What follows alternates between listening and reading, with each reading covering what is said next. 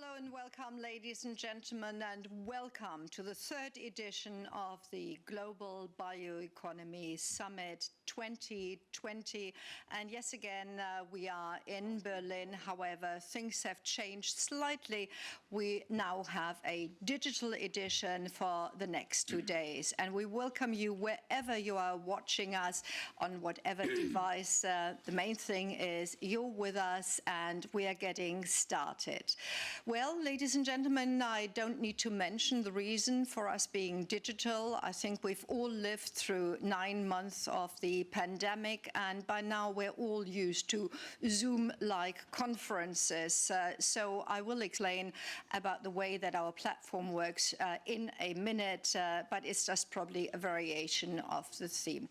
Now let's remind ourselves why we are discussing this issue, and let's start with the many-faceted global challenges, not to mention the melting of the ice caps going on a faster pace, but the climate crisis is bringing about harsher typhoons, longer droughts, and other global boundaries, ladies and gentlemen, are there. They're on the brink of tipping points, and with our global goals, the SDGs for 2020, they're not really in easy reach. Hunger is increasing in the world again, and right at present, a world that was once solving issues in a multilateral system is looking at nations with more egotism than before. And yet there is, on the other hand, scientific to business transfer of new ideas, of new knowledge, advancements on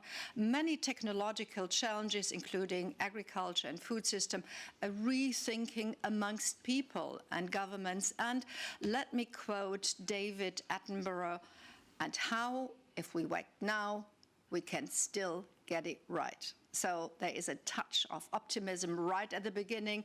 The sustainable bioeconomy is more or less like an umbrella, and the system, which includes many facets of our challenges, but mostly of our solutions. Where we exactly are and what challenges are still ahead, we will discuss in a number of expert panels in these next 2 days, and first and foremost in this opening session with the co-chairs of the convening body of the GBS 2020, the co-chairs of the International Advisory Council on Global Bioeconomy, Christine Lang and Joachim Braun. And yes, they're already here in our pop-up studio. But let me just get a couple of housekeeping remarks started. You're watching us on the platform, so you've already overcome a couple of hurdles. Congratulations on that. If you want to deep dive on some agenda points, you will see to the left of the stream that there is the possibility of looking at the agenda. You can actually chat with one or other person that you've identified who is on the stream. And just to get things complete right, on the right side of the stream and in the sessions when we actually allow for it, then you can communicate with us. You can put your statements, your questions to us, and we also can communicate with you by doing a couple of polls, which you might know through systems like Slido or Mentimeter already. So the systems stay the same, the position is different. And of course, yes, there are the traditional social media. They're almost old in comparison, of course, like Facebook and Twitter. So whatever remarks you have, whatever contributions you have, and whatever things turn you on during our sessions, please share that with everybody under the hashtag GBS 2020. Okay, so that was the beginning. I'm very, very happy to be with you for our 2 days, and I've counted. We actually have 2 days and 9 hours today of actual broadcasting to you, 6 tomorrow. Long days, but it's worth it. And so now I can finally introduce properly the lady and gentlemen that are sitting to my right and to my left here in the pop-up studio in the BF in the German Ministry for Education and Research, and that's Christine Lang. and Joachim von Braun. And they've come here, so thank you very much for getting up early on German terms, of course. And right at the moment, they're sitting here in their function as co-chairs of the International Advisory Council on Global Bioeconomy. And of course, the whole body are 40 esteemed people and personalities from the world of bioeconomic thinking and action. And Christine and Joachim, you've done a hell of a lot of work in the last 2 years. We'll be talking about that later. But first of all, this wonderful conference has a history, a good history. 2015, 2018, now 2020. If you look back and if you look at what is happening today, our program today, what would you say is your perspective on what's been happening? Yes, thank you for this kind introduction and welcome to all of you out there. I really appreciate that we will have people from all hemispheres and time zones, so apologies for if it's not just morning, but we hope it is definitely worthwhile joining us. Let me come to your question, of course, and looking back at what we have done over the last, it's 5 years if we just consider the 2 GBSs, but it's of course more time to bring bioeconomy to where it is today. I've been looking back and thinking about what were overarching themes that came up already 5 years ago and which are still valid today. And I would give 3 suggestions on that. So my first is, when we started in 2015, there was this view of bioeconomy being biomass, but we had the feeling, and that was the global feeling, that bioeconomy is much more. It's about valorization of biomass and food first, but then not use biomass just for energy, and think of it as a substitution for fossil fuels, but also look into it to see if you can produce high-value products, high-value biological processes. So it's no longer, it became clear it's no longer a substitute for fuel, but we recognized the power of biology. And second, bioeconomy is a global initiative, it's a global theme, and it became clear very early on that bioeconomy has to be sustainable, and that is not bioeconomy per se is sustainable. That was the first thing. The second thing I was struck that we were already thinking about was that innovation is a key theme for bioeconomy, and we will come back to that later, what is the role of innovation today. But already in 15 and 18, we recognized that knowledge, science, innovation are key driver of bioeconomy, and that is life science together with other converging technologies. And the market and industry needs innovation. And the third theme, and that came mostly up in the 2018, the second Global Bioeconomy Summit, it was, we called it and put it into the title of the GBS, well-being is the term that is very important. So it was recognized, and I guess it still is a very important part. Bioeconomy is needed to foster health and well-being. Thank you so much. I'm quite sure, Joachim, you have a different facet, a different view on it. 2015, the first Global Bioeconomy Summit, was an experiment. It was the first. And we knew at that time that we cannot continue and must not continue to consume as we did, manufacture and farm as we did, and waste as we do, and tolerate extreme poverty and hunger at the same time. So that's where the Global Bioeconomy Initiative is trying to make a big difference. 2015, we had Chancellor Angela Merkel as our patron. And let me quote what she gave us as message. A bio-based economy offers a promising prospect. It relies on renewable resources and scientific findings. Global collaboration on bioeconomy has particular precedence. So, well, that is simple and clear, Chancellor Merkel, and all this remains valid today. we can look back that 2018 showed scaling up and more complexity in the bioeconomy agenda. I believe the bioeconomy summits have changed mindsets internationally and locally, and I think that is to be continued. Thank you so much. Now, Christine, when we look at how things have moved and some of the aspects I've already heard, it seems it is almost a beacon of hope, sort of indicating that there is an opportunity. How would you phrase that? Definitely, what we sense at the moment is this opportunity. So I would say one of the leading themes of GBS 2020 is this sense of opportunity that there is. And I can elaborate a bit on that, why we think that the opportunity is just now. So it's not just bioeconomy is a nice idea, but we need it and we can use it at the moment. Let's give a few examples why I think that is the sense of opportunity is there and how we can see this. I would first like to mention this trend in consumer awareness and the trend that consumers are more and more asking for sustainability and they are asking for bio-based. So this is something that really is even more pronounced within the crisis, but it has been there and it has always been there and it is growing from year to year.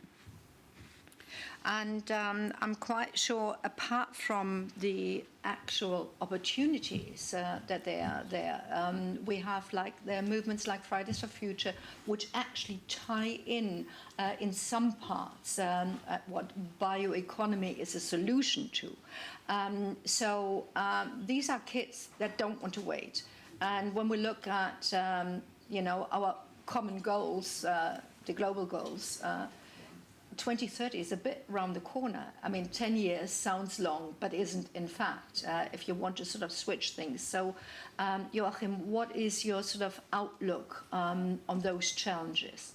You see, I share the sense of opportunity, but you cannot eat opportunity. You need to pair it with a sense of urgency. And I think we have to have in this Global Bioeconomy Summit a sense of urgency related to the climate agenda, the air pollution issue, the need to change energy policy, and to move quickly to a circular, sustainable bioeconomy. The longer action is postponed, the higher the costs of inaction will become. And then the investment needs get bigger and bigger in order to turn around. And all this is exacerbated in the current pandemic. So urgency and opportunity need to guide us. And I think we want to expand on that in a moment. And again, Christine, you have been an 8-person core team, and of course, drawing upon the experiences and the knowledge of those 40 people. And then, of course, I'm quite sure that there is a plethora of supporters all around. But if you look at this conference at the next 2 days, you must have developed some focal points. Could you please share them with us? Yes, based on what we just said, that there is an opportunity and that is an urgency. Of course, there are priorities we have to follow up. This is, on the one hand, science and technology, biological breakthroughs have been started, and we need to capitalize on the power of science and technology, especially now when major breakthroughs can be seen in biosciences. The second thing is we need investment, and it's the best way now to mobilize finance. Bioeconomy development is a long-term perspective, a positive one, and it is a financial opportunity. And the third thing is we need to strengthen the involvement of industry and business. We see lots of things that are happening already in industry. We see a lot of startups, as you're referring to the young generation, wonderful things happening, and I think this is the third thing that is one of the key messages. And you have to do with a couple of startups from your professional point of view, let's say in your first job, in your day job. So there is actually hope. And on the financial point, whenever I do climate conferences, we always talk about shifting the trillions. We're not talking about millions, we're talking about trillions. It's just that it's got to happen. So going back to your sense of urgency, Joachim, the question is, what other priorities do we have to keep in mind? Where are our focal points? You see, the current COVID-19 crisis has shaken up the world economy, and value chains have been interrupted. We need resilient value chains, bio-based value chains that combine the global with the local are much more resilient. So promoting resilient value chains is one of our key propositions that requires combined efforts by science and business. Secondly, the bioeconomy offers jobs.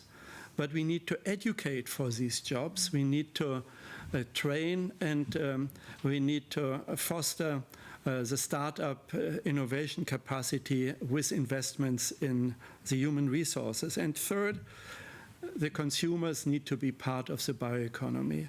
Strengthening the demand-side policies with information, with education, but also with regulation and incentives is key element. So strengthening the demand side, not only the supply push and innovation, but the demand side of the global and local bioeconomy. And all of that, all of your ideas, and again of the whole advisory council have been condensed into something that you've termed communiqué. It's been out sort of hot off the press last night, actually. Everybody can actually see it on the website under the resources. Christine, why this communiqué, and what is it supposed to do? The communiqué, and this is the third one because we always use communiqué at the end of or during a GBS, is important message to the world. But it's going to address politicians, but all other stakeholders as well. And the immensely important thing is that it has been developed by the IAC, which is a expert think tank coming from all over the world. So it's not just the German or the European perspectives or anyone, but it's the perspective of what is the priorities, where do we see bioeconomy at the moment, where do we see is the opportunities, where are the challenges, and at the end, hopefully you find it really good, nicely put in the executive summary. You don't have to read all. You just look at that, and that's the key messages where we need action, and action soon, and action in a massive way. As very good for people like me who sort of, just get the gist of it all. Joachim, the communiqué is going to be part and parcel of the whole conference, and tomorrow afternoon we're actually going to discuss in two parts of one panel, both from those who develop the ideas and those who are observing the ideas. What is your expectation? What will happen or what ought to happen with those ideas presented in the communiqué in the next 2 years? Well, first of all, we should hold up the communiqué time and again. Maybe both of you. Okay, what a picture. You see an infographic on top of it. It demonstrates bioeconomy is complex but doable. Secondly, what do we expect will happen and has to happen? This communiqué has the heading expanding the bioeconomy, expanding the global bioeconomy. We talk about growth of the bioeconomy, disconnecting resource utilization from economic growth and development. So this is the mantra of this Global Bioeconomy Summit. Let's do it together. But as you mentioned already, Christine, we have wrestled over these messages in a very diverse group, disciplines, different countries, different backgrounds, doers and thinkers together. And it has controversial statements in it. We find them, you find them. The most important is we need to act in order to expand fast the bio-based economy. Mm-hmm. And of course, we need to carry the message forward. It's quite nice if the equivalent of the white old men or white old women, of course, you have people from all over the world, so it's not just sort of in that one direction, but it doesn't help if it's the generation above 40 that is setting the scenes. And this year, you've actually involved the youth in a very special way. Yes, and I'm extremely happy that we did so. So we had a youth championship. We have a youth group or young generation. Maybe we call it that. That have also been developing, are still developing a roadmap. I'm very excited to see what comes up with that. And I think this is new, but this is absolutely necessary, that it's not us old ones who would define what is coming in the future. We have to involve the young generation, and I hope we did well this time and really made room for that.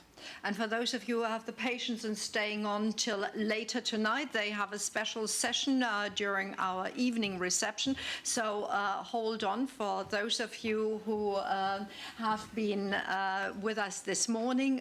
Some of you might actually go to sleep, but that's the way it is.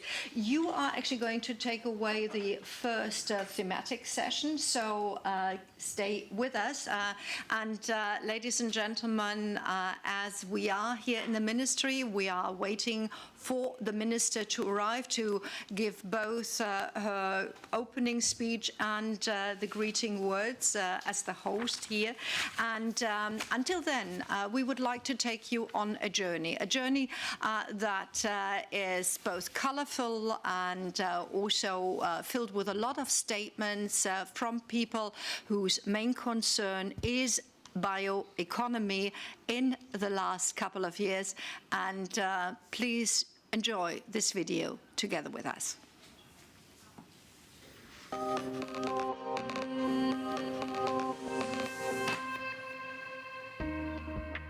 In the last few decades, the world has been confronted with a systemic crisis in areas from climate to biodiversity, from health to economy, and it's been exacerbated by the recent coronavirus pandemic.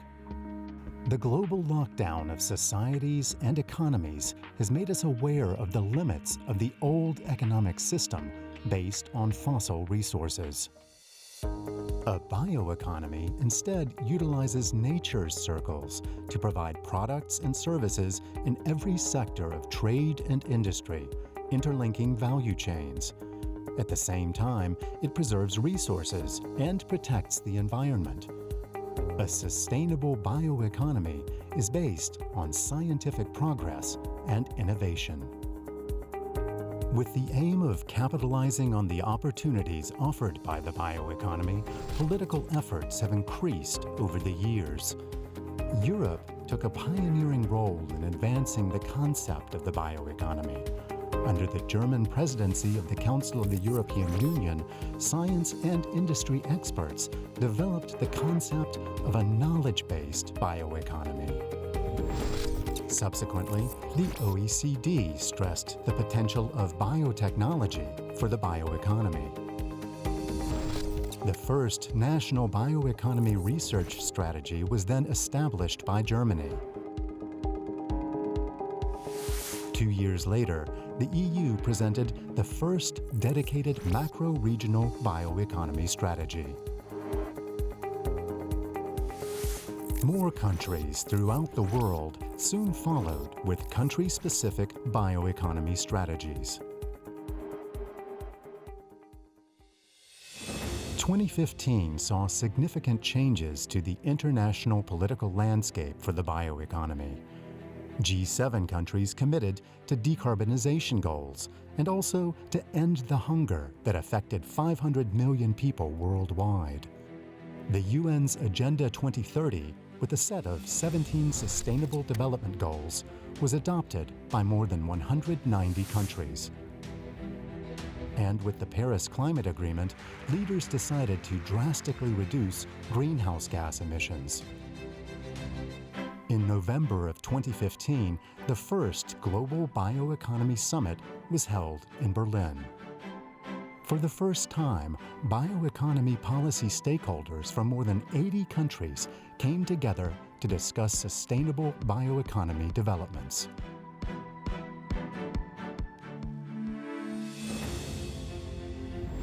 Following GBS 2015, the rising trend of the bioeconomy continued.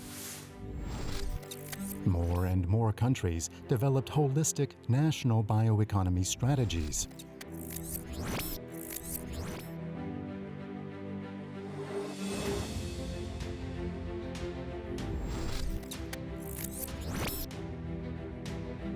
In 2018, in its second edition, the GBS was established as a relevant platform for exchange with international experts. The high-level summit provided important impulses for further sustainable development.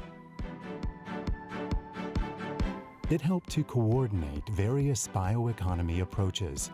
Key goals could be quite different and depended on a country's economic profile and available natural resources. To date, 19 countries and macro-regions around the world have adopted dedicated bioeconomy policy strategies. Almost 60 countries are pursuing bioeconomy-related policies. But how has the political commitment to a bioeconomy been implemented? Examples from different regions reveal the broad range of opportunities a sustainable bioeconomy can offer.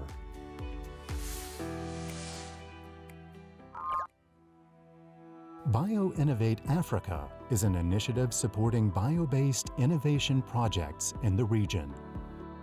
Together with the East African Commission for Science and Technology, BioInnovate has built up a regional bioeconomy strategy to translate science outputs into usable and commercial products and technologies.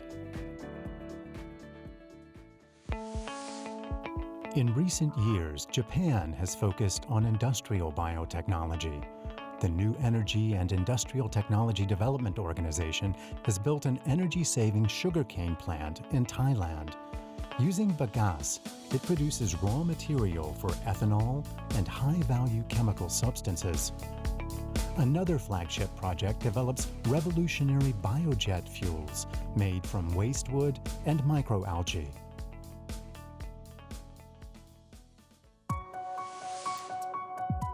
In Latin America and the Caribbean, the Inter-American Institute for Cooperation on Agriculture is working with its member countries on every relevant aspect of bioeconomy development, from awareness building to designing investment strategies for value chains.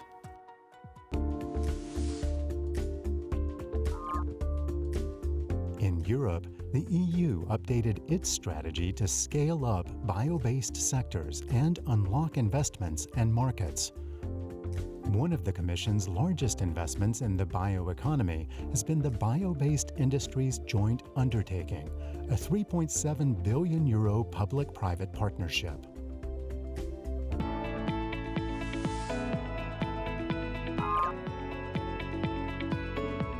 Germany is making great progress in bringing the idea of a sustainable bioeconomy to the public. The German Science Year of 2020 and 21 is a unique initiative dedicated to the bioeconomy, raising public awareness and dialogue with society. Our global overview shows to align bioeconomy in a sustainable and climate-neutral way requires collaboration between all stakeholders, governments, industry, civil society, consumers, and research. Breaking with current resource and energy-intensive economic systems will not be easy. Good governance is therefore necessary to guide this challenging transformation of industry and society. The Global Bioeconomy Summit provides a neutral place to promote consensus building on how different pathways to the bioeconomy can contribute to sustainable development. The GBS 2020 under the German EU presidency will help move us forward.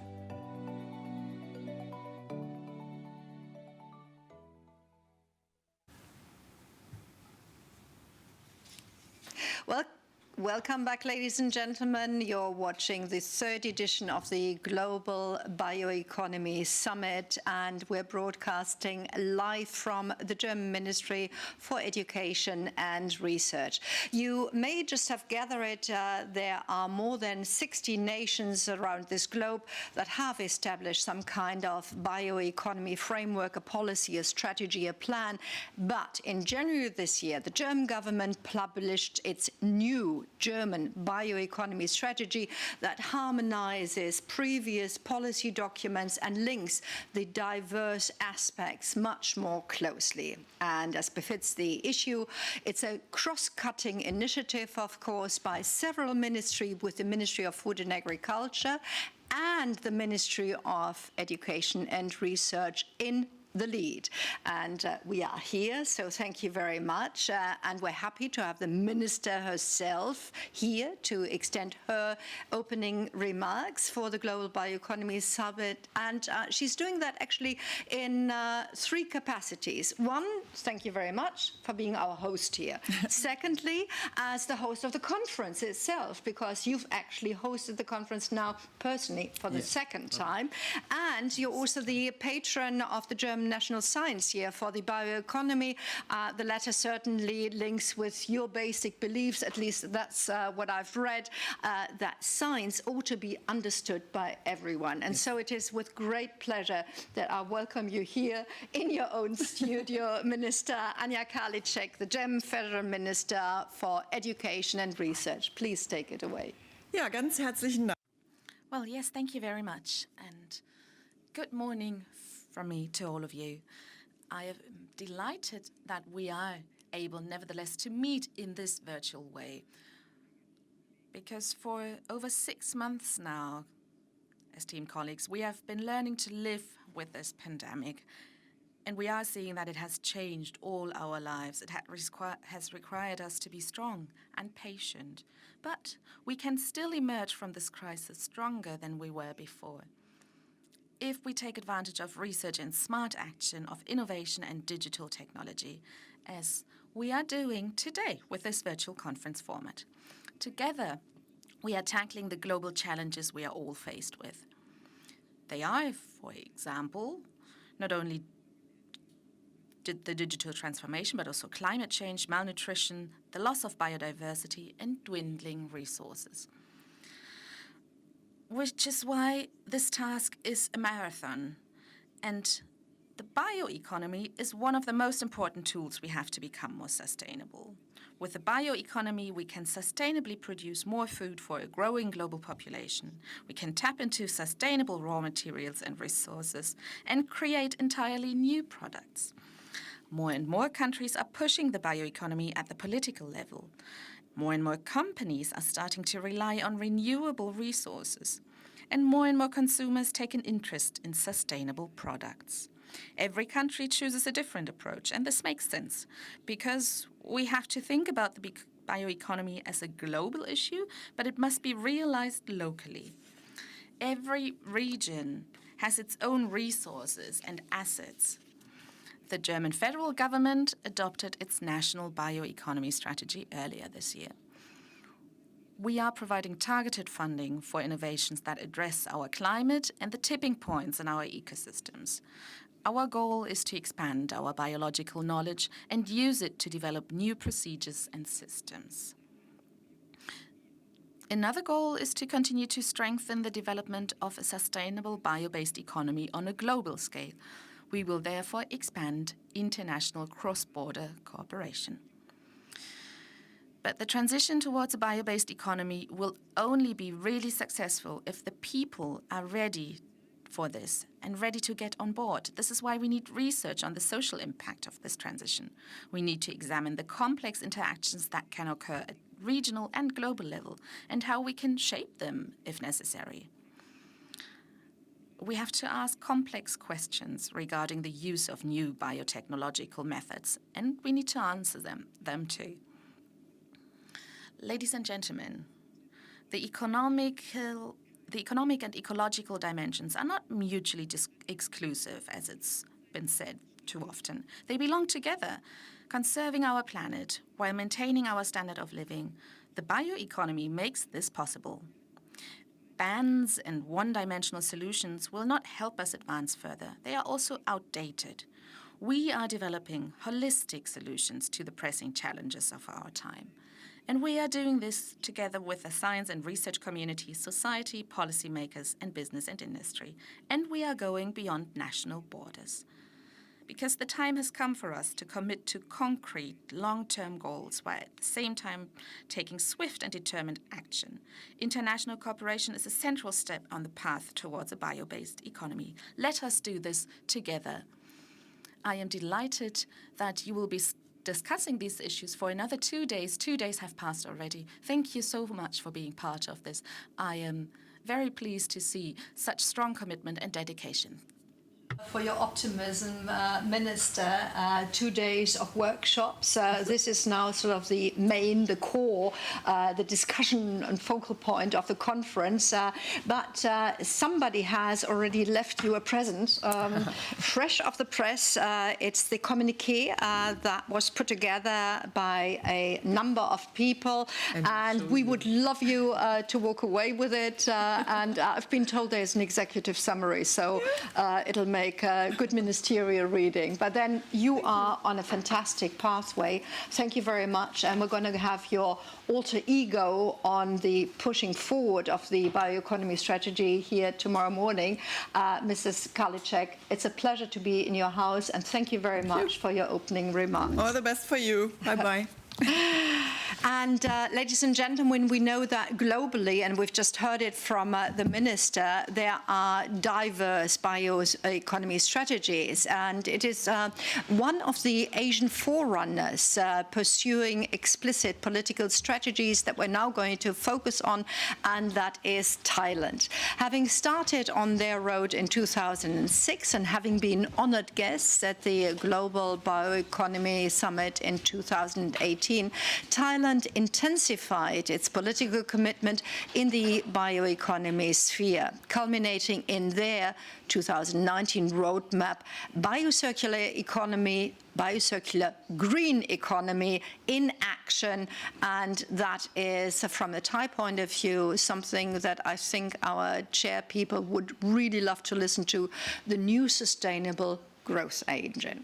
So the kingdom is moving fast, and the Bangkok Post was almost amazed in August this year when they said Thailand is accelerating large investment projects in biofuels and biochemicals, which will make use of agricultural raw materials and Internet of Things technology to enhance productivity. And with that, it is a beacon of hope. Now, we are extremely happy that the Deputy Prime Minister and Minister of Foreign Affairs of the Kingdom of Thailand, Don Pramud Vinay, has taken the time and shared his welcome remarks with us.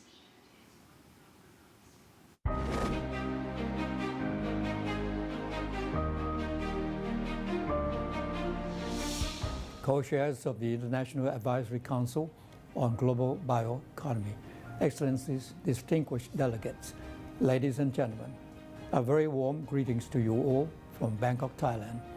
I thank the organizers for this opportunity to address global leaders, researchers, and experts in bioeconomy. Allow me to offer my congratulations on your productive sessions, which ensure the success of the Global Bioeconomy Summit 2020, notwithstanding the challenges posed by the unabating COVID-19 infections. Despite the prevalent miasma of uncertainty and anxiety, there is always a silver lining in every dark cloud. the coronavirus virtually forced us to be at our innovative base.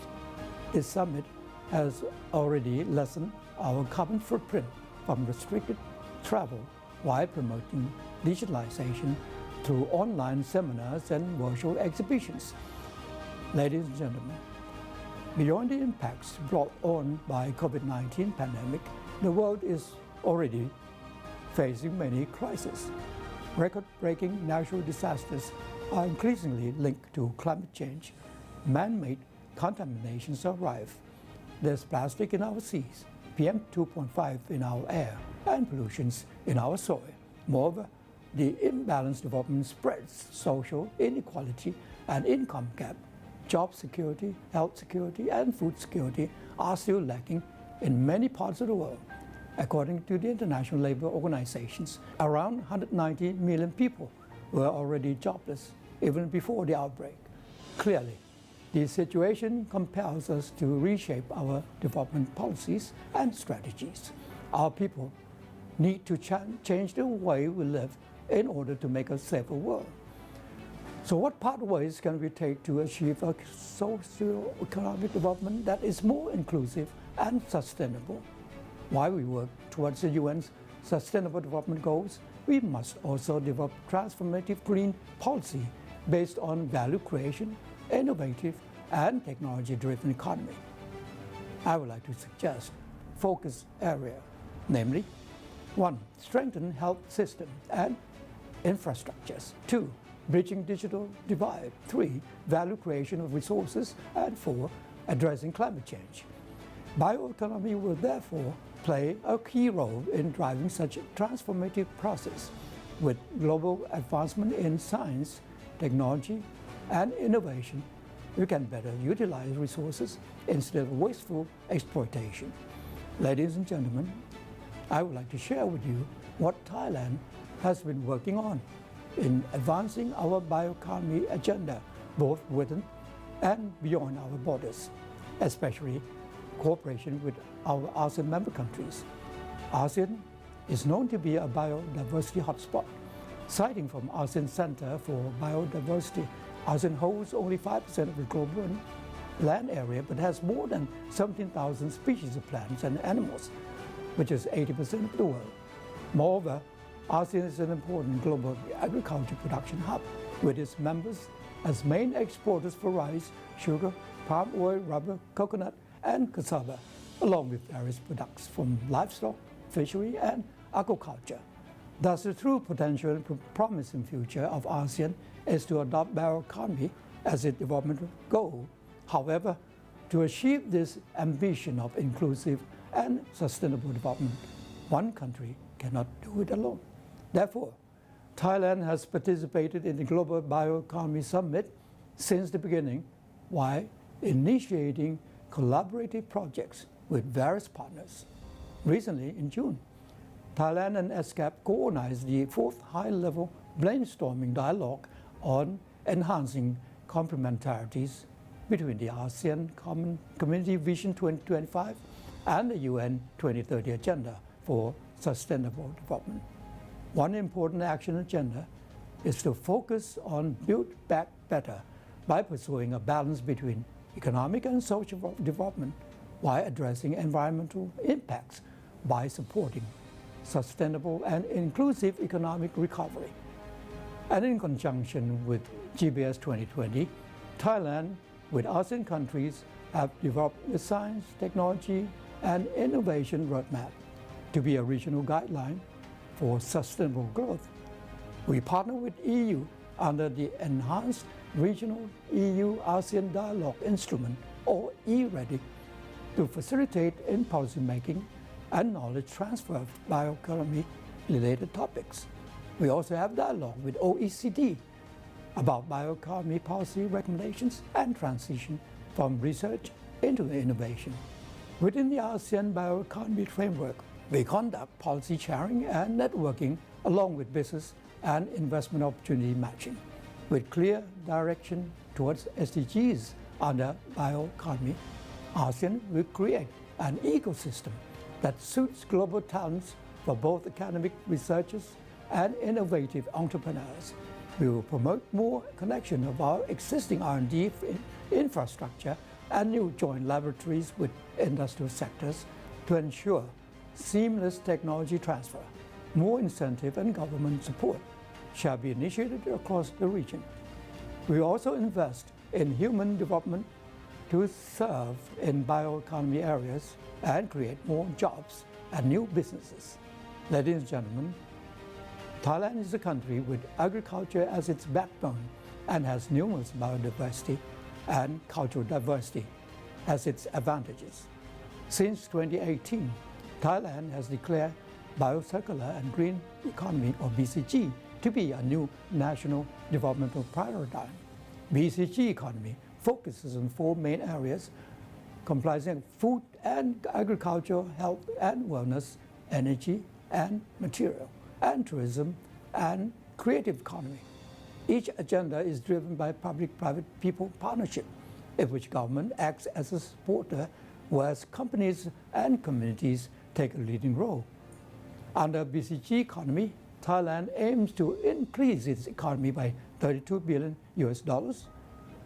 within 5 years, which will make up 1/4 of the country's GDP, while creating 4 million more jobs. This economic development model is in line with 10 out of 17 SDGs and considered to be a main driving force for Thailand to become a developed country.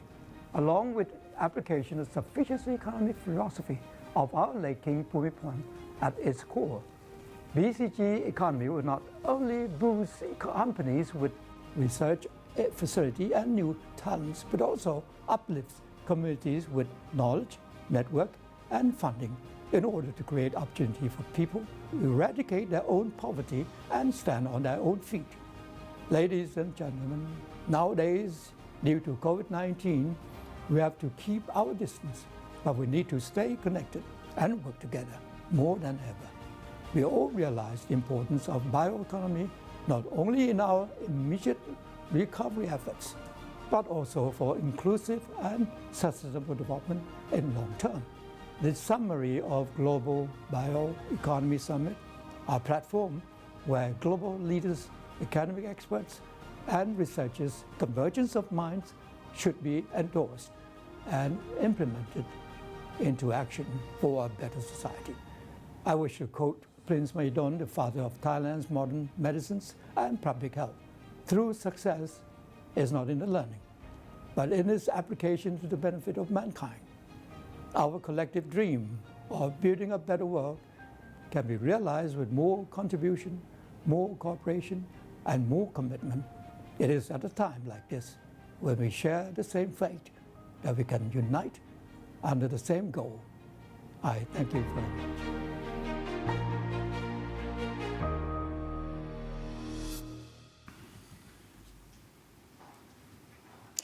And a hearty Kap Kun, thank you to Don Pramudwina. Thank you very much for your optimistic speech and for taking us along the pathway that Thailand has chosen in the area of bioeconomy. And tomorrow, by the way, ladies and gentlemen, we are going to have political greetings from here, from this position, in our pop-up studio in Berlin, from the Minister of Food and Agriculture and also from the head of the UN Food and Agricultural Organization, FAO. But that is tomorrow morning.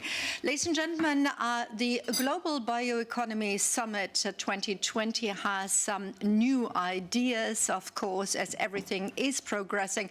And we're now going to start a journey for this particular conference with you with a number of stopping points. And they are always kind of interludes, giving informative, sometimes picturesque examples from the world of bioeconomy, be it about the efforts of one country, one company, or one project, and we're going to start now.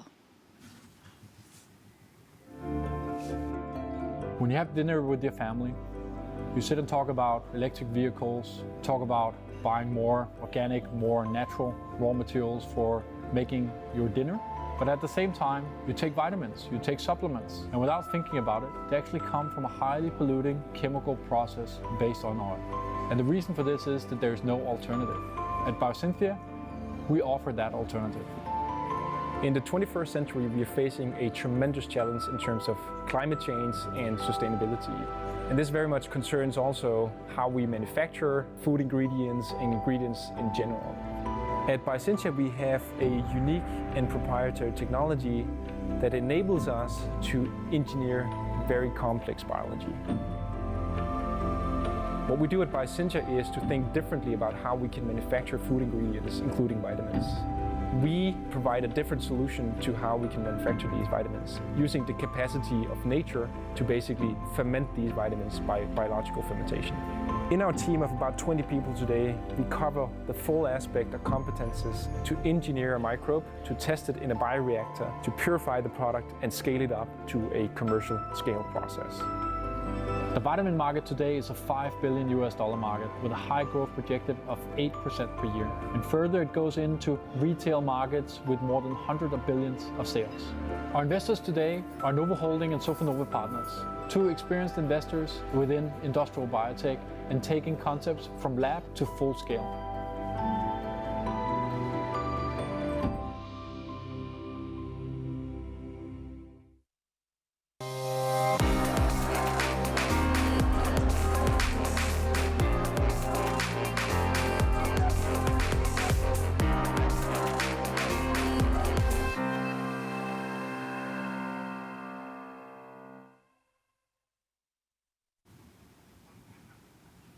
And in setting the scene, two people have returned to the studio that have earlier presented the kickoff with me, Christine Lang and Joachim von Braun. But before I introduce them, let me just give you a quick overview. We jumped right into this particular plenary session, but there are going to be 5 in the course of this conference. And let me start off by the last one, and that is, of course, looking at the communiqué that's going to happen tomorrow afternoon.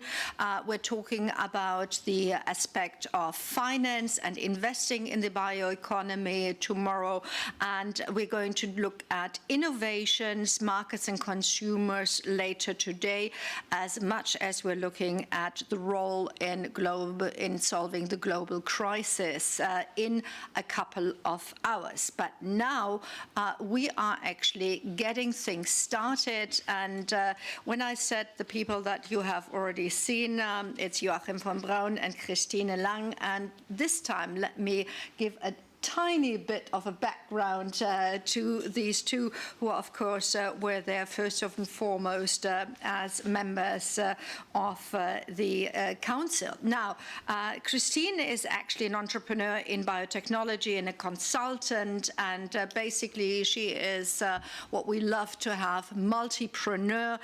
She's also professor at diverse universities, institutions, and she served as co-chair of the German Bioeconomy Council and was initiator of the Global Bioeconomy Summit. And to my left, Joachim von Braun. Actually, if I read out his whole bio, you'd be bored, and we wouldn't need to discuss with everybody.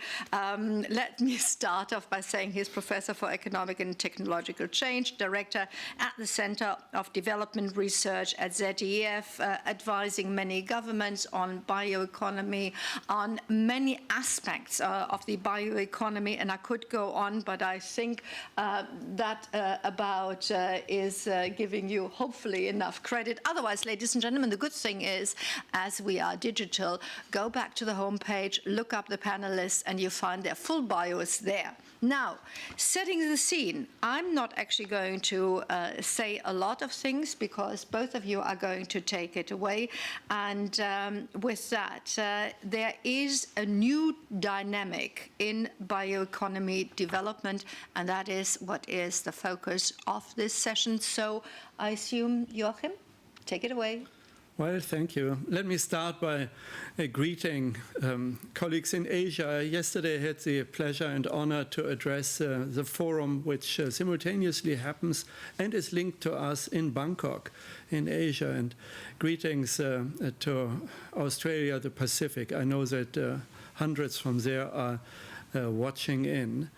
Let me greet colleagues in Africa who have launched the first bioeconomy summit meeting in East Africa only a few weeks ago. And let me applaud those of you in the Americas who have risen in the middle of the night to watch this live presentation.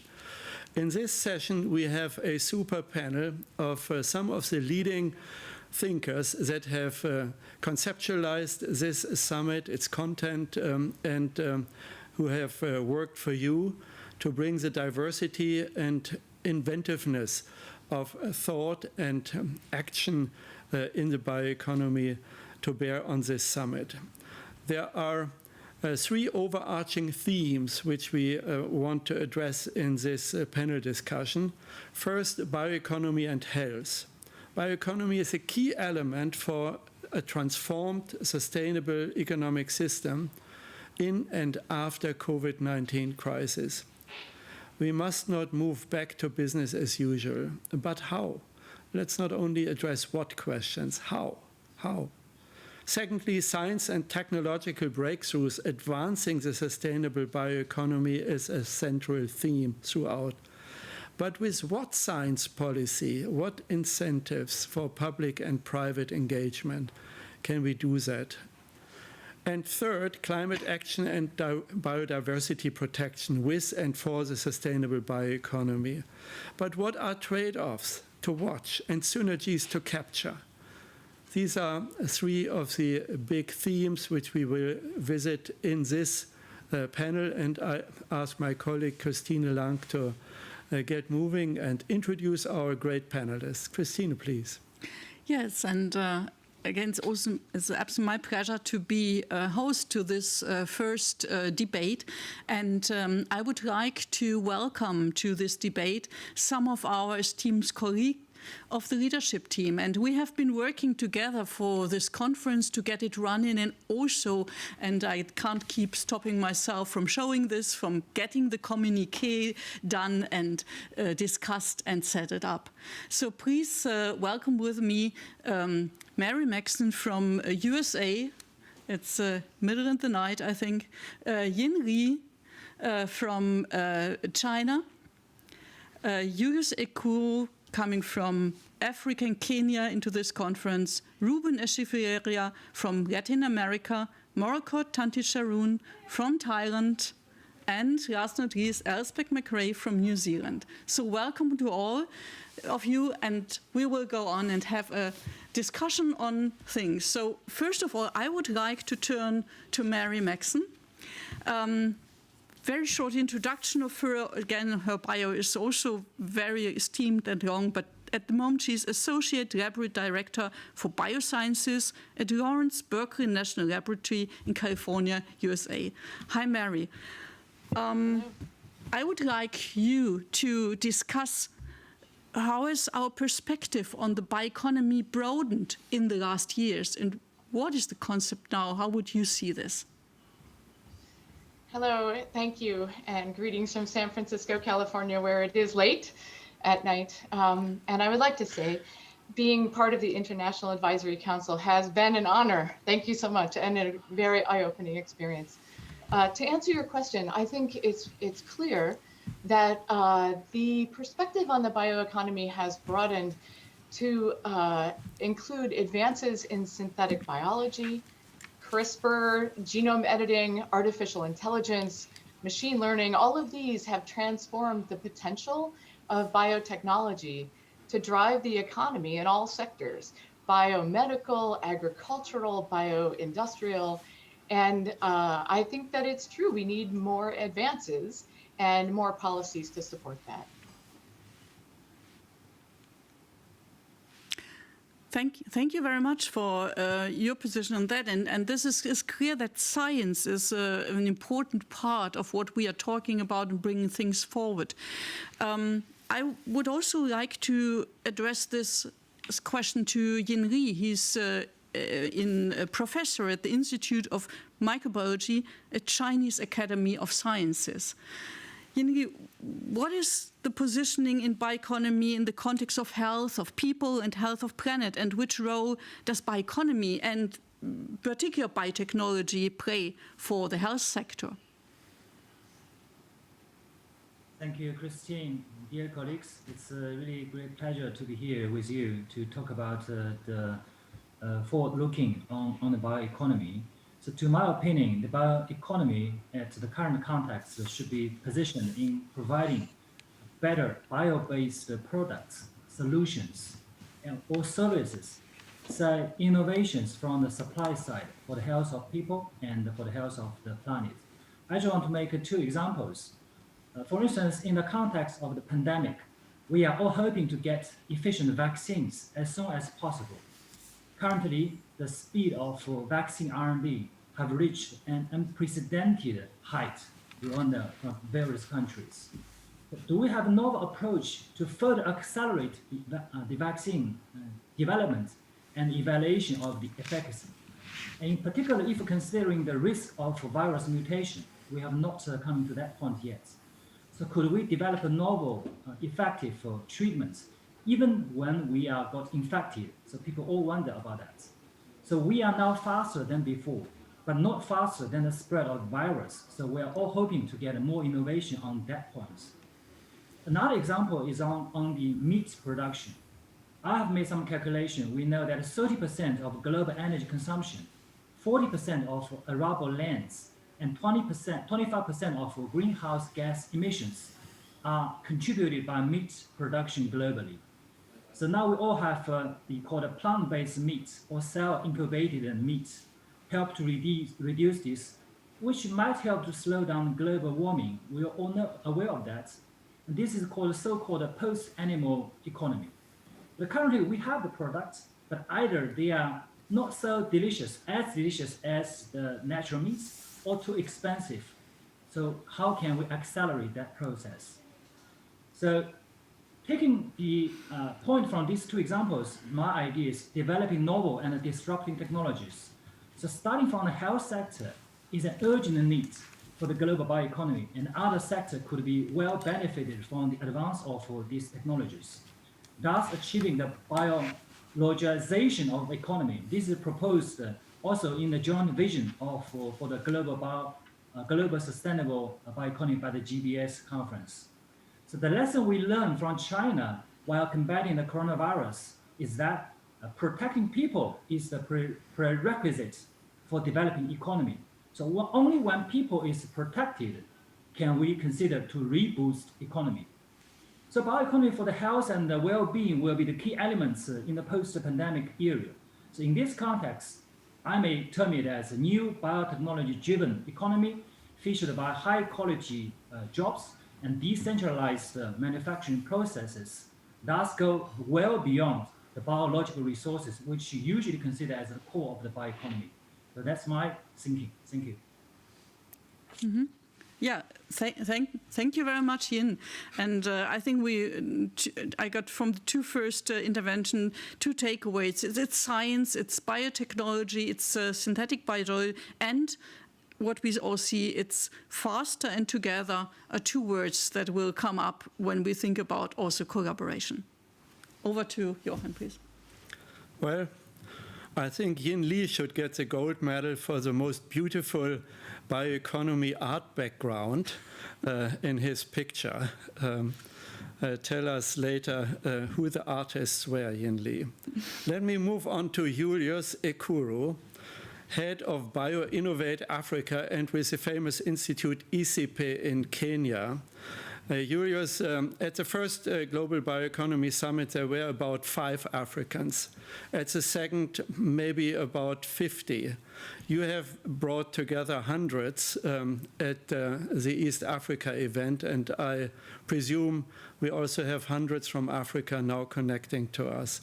My question to you is, which policy initiatives will play out well for emerging economy countries and also be good for jobs in the bioeconomy? Give us your perspective, please. Thank you, Joachim, and warm greetings from ICIPE in Nairobi, Kenya. First of all, I want to congratulate you, Joachim and Christine, co-chairs of the GBS 2020. and partners for enabling the summit to happen, notwithstanding the COVID-19 pandemic. So for most countries in Africa, the key development challenge is to diversify sources of growth and build sustainable industries, which create jobs and also increase household incomes. We have highlighted these issues in our new regional sustainable bioeconomy strategy for Eastern Africa that we discussed a few weeks ago. Therefore, innovation is key. And by this, I mean using scientific knowledge to add social and economic value and improve the quality of bio-based products, and also create new sustainable businesses. So by all means, policy should encourage innovation and make it easier for university scientists to work with their industry counterparts as well as governments in promoting bio-based solutions. So most businesses in Africa, as you probably all know, are micro and small scale enterprises, and about 60% of these are in the informal sector. So this is a great opportunity for creating what we would call innovative business clusters for value chains and strengthening innovation systems, particularly in the bio-based sectors. And we do have a number of sectors we can talk about, like biopharmaceuticals, industrial enzyme production, or biopesticides, biofertilizers, bioenergy, and so on.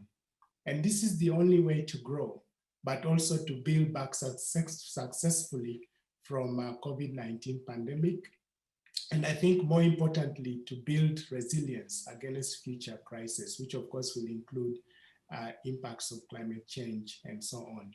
So innovation systems and policies that prepare to develop functional innovation systems are key. They are contextual, but it is where competitive advantages could be gained. So lastly, I think on this point, Joachim, is the need for policy to encourage mutually beneficial partnerships across countries and regions for a sustainable bioeconomy.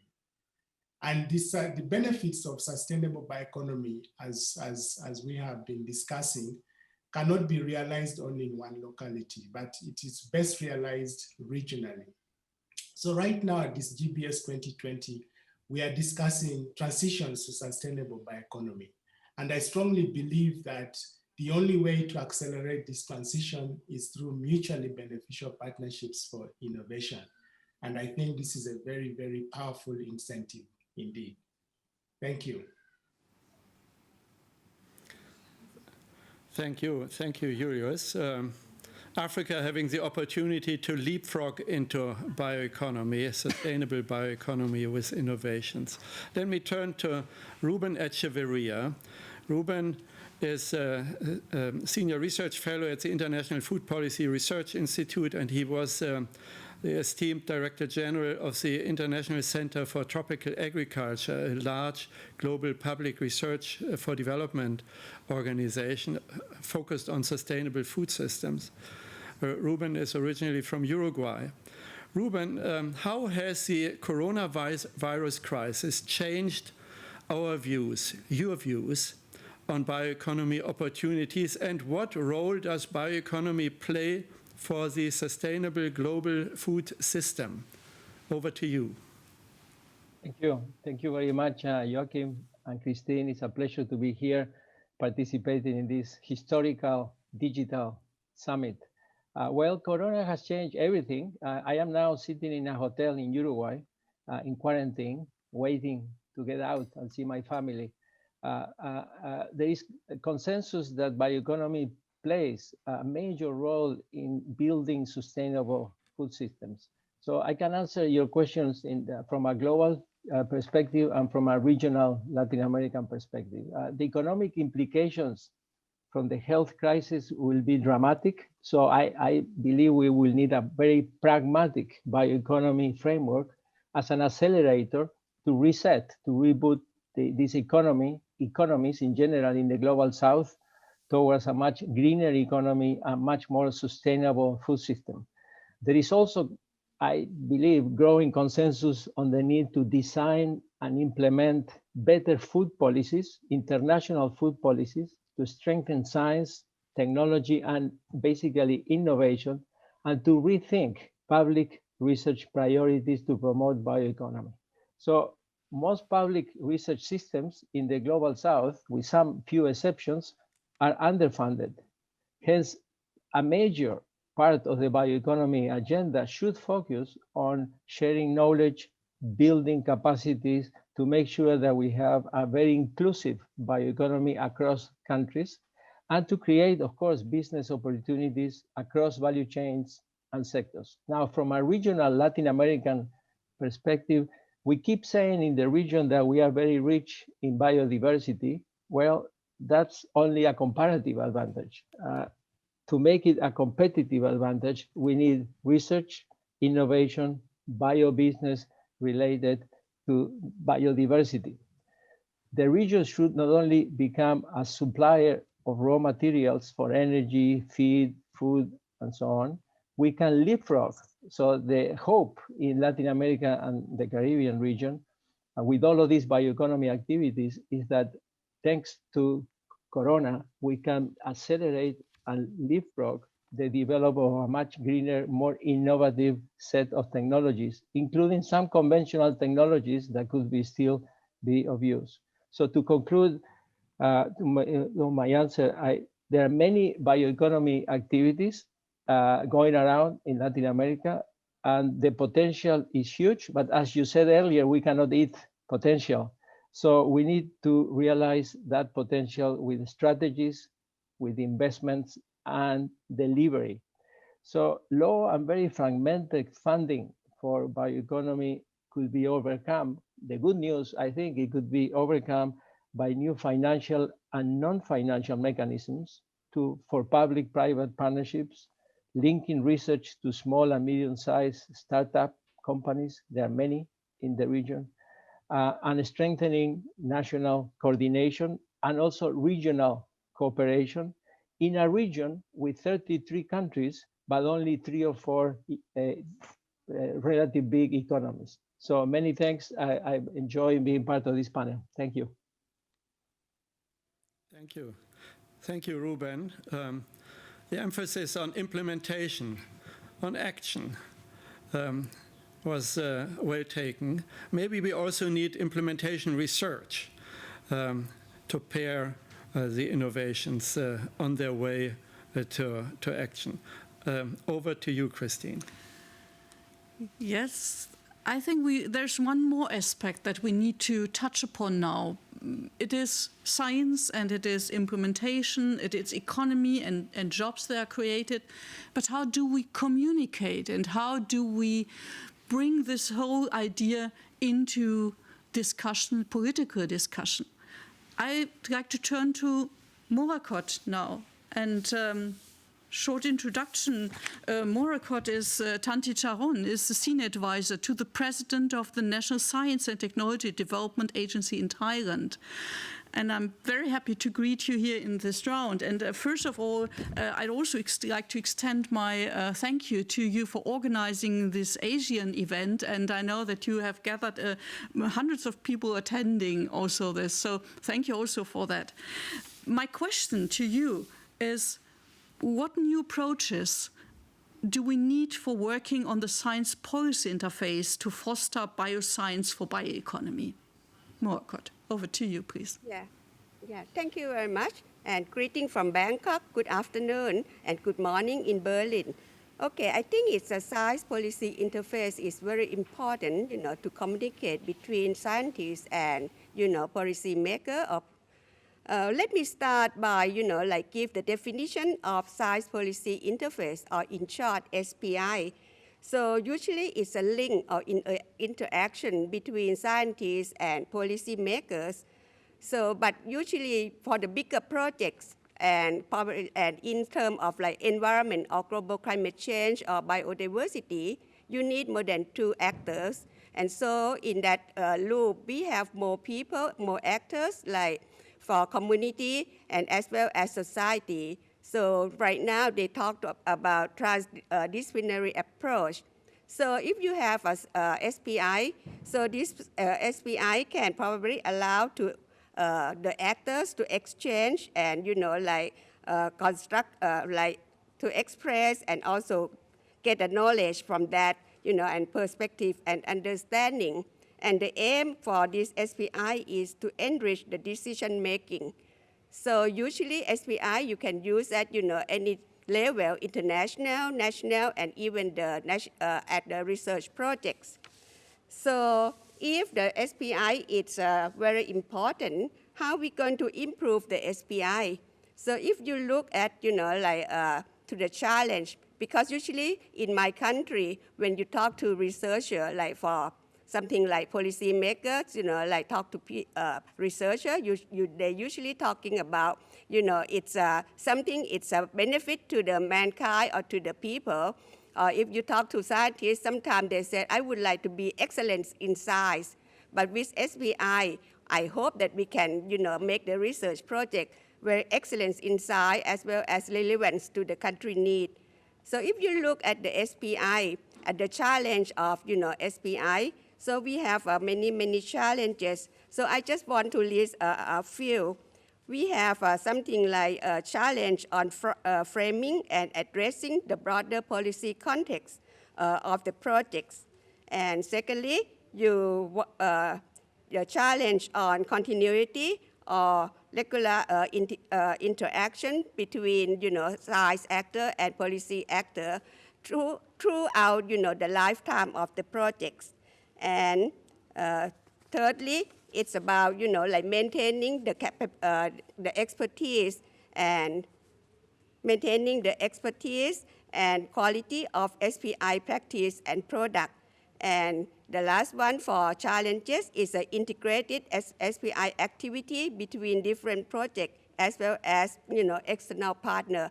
And this is very important now because with the advance in bioscience, something like synthetic biology, you need, many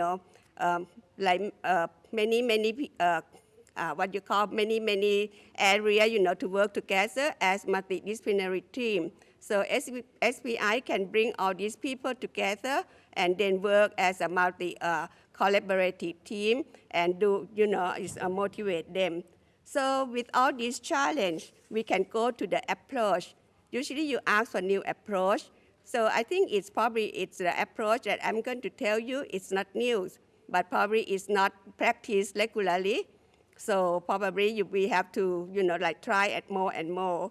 So usually, what I will tell you about the approach is one thing is using the transdisciplinary approach to design and funding research projects. So, and also second one is you have to identify the strategy, the SPI strategy, and this strategy should be developed at the starting phase of the projects and also throughout the lifetime. And the SPI objective, activities, and expectation should be discussed openly and clearly. And then you have to have something like to maintain the quality, you need the expert to help you, to help the SPI team, as well as you have to have the clear entry point for politicians, to access to the research project. And vice versa, you need also the link between the researcher and policy program or institution to, to get the news or information, relevance, and activities from both sides. And that is my opinion. Thank you. Well, thank you very much, Marikot, for these statements and to input and all your work on this. And as we are having now more than 140 countries in the world having a bioeconomy or related strategies, policy advice and science policy communication gets more important than ever. Joachim, over to you. Well, let me turn to Elspeth McGray. Elspeth is Chief Innovation and Science Officer at Scion, leading forest growing and bioproduct manufacturing activities to deliver a circular bioeconomy for New Zealand. So although Elspeth is in front of the seaside, remember her as Miss Forestry. Elspeth, we have the following set of questions. What science for sustainable use of bioresources, especially wood products? How will framework conditions for science need to change for global bioeconomy cooperation? Over to you. Hello, and hey, the water's not that far away from where the forests are, where I am now. So it's a small place. So greetings to everybody, and it's at night here, and I'm in Rotorua in New Zealand. So the first thing that I really think, we might all think that the COVID pandemic is pretty bad, but actually it gives us exciting opportunities, and it really gives us a chance to accelerate our bioeconomy thinking and ways to do stuff differently and be joined up and do it with passion. So if we look at the types of investments, I think one of the things that COVID has exposed is the value chain fragility in our current global economy. And with that, we start, if you reflect on it, things like mining and petroleum are actually quite static. They're only in some parts of the world and they move around to other parts of the world. Whereas bio is everywhere. So even the sea behind me. So if bio is everywhere, how can we pick it up and adopt it locally to help us actually be much more resilient? So the sort of things we need is for investments is people who think long-term, people who will go the distance with their investment. And I can give you an example of the development of the blue carnations. And that was started in Australia a long time ago, a startup company, and it had a bunch of investors. And after the first 5 to 8 years, and I don't remember exactly which, the investors had enough because they hadn't actually got their outcome. And so Suntory in Japan came in and invested, and they stayed with them until they actually produced blue carnations and blue roses. That was a really long term. It was a over 10-year, long time investment. And for a lot of our bio-based solutions, we will need this. We actually need foundations like the Bill Gates foundations to actually put a big challenge and then really fund it and do it globally so that everybody works together. And I think we need directed calls from funding agents, so both blue sky and targeted towards an outcome. So it ensures the outcome is a sustainable use of bioresources. And I'm sure you also can think of many other ways we could do that. In terms of the framework conditions, I think we actually need commonality of acceptance of such things as gene technologies. Don't fuss about the way we do stuff. Fuss about what the final result is and what you want to achieve at the end. And is that a good thing or a bad thing? And let's make sure that we actually do the whole value chain. So we actually go right from the very, very beginning part and we account for it right till the consumer use and the end of life in whatever shape it is. Instead of having it, this is my local, just my own country, and I actually export my greenhouse gas emission problems. And I always thought that we should have a little ship or a big ship that travels around without borders, does science everywhere, joins up people, and shares all of the science solutions.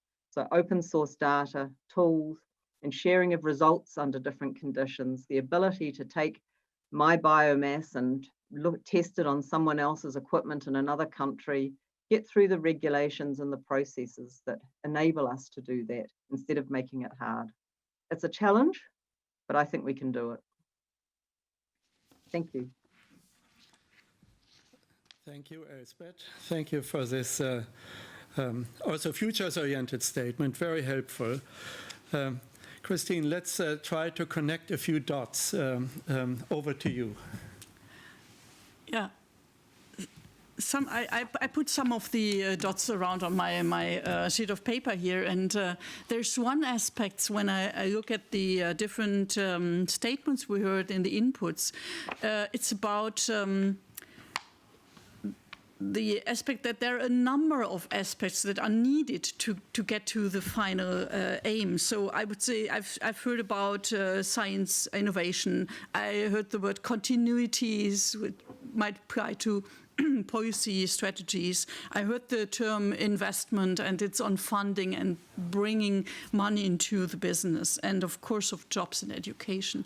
And coming together on this, I would say there's one major theme that is a kind of overarching.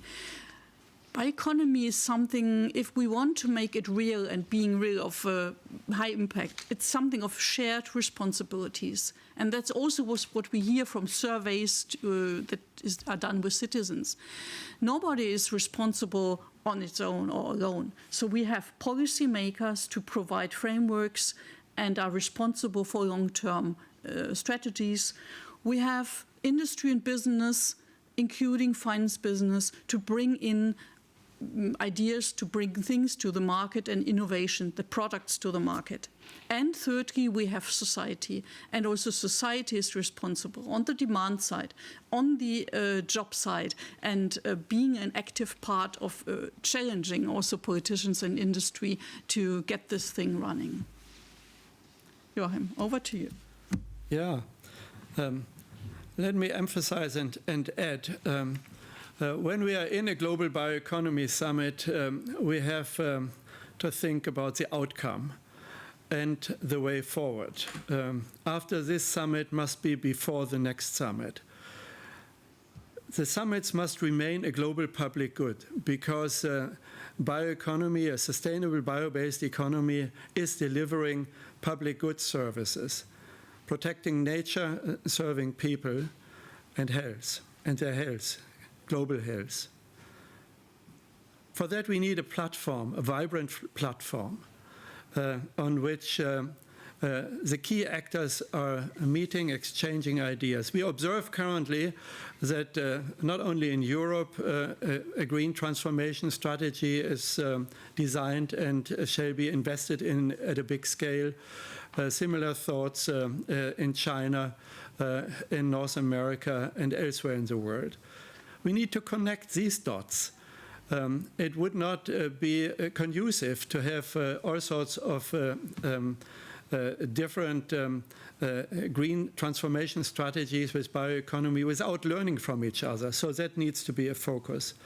And lastly, I think we need to think a lot harder on how to finance the green transformations, the bioeconomy. The banking sector has to learn how to capture the opportunities, and public and private need to move together there. Civil society organizations can play a key role in that.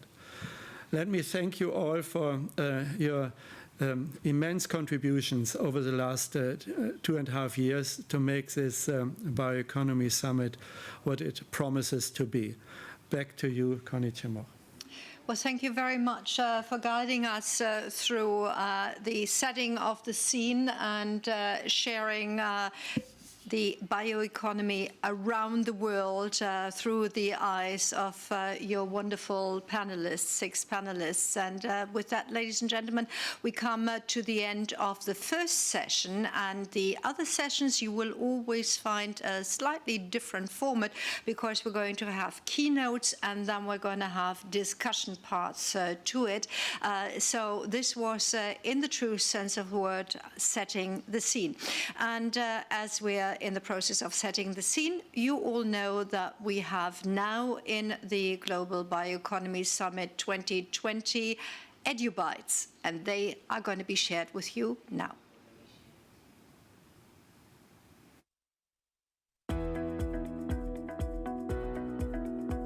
Plants need a well-balanced diet of nutrients from the soil to grow and be healthy. When crop plants are harvested, we take up these nutrients when we eat. That's why nutrients are constantly reduced in the soil. So farmers use fertilizers to bring back the nutrients needed for good plant growth. The challenge is to give plants the right amount of the right nutrients at the right time, while also protecting our soils. At times, plants get plenty of nutrients. At other times, most nutrients have drifted away. Plants cannot reach them and start to starve. Susfert fertilizers make nutrients available to the plant for a longer time. We coat fertilizers with a wood-based byproduct from paper production, so-called lignosulfonates. They are 100% biodegradable and release nutrients gradually to the plant. Many soils do have high amounts of important nutrients, like phosphorus and iron, but they are tightly bound to soil particles and cannot be taken up by plants. Also, phosphorus added as fertilizer easily gets bound. Our SUSFET fertilizers contain natural soil microbes and compounds that are produced by microbes. They improve soil conditions and set free more nutrients for plants. Phosphate rock, for most fertilizers, is mined. Thus, it is a limited resource and most of it is imported into Europe. SUSFET fertilizers use struvite. This is renewable phosphorus coming from wastewater. It is a recycled material that is environmentally friendly. SUSFET fertilizers combine these three solutions: phosphorus in struvite as a valuable recycled resource, and use of microbes, and biodegradable coatings. This creates circular nutrient flows in Europe and keeps our soils healthy and fertile. This is why SUSFET products are more sustainable alternatives for farmers to supply nutrients for optimum plant growth under challenging conditions. If you want to stay in touch with the SUSFET project, please consider subscribing to the SUSFET newsletter and check out our updates on Twitter and LinkedIn.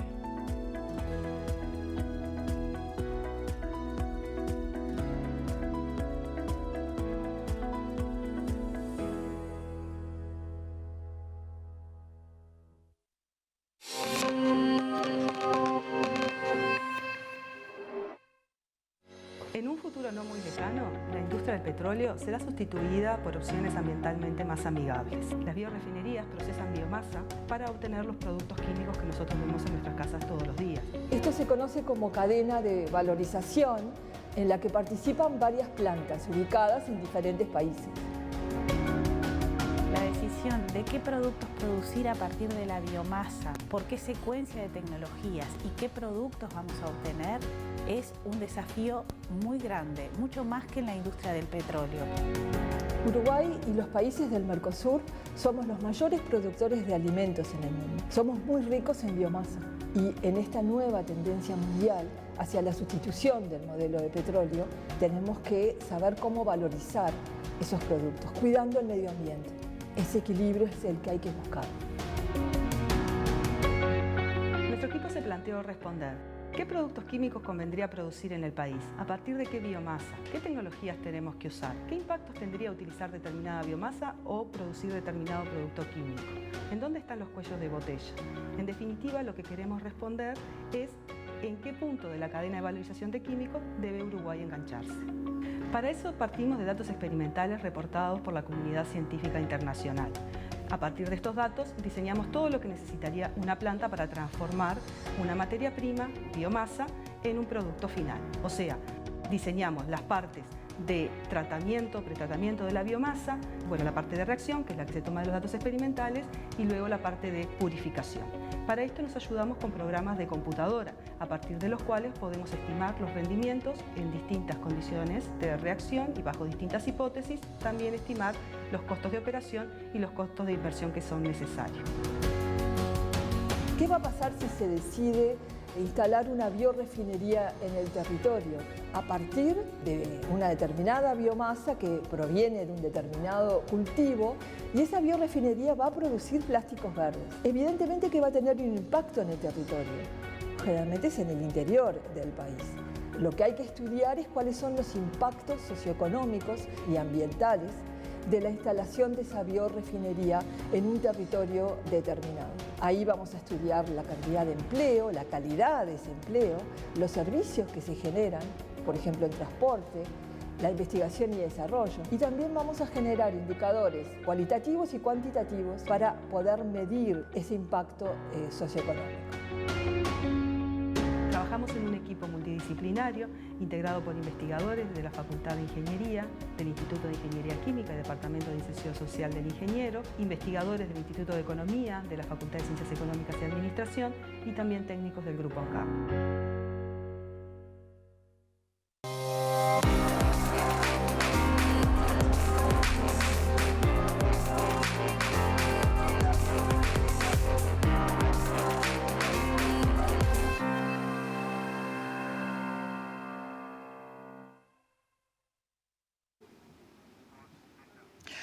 Well, the title of this session is rather long. Let's contribute to the future resilient and sustainable economy and future for all by actually solving and overcoming the present crisis. And ladies and gentlemen, I don't need to explain to you who all have been going through the pandemia in one way or another for the last 9 months that we're actually facing a triple crisis behind the one that's making the headlines.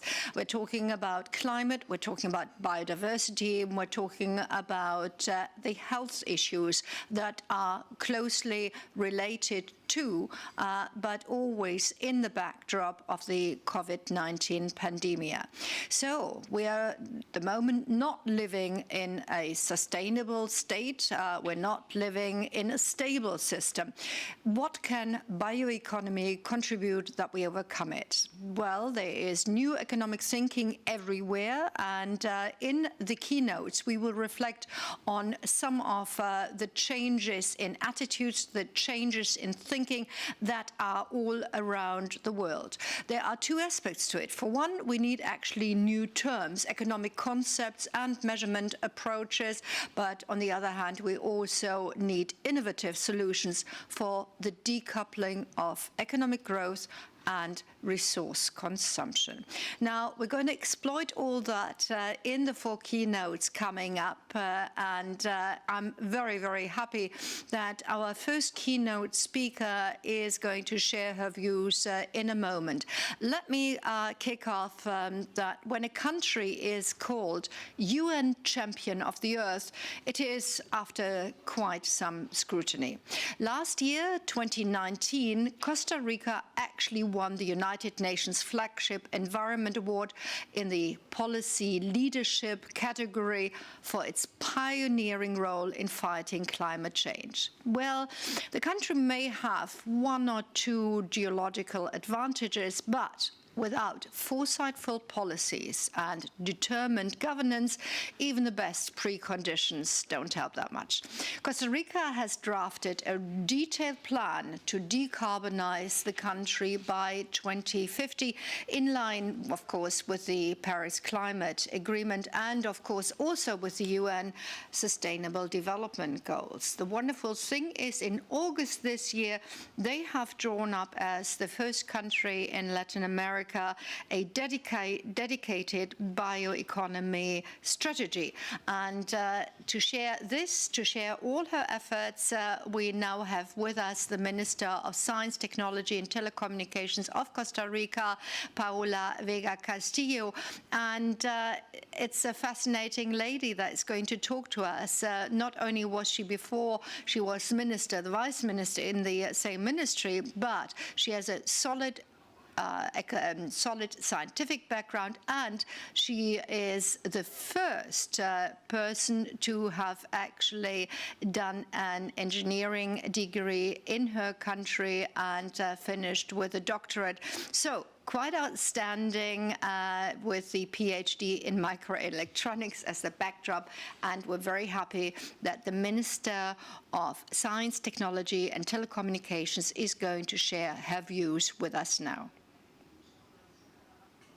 Distinguished keynote speakers, dear esteemed participants, I extend kind greetings from the Minister of Science, Technology and Telecommunications on behalf of the Republic of Costa Rica and express our thankfulness to the International Advisory Council on Global Bioeconomy for organizing this summit. As never before, scientific and technological development is fundamental catalyst for the transformation of nations. Our government is committed to the aim of driving Costa Rica along the path of enhancing the opportunities and benefits of knowledge-based society and economy and the 4th Industrial Revolution. Costa Rica pursues to make bioeconomy one of the pillars of our productive transformation, promoting innovation, added value, diversification, and sophistication of our economy. In the next decade, we will apply the principles of circular bioeconomy and attempt to seek causing decarbonization of as many production and consumption processes as possible. As a mega-diverse country, Costa Rica shows a wide margin of growth for science, technology, and innovation to be the propellants of a new stage of development characterized by the convergence of biological sciences and technologies, as well as digital technologies. Consistently, on August 2020, we launched the International Bioeconomy Strategy 2020-2030 as a joint effort of the Ministry of Science, Technology and Telecommunications, the Ministry of Agriculture and Livestock, the Ministry of Environment and Energy, and the Ministry of Economy, Industry and Commerce. This strategy is based on knowledge and sustainable use of our biological treasure, the circular use of biomass, as well as the biotechnological progress of our nation, while minimizing resource consumption. It comprises the production, use, and conservation of the biological resources to generate new products, services, and processes through the application of science, technology, and innovation in order to achieve a truly sustainable economy. The strategy is the result of a consultation and joint creation process of multiple stakeholders, whose vision is reflected in the strategic axis and actions to be carried out in the coming years. As a result, we expect a more productive, diversified, innovative, and inclusive economy, especially for the development of rural areas. The success of our strategy will depend on promoting convergence between the country's wealth in biological resources and the use of national capacities in biological sciences for the valorization of this wealth. This strategy is based on global policy frameworks adopted by our country, namely the 2030 Agenda for Sustainable Development, the Paris Agreement on Climate Change, the Convention on Biological Diversity, and the Convention to Combat Desertification, and at the national level, the National Decarbonization Strategy. In this context, the National Bioeconomy Strategy is governed by the following principles: social inclusion and balanced territorial development, added value, diversification, and productive sophistication, creation of quality green jobs, sustainable development, and climate action. Costa Rica is fully aware that achieving the full benefits of the bioeconomy strategy requires purposive goal-oriented leadership by our government in three main areas: establishing goals for the application of biotechnology to primary production, industry, and health; establishing the structural conditions required to achieve success, such as regional and international agreements; developing mechanisms to ensure that policy can flexibly adapt to new opportunities. Some of the main challenges that must be addressed in our national bioeconomy strategy are reversing the neglect of primary production and industrial applications. OECD predictions forecast that around 70% of the future economic contribution of biotechnology is likely to be in primary production and industrial applications. Here we see large environmental and social benefits that might help us reconcile environmental and social concerns. And second, preparing our society for a costly but beneficial revolution in healthcare, since obtaining full benefits from health biotechnology could require disruptive changes to existing healthcare systems, including how health products are regulated and how health services are delivered.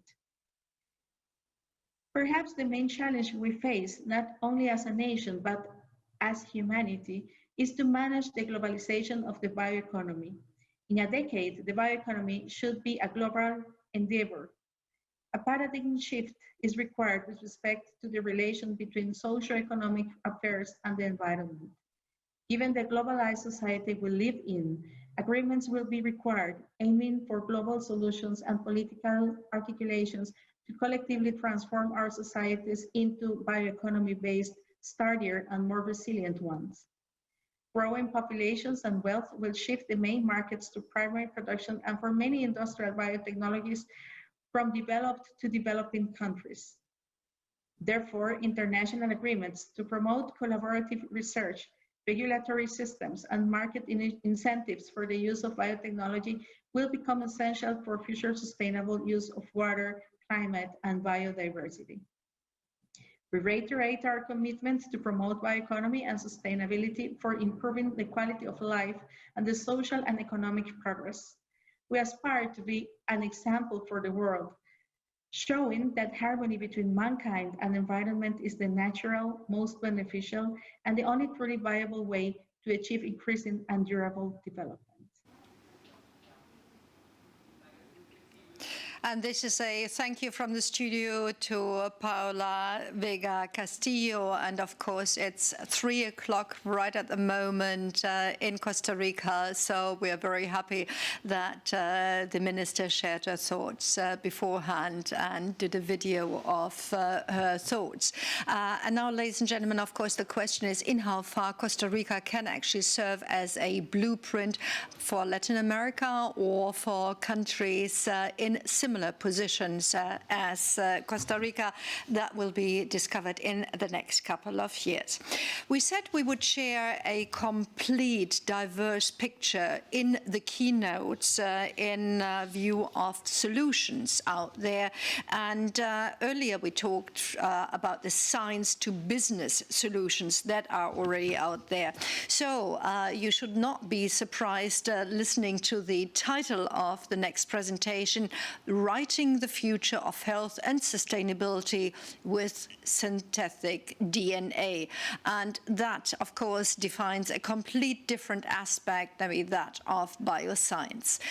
The lady who is going to talk to us now is CEO, co-founder, and director of her company, Twist Bioscience, and Dr. Emily de Proust has developed a method of disrupting the process of gene synthesis. Now, what that is, she is probably going to explain much better than I could ever attempt to do so. But I would just love to point out that Emily has been not only sharing her ideas with us, or will do that right now, but she's actually been quite acclaimed in the in her environment. She's been considered a leading global thinker in 2015, and some have actually called her one of the most creative people in business. And recently, she actually got the award Rosalind Franklin at the Biotech Innovation Organization in at the conference there. So it is now with almost bated breath that we're going to listen to Emily de Proust and her ideas. Hello, my name is Emily Proust. I am the CEO and one of the 3 co-founders of Twist. I'm very delighted to talk to you about writing the future of health and sustainability. And before I do that, I will mention that I will be making some forward-looking statements today. So at Twist, we are a 7-year-old company. We are mostly based in the Bay Area in San Francisco and South San Francisco, but we have offices in San Diego, Tel Aviv, Singapore, and Guangzhou. So we are a global company. And we went public almost 2 years ago. And at Twist, we are excited that we are writing the future. And we believe that DNA is a key company, is the key component, of enabling changing the world for the better. And so we write DNA and enable a number of applications. One is the sustainable production of chemicals, improving food security, developing drugs and therapies, developing diagnostic assays to provide the right drug to the right patient. And you can even use DNA to store data for the long term.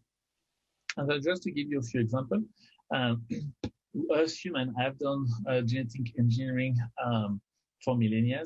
And here on the left, there's a picture of wild Toastinki.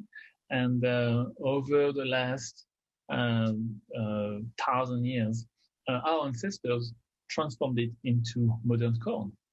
And so what ancestors did without knowing in the field, we can now do in laboratories.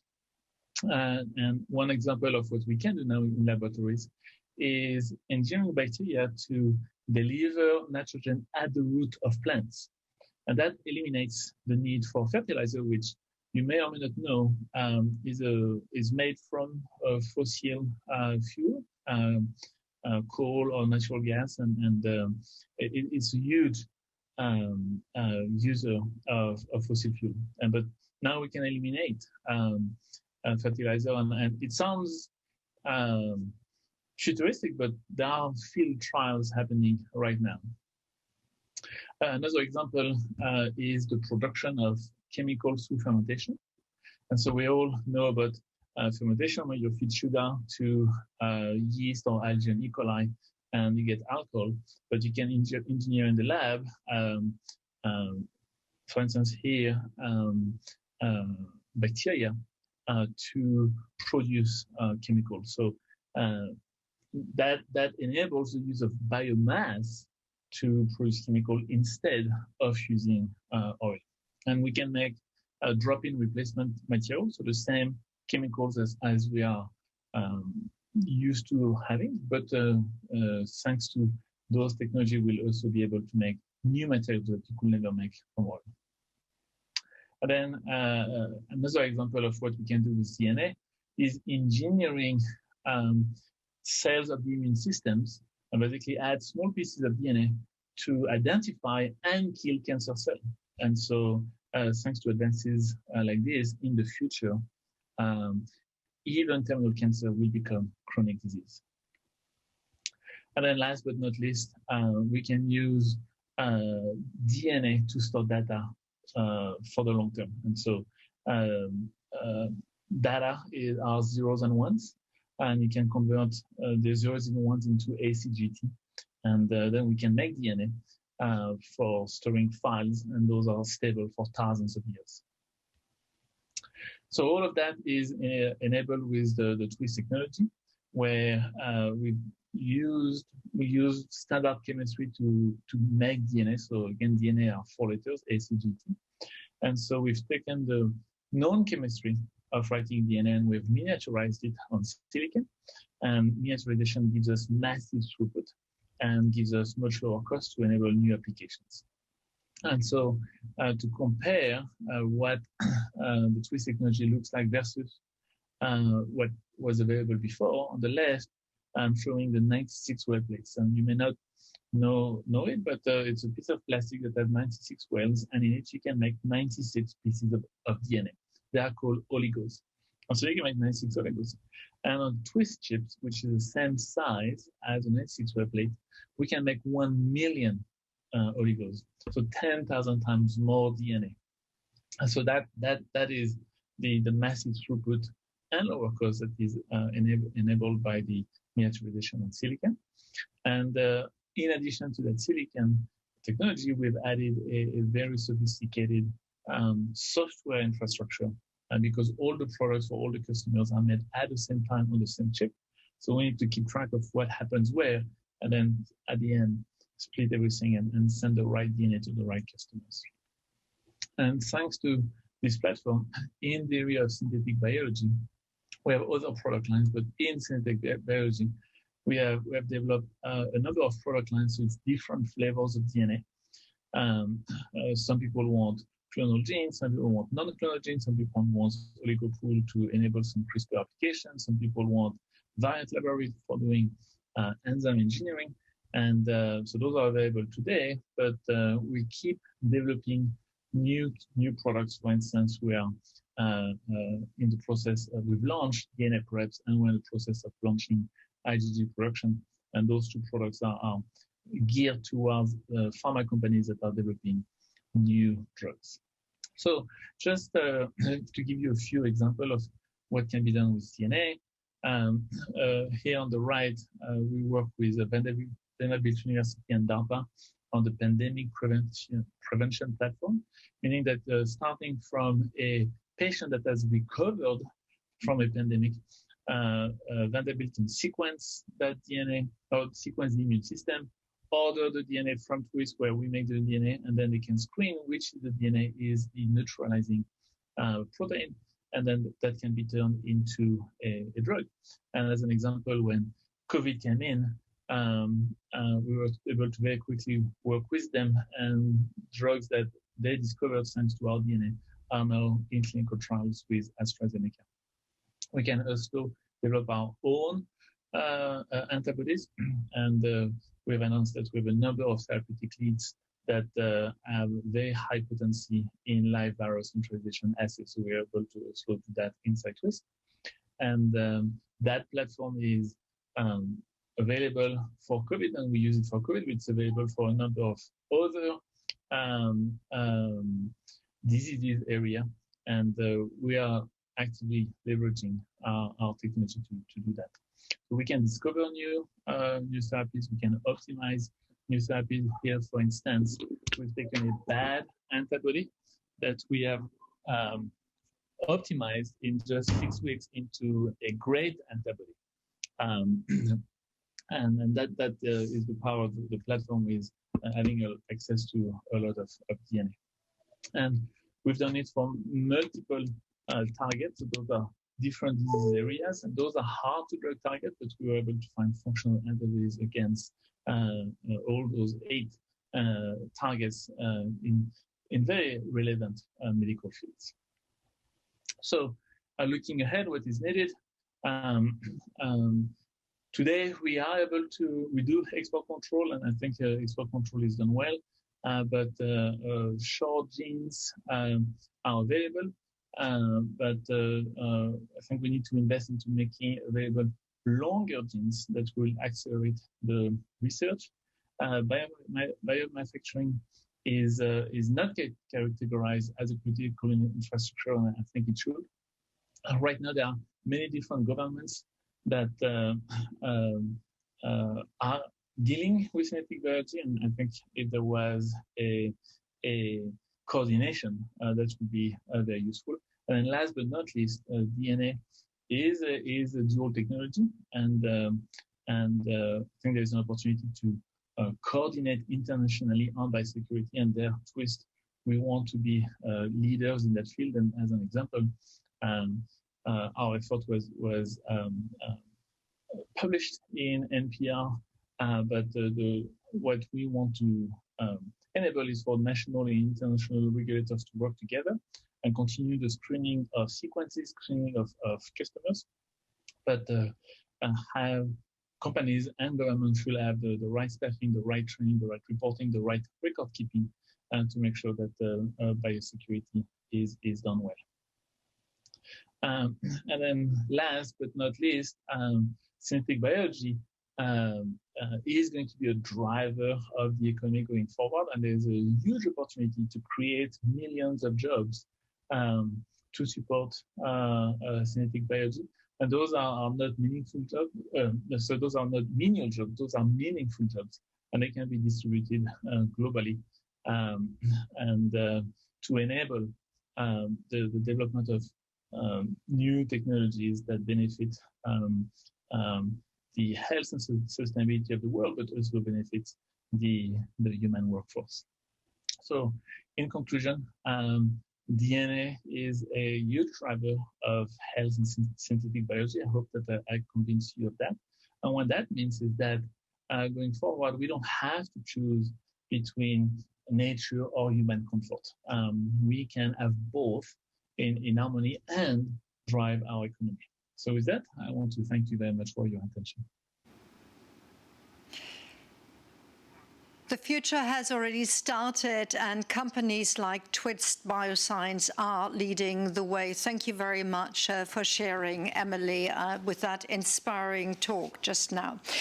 Of the many challenges out there, one is definitely the water, energy, and food nexus. If you turn one screw, you automatically turn the others, and it might not always be to the positive effect. And equally, we have in the SDGs made one commitment. We want to take everybody along. We don't want to leave anybody behind.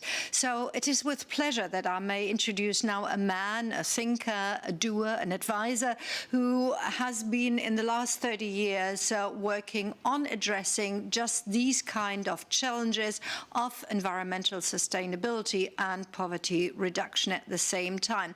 For the past 4 years, Frank Reisperman has been doing that at the helm of the Seoul-based Global Green Growth Institute, and we've heard that the need for an overall willingness to change, to transform, transform, to go beyond what is now is there. But in order to master that transition, one needs people like you, Frank, people that can actually point the right way. So please take it away and lead the way on for the next 10 minutes. Thank you very much, Connie, for that generous introduction. And indeed, I enjoyed the conference so far, and indeed futuristic thinking on science that we just listened to.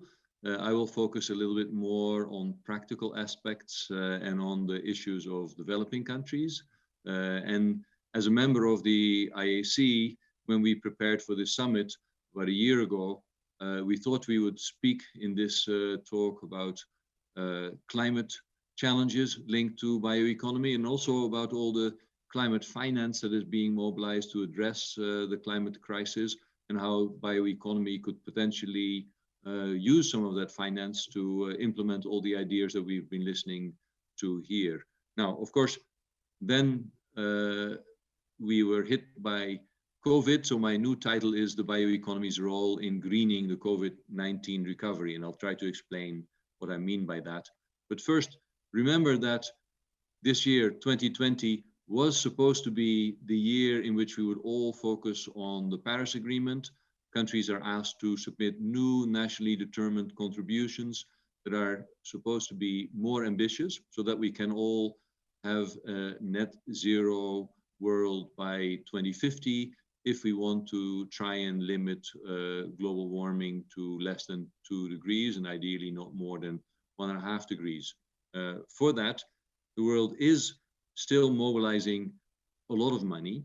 And I show you here a slide from the OECD that have assessed that by 2018, some $80 billion a year was spent as climate finance that is flowing to developing countries as part of the commitment made by developed countries to provide some $100 billion a year in climate finance for developing countries.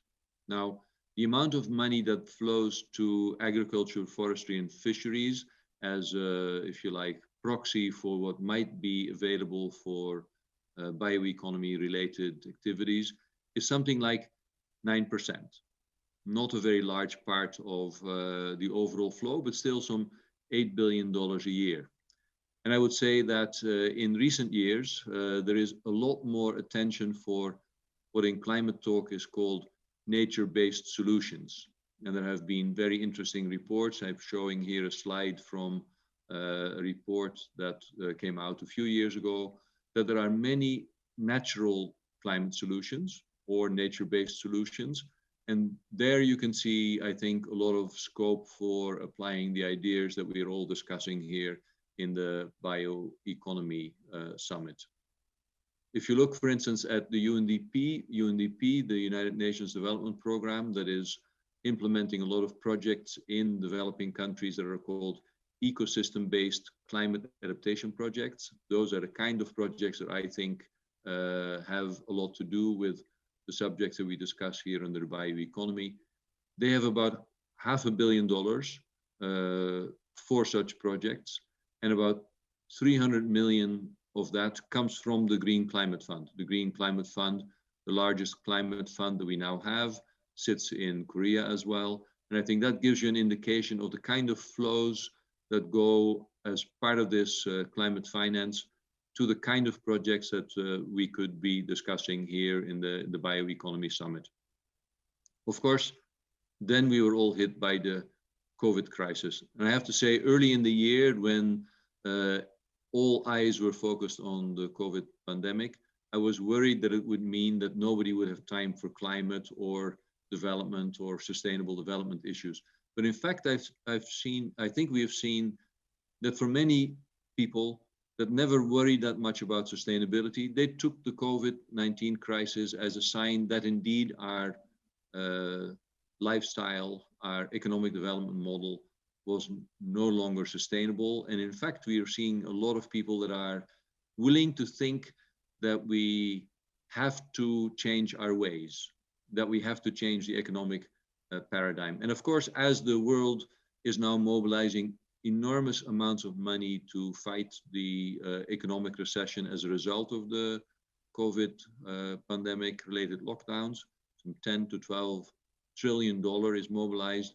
That in a way is also our potentially last big chance to accelerate climate action, and therefore an opportunity to see how we can green the COVID recovery. In GGI, we looked at that early on. I mean, good to remember that some 10 years ago, we had another crisis, a global financial crisis. That's when we had another wave of stimulus packages. And some of those were green. In the US, the Obama administration had a very green component to their stimulus package. In China, there was quite a bit of focus on green, but overall, we concluded in this publication that I'm showing here that while there were green elements, the brown side of the stimulus overwhelmed the green. And yes, we saw a brief reduction of greenhouse gas emissions in 2008, 2009.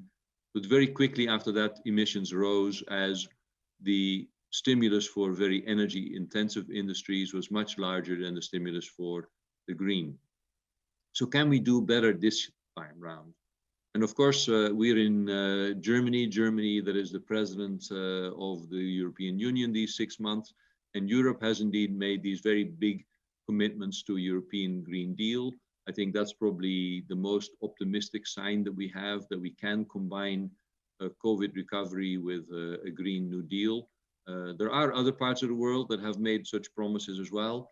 I live in Korea, where in July, the Korean president pledged a Korean Green Deal as part of the overall COVID recovery. Roughly 1/3 is green, 1/3 is digital, and 1/3 is a social safety net, looking at looking after people that are currently unemployed. At the time, we complained that Green New Deal didn't have a very clear link to sustainability targets. But more recently, actually a few weeks ago, you must all have noticed in the news that China and then Japan and then Korea all made these pledges for net zero by 2050. So that, I think, is the new agenda, not only for Europe, not only for Korea, where Green New Deal is focusing rather strongly on digital issues, on the high-tech side of things. But then if you look at the opportunities to have a Green New Deal for developing and emerging economies, and indeed GGI, my own organization, has come out with recommendations for a sort of model Green New Deal for emerging and developing economies. The key differentiation between what we see in Korea and what at GGI we think is more relevant for developing and emerging economies is a larger focus on natural capital investments, on the kind of nature-based solutions that I talked about earlier, both because there are many more jobs and, of course, a lot more people currently working in rural areas, in agriculture, definitely in Africa, where colleagues that work in this field have looked at, yes, there will be rapidly growing cities, but still we know that the majority of the next generation of Africans will have to work in the rural areas. And indeed, there are excellent opportunities to have climate smart agriculture, to have nature-based solutions that will be closely linked to the bioeconomy in this space. So practically speaking, GGI has worked with the Colombian government, for instance, as part of its green growth strategy. Colombia does have a Colombian bioeconomy strategy. And in this day and age, in 2020, such a bioeconomy strategy makes direct commitments that there are indeed millions of green jobs that can be created as a clear contribution to a green recovery from COVID-19. And that such a bioeconomy strategy will also make a significant contribution to reducing greenhouse gas emission reductions. In short, a bioeconomy strategy that can create green jobs, can be helpful for a green recovery and accelerate climate action. That is, I think, a very practical example. Of course, in Colombia, it's a country where they have a very large part of the Amazon. In fact, just for fun, the part of the Amazon in Colombia is about the size of Germany. It is huge. And because there was a very long conflict in Colombia, part of that territory that was covered by the FARC, the guerrilla organization, was relatively well conserved. Now there is peace, and now there is indeed a big challenge.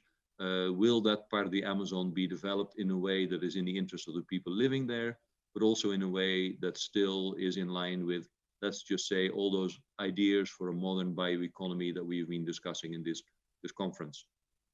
Those are the kind of examples that we think will be helpful to recover in a green way from the COVID pandemic.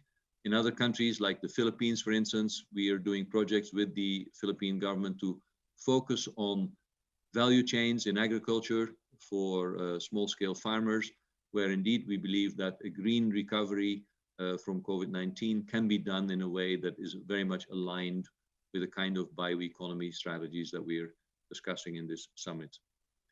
If you take this to other countries in Africa, for instance, where there isn't immediately, I think, an opportunity for the kind of science that was described by Emily Reproust, but where, if you like, a little bit more today's technology in climate smart agriculture will indeed offer an opportunity for Senegal to modernize its agriculture, in that case, provide increased rice production that at the same time will reduce the greenhouse gas emissions, just like in Colombia, and provide green jobs.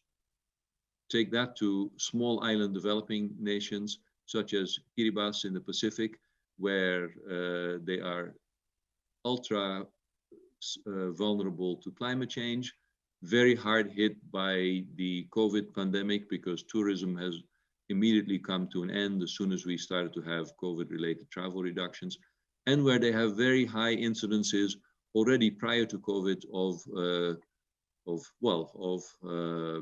non-communicable diseases, 80% of the population overweight, very high incidences of diabetes. So opportunities here to work on climate smart agriculture, at the same time work on these health issues that were there prior to COVID and create green jobs. I believe that those are a whole slew of examples, including in very large countries that I'm showing here in India, where we're working on using organic waste to biogas, bio-CNG, that together show, I think, that there are indeed opportunities with today's technology to work on greening the recovery from COVID-19 through bioeconomy approaches. Let me finally say, there is a lot of opportunity for climate finance, and particularly for using carbon finance, either through the kind of markets as we have in Europe, the European emission trading system, or through other voluntary systems that are available around deforestation and reforestation. And potentially at COP26, if we do get agreement there for what's called Article 6, which will be a new international carbon market, then I think there will be many opportunities to use carbon finance, climate action and carbon finance, to finance the kind of bioeconomy projects that we're discussing here. Those are already happening, such projects. The Green Climate Fund, for instance, recently approved projects in Indonesia for $100 million for action that Indonesia had taken to reduce deforestation, which will then become available to implement the kind of bioeconomy projects we're discussing here. Finally, to conclude my talk, GGI has come up with a green growth index, and my colleagues in the Bioeconomy Council in Germany had asked me to show that to you briefly as well. It shows that in our assessment of, if you like, different elements of a green growth approach, from efficient and sustainable resource use to green economic opportunities, to natural capital protection and to social inclusion, all key elements of a green growth approach. even the most advanced countries, the highest scoring on such an index. And in 2020, we show Sweden as one of our top performers. Even those top performers are only at about 80% of their maximum potential, if you like. And for many other countries, there are huge opportunities to improve their, if you like, green growth score, which means that we think there are in all these countries, particularly as you see in the map, in many countries in Africa, many countries that, as other speakers have shown as well, can take advantage of the bioeconomy to improve their sustainable development. In summary, yes, climate finance, as we were originally asked to discuss, is large, is growing. The share of agriculture is modest, but is growing as well. And we see growing interest in many donor countries, not least the COP26 chair, the UK, to increase the role of nature-based solutions. The COVID-19 recovery will definitely be an opportunity. The large amounts of funds that are flowing there, and I've given you some examples how that can work. I am Frank, wrapping I'm not up. quite sure whether you hear me. We would really need to come to a conclusion. I wish I could have asked you many more questions. Unfortunately, I think really time has run out. That's one of the scarce commodities that we have, certainly during conferences. Thank you very much for sharing. And I would suggest that your index should be put under our resources so that everybody can also see it after this conference. So thank you very much in the direction of Seoul. And for many analysts, ladies and gentlemen, thanks. For many analysts, of course, what we've seen during the pandemic, ladies and gentlemen, is only a hint of what we might see if we continue unhindered, continuing our present pathways towards the climate crisis and also to some of the other global boundaries that we might be hitting very soon. So there will be a lot of disastrous consequences for the citizens. Now, we all might remember a couple of years ago, in fact 12 years ago, the Stern report that the later that climate action takes root, the more expensive it is going to be to achieve the same results. And here in Berlin, not far away from the ministry, there is actually a clock at a building saying that we have about 7 years to reach the 1.5 degree goal. If we are agreed that it can be 2 degrees, then it can be around about 24 years. But still, action needs to happen now. Now, I'm not quite sure if anybody of you would have ever considered that their consumption of beer actually has a climate impact. But the gentleman that we're going to talk about, Dabu Guan, who was a lead author for the IPCC report, actually did that and got an award for it. Apart from that, Dabu Guan, who is going to share his views with us now, is distinguished professor at the Tsinghua University in China, and he's also chair of climate change economics at the University College London in the UK, of course. I could continue, but I'm quite sure that Dabu Guan, you're going to talk about climate change adaptation, about the scenarios that we are facing, and maybe also give us a little bit of a hint what we need to do when. Thank you very much. This is Dabu here, and thank you for the introduction. Well, instead of talking about beer, I'm actually talking a little bit more serious this time. Basically trying to look at what would happen in the COVID-19, post-COVID-19 era in the climate change. Firstly, let me just run through a few slides about the data sets. You know, I'm a researcher among many researchers, including the 3 speakers in front of me. If you do any analysis, the data is always very important. Unfortunately, the emission data and climate data in developing countries is not so good. Since 2016, so we actually launched this kind of a free data exchanging kind of a platform. So we are doing the cross-sourcing data gathering and sharing for China's emission accounts and data sets. So we have this website, is both in Chinese and English available, so you can access for that. All the data we have right now, including China, also several, quite a number of developing countries as well. But all the data, all the emission inventories, they have 47 socio-economic sectors and by 20 energy types. The website has a Chinese national data from 1997 to 2018, and then for the 30 provinces, there's also 1997 to 2018.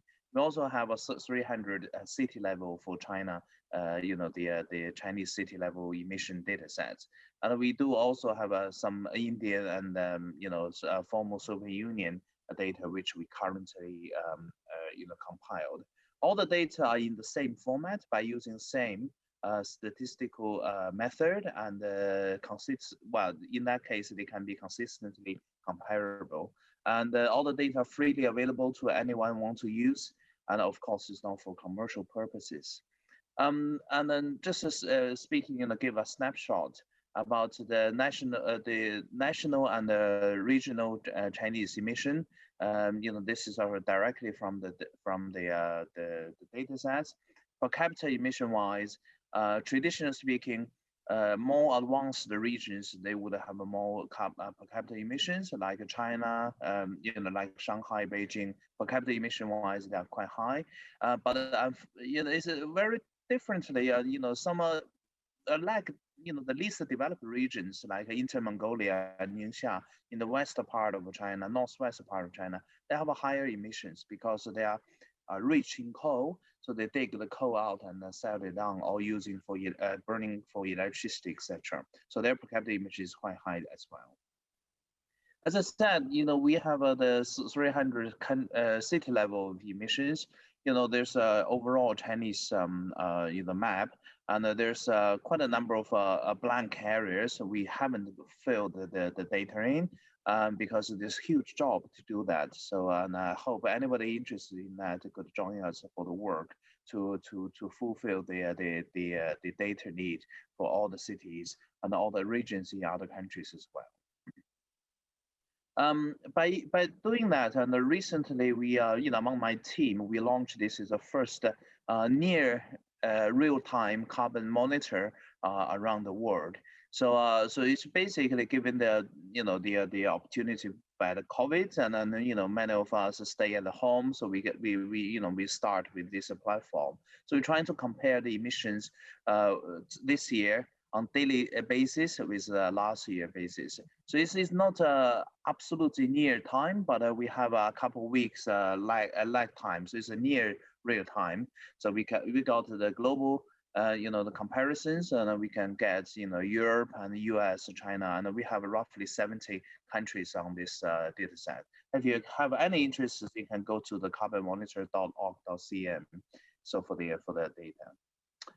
Okay, the COVID gave us, the data shows that in China in the Spring Festival time in around February, the emissions got down because the economy is got quite bad, and the Indian US they start to lock down during March and then April, and the emissions certainly goes down. The whole COVID things give us a lot of economic consequences.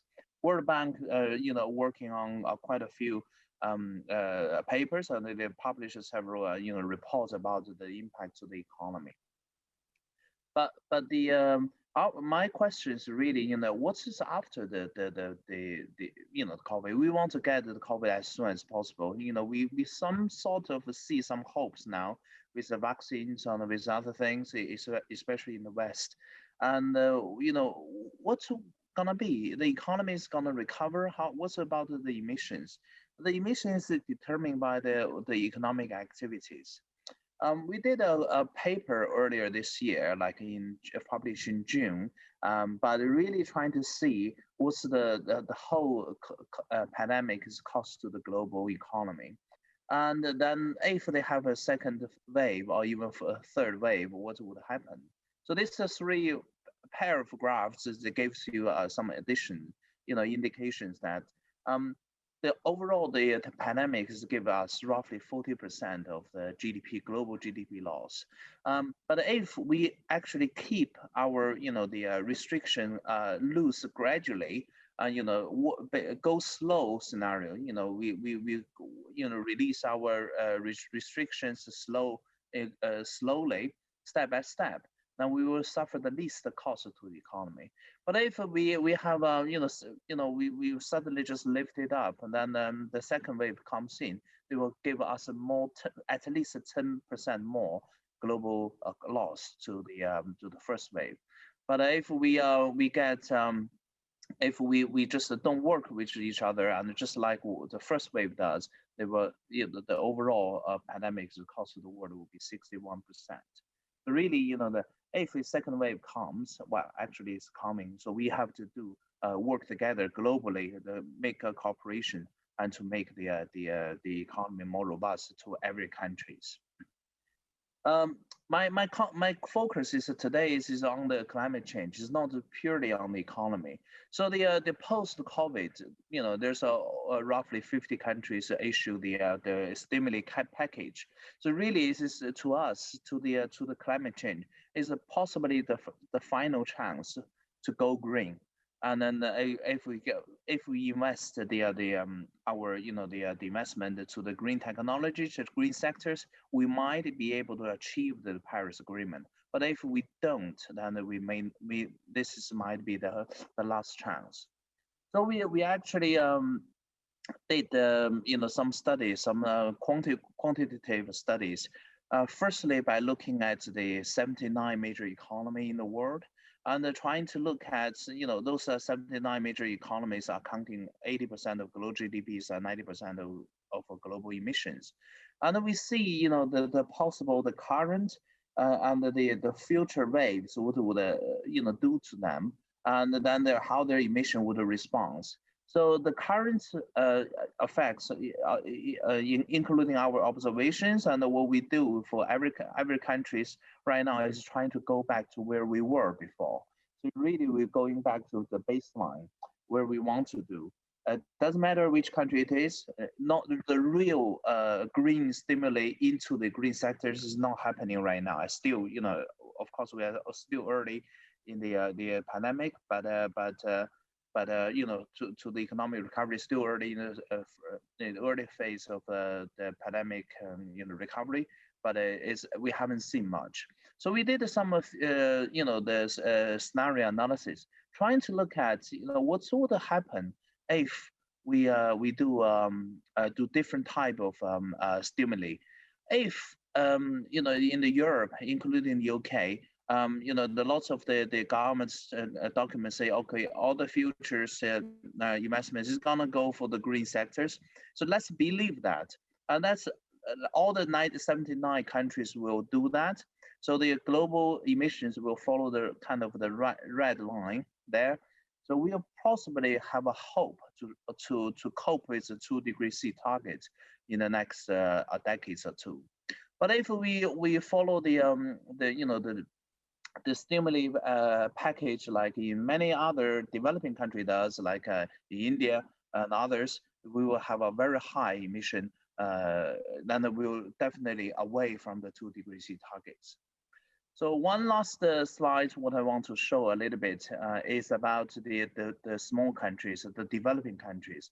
The developing countries in the last, the least developing countries in the last 8 years. Not quite sure whether you actually hear me, but we need to come to a close. I'm terribly sorry. I know that you have so many charts. Quick advice, maybe we can actually share them on the website for afterwards. I'm very sure that everybody everybody would profit from your knowledge. And thank you so much for sharing your views, especially in view of the commitment by the Chinese president to be carbon neutral by 2060 during the General Assembly in September this year. And all the analysis is absolutely fascinating. So thank you very much, Dabu Guan. And ladies and gentlemen, with that, we come to the end of our first part of session 2, and we'll kick off with the second part very soon.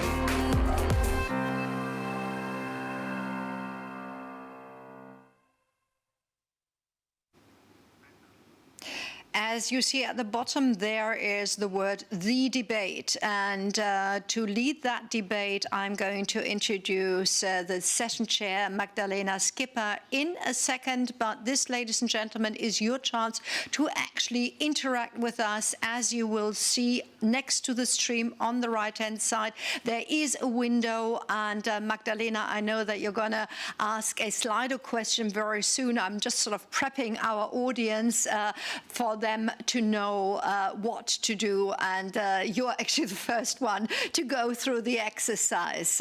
Now, ladies and gentlemen, the lady that you can already see, Magdalena Skipper, is Editor-in-Chief of Nature and Chief Editorial Advisor for Nature Research. Outstanding publications, and I'm happy to every day get these sort of bites of information that me as a humble journalist give a background.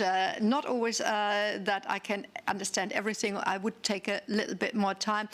Ladies and gentlemen, you're in fantastic hands for the next hour. And with that, Magdalena, and without further ado, it's up to you. Enjoy the ride. Thank you very much, Connie, for this introduction. And of course, it's my great pleasure to welcome you again to the second part of this plenary session on the bioeconomy's role in solving global crises and contributing to a resilient, sustainable economy and future for all. Even if you didn't listen to the first part of this session, of course, in 2020, if asked about a crisis or resilience, you will undoubtedly think of one thing, and that is COVID-19 pandemic. And yet, of course, this is not the only crisis we are facing this year. And although it may be the newest, it is also the one that has exacerbated other ongoing crises of climate, biodiversity, economy, and health. A sustainable bioeconomy should advance technological progress and efficiency gains through science, technology, and innovation, importantly, in an inclusive way, including consumers as well as producers, of course.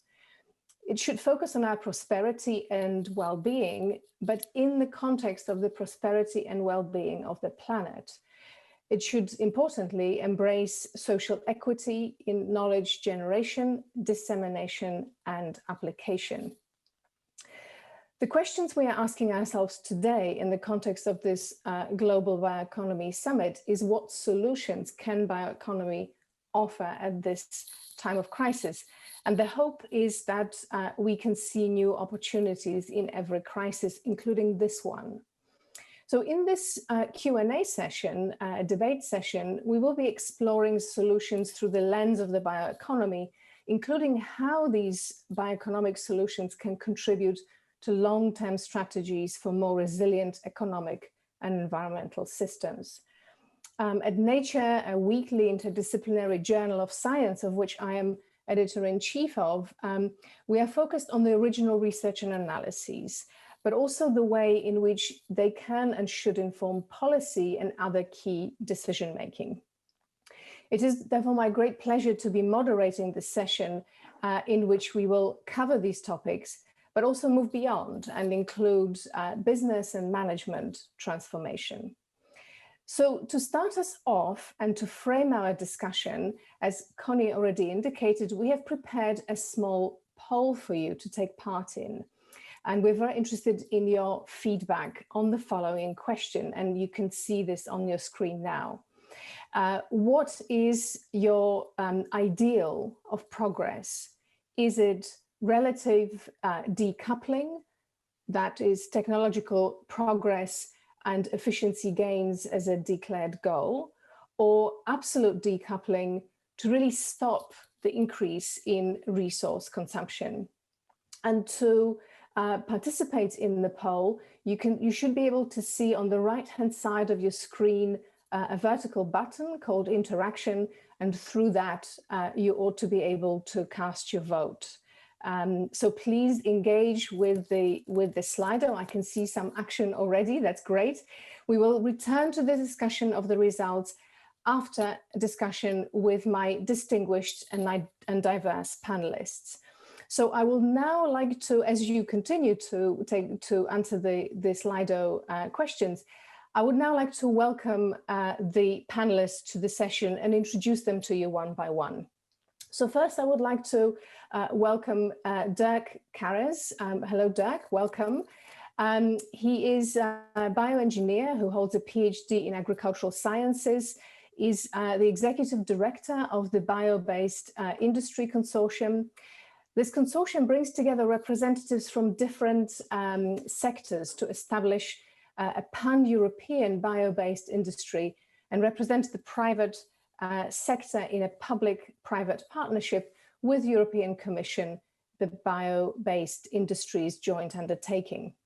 In the past, Dirk has worked at Solvay, Belgian Federation for Life Sciences and Chemical Industries, and was the Secretary General of the Belgian Biotechnology Industry Association and Director Industrial Biotechnology and Europa Bio. Dirk, welcome.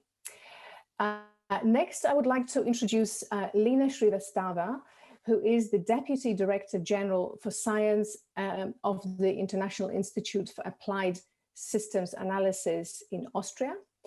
Prior to this, Lina was the Vice Chancellor of the Energy and Resources Institute School of Advanced Studies in New Delhi, an interdisciplinary higher education institution focused on sustainable development. She has over 3 decades of research experience in the areas of energy, environment, and climate change policies at the Energy and Resources Institute, including nine years as its executive director.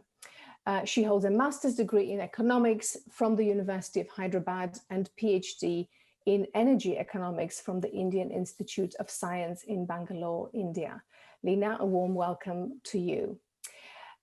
Next, I would like to introduce Brendan Edgerton, who is the Director of Circular Economy at the World Business Council for Sustainable Development. Factor 10, their flagship circular economy project, which convenes more than 35 countries from over 15 industries, was co-developed and is co-overseen by Brendan. Since joining WBCSD, Brendan has contributed to the establishment of the Alliance to End Plastic Waste and oversaw the delivery of the circular transition indicators. He holds an MBA from the Yale School of Management, a Master of Environmental Management from the Yale School of the Environment, and a BA in Ecological Design from University of California, Santa Cruz. Welcome, Brendan.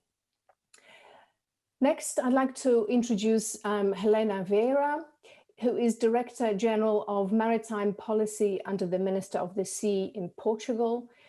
She has over 20 years of experience in academic, industry, and political spheres, having held lectureship, expert management, and coordination positions in life and ocean sciences and bioeconomy.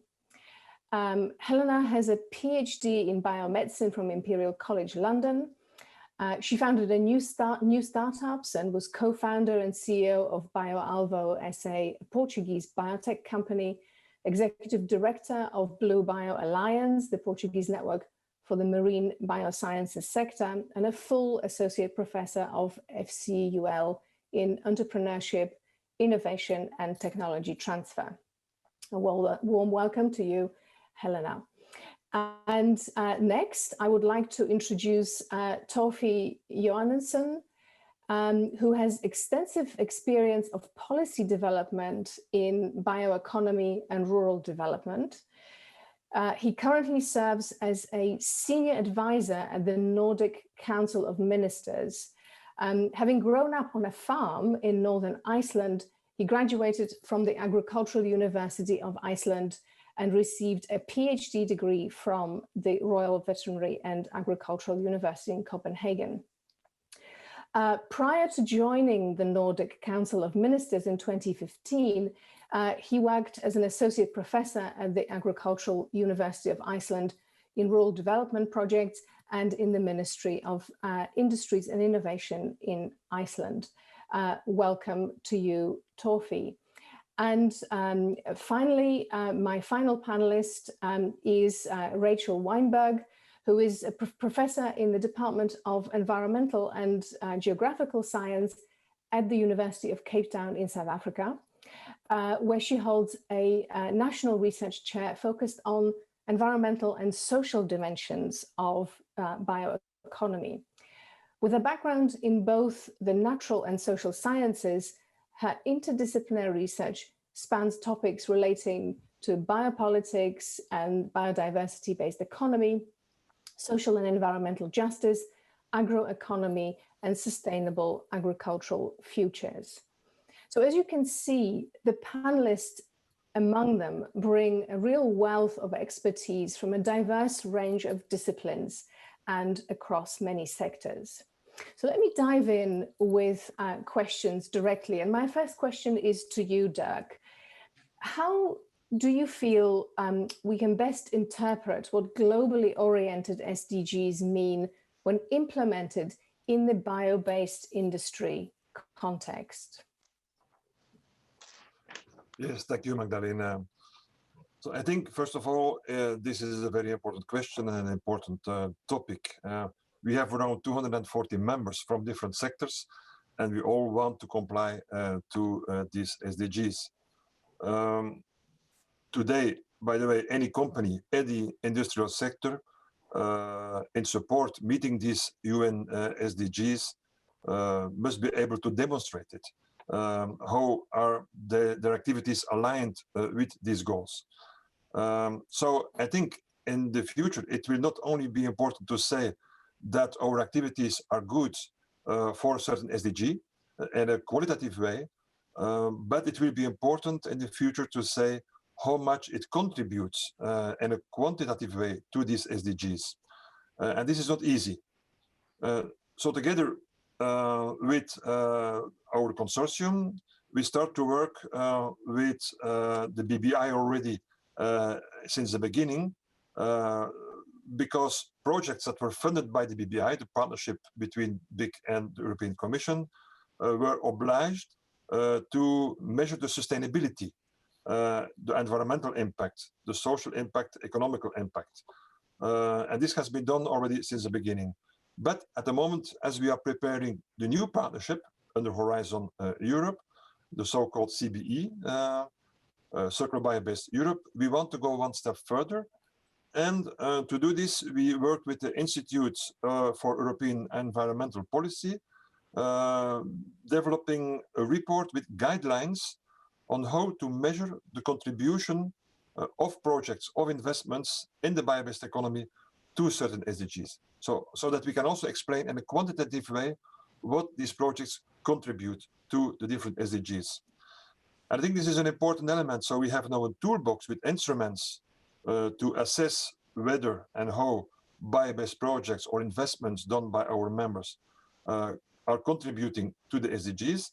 And by applying this toolbox, we will be able to measure the hopefully positive contribution to SDGs, or limit also negative impacts, or optimizing even processes so that at the end we contribute in a positive way. So this is indeed quite important to have this, because SDGs are quite abstract. So it's not always easy to translate them into, let's say, and ways to measure it. And that's what we try to do. Now, important also is that this should happen at a certain moment at global level. SDGs are global, or industries are global. And what we have to avoid is that we have a kind of guidelines on how to measure it, which are different between different sectors or at different parts of the world. So I think that organizations like OECD, UN, are really good organizations also to help to develop these guidelines at a kind of global level. And so, but also in a way that they can be used in our industry. So that's, I think, an important element for the future, not only saying that it is good for SDGs, but also try to measure the impact to the different SDGs. Thank you, Doug. That's a very, very important point, that in order to understand the impact, we need to measure and tangibly show progress and contribution. Before I move on to the next question, I just wanted to remind the audience that, of course, at the end of this discussion, there will be an opportunity for an open Q&A. So please, as we discuss now, think about your own questions and add them to the platform, and then I will select some at the end and put them to the panelists. So I'd like to turn to Lina now with the following questions. Can you tell us how you think we could strengthen the science system for bioeconomy, specifically in the post-COVID-19 area? What is your reaction to the keynote topics on climate change mitigation, the bioeconomy, and the post-COVID-19 era? Thank you, Magdalena, and it's a pleasure to be here amongst all of you to speak on this extremely important subject, particularly in the context of the COVID-19 era.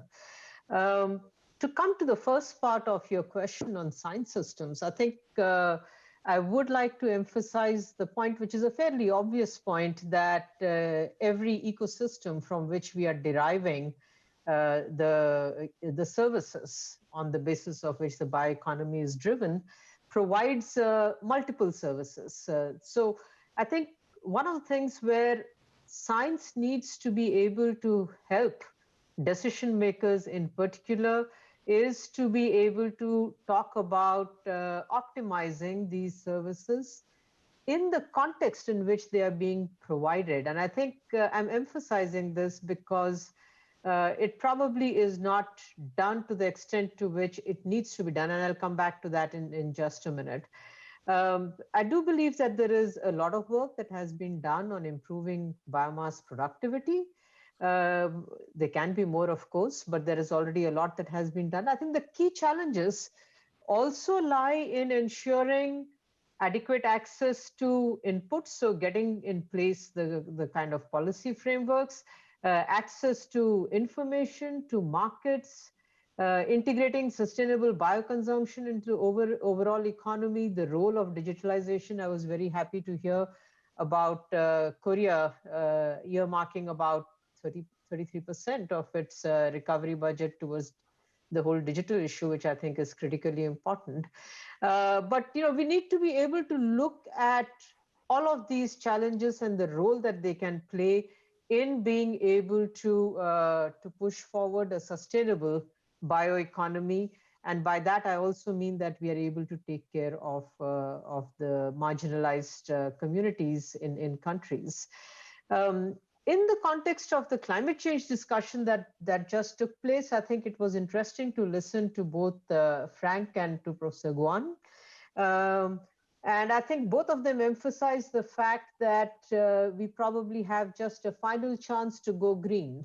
And of course, from the size of the recovery packages that have been put across and the challenges that we have seen in mobilizing green finance in the past, there is obviously a huge opportunity for us to go green in these recovery packages. But I would like to possibly go just a wee bit broader to say that while recovery can be based on nature-based solutions or on enhancing the natural resources that we have available to us, there is also a huge opportunity for us to get green outcomes, albeit through brown investments.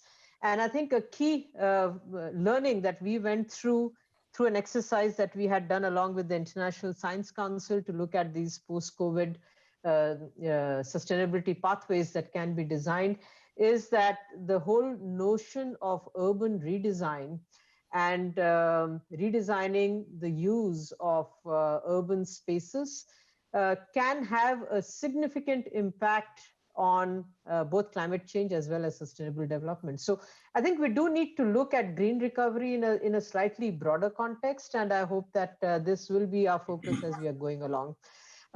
We also need to recognize, and I think COVID-19 has brought that to the fore quite strongly, that the world is facing multiple hazards.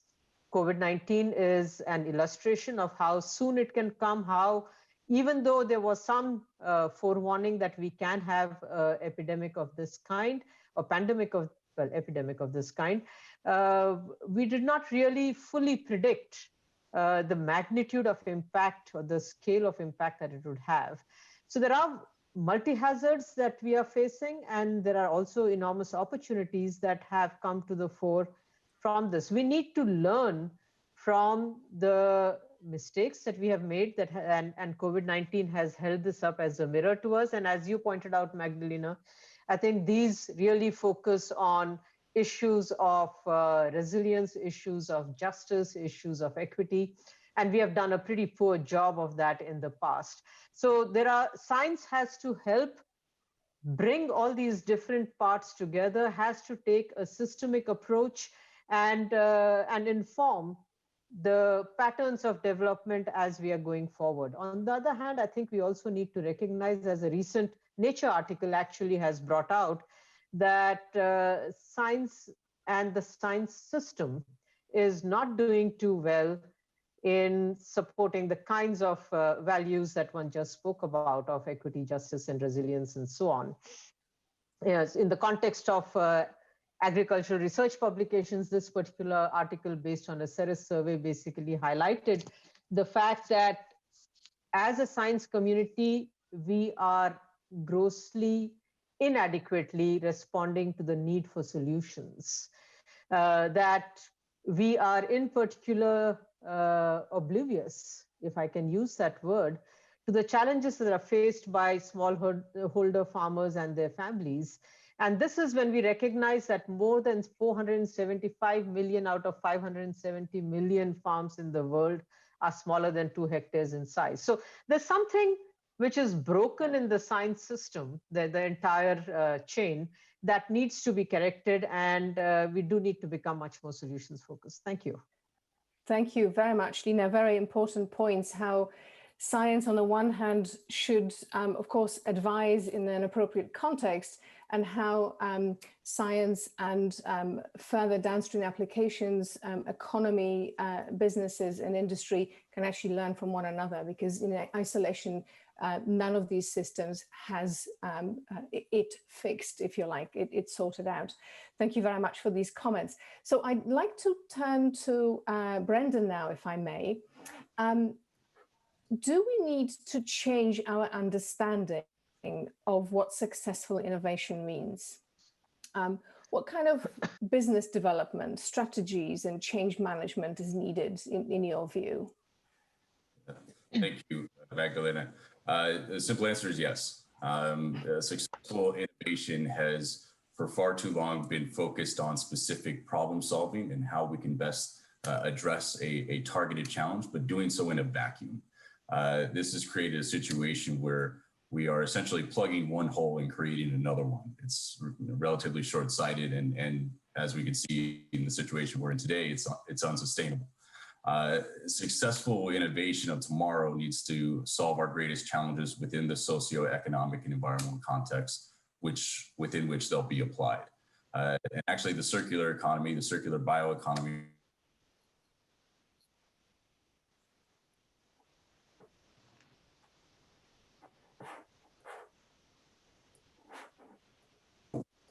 research that we have done with BCG we found that the circular bioeconomy presents a $7.7 trillion opportunity for industry by 2030. And that analysis includes only 10 industries, but we have seen that obviously the bioeconomy transcends to all of them. But it also addresses 5 urgent environmental priorities that we face today. And that's anything from climate change, which we talked about, resource scarcity, food loss and waste, biodiversity loss, and land use change. So as we increasingly shift towards a sustainable bioeconomy, a circular low carbon bioeconomy, that we see benefits not only economically for business, but also for environment and society. So yes, we must adapt the scope through which we defined successful innovation and ensure that it accounts for natural and social capital impacts and dependencies. The circular bioeconomy is a powerful tool in achieving this. In light of the discussion, I want to invite everyone on the line here to join on Monday. We'll have a free webinar sharing many more insights that are coming out of a report we're publishing then around circular bioeconomy, including highlighting the economic and environmental benefits that come with it. Thank you very much. I think that was a very crucial point about the context in which we have to work in, and how innovation, your answer was so bold and so obvious that innovation systems need to change, but crucially in that context, both environmental and socioeconomic. So let me turn to Helena now, and I would like, given your background, I would like to ask a very broad question.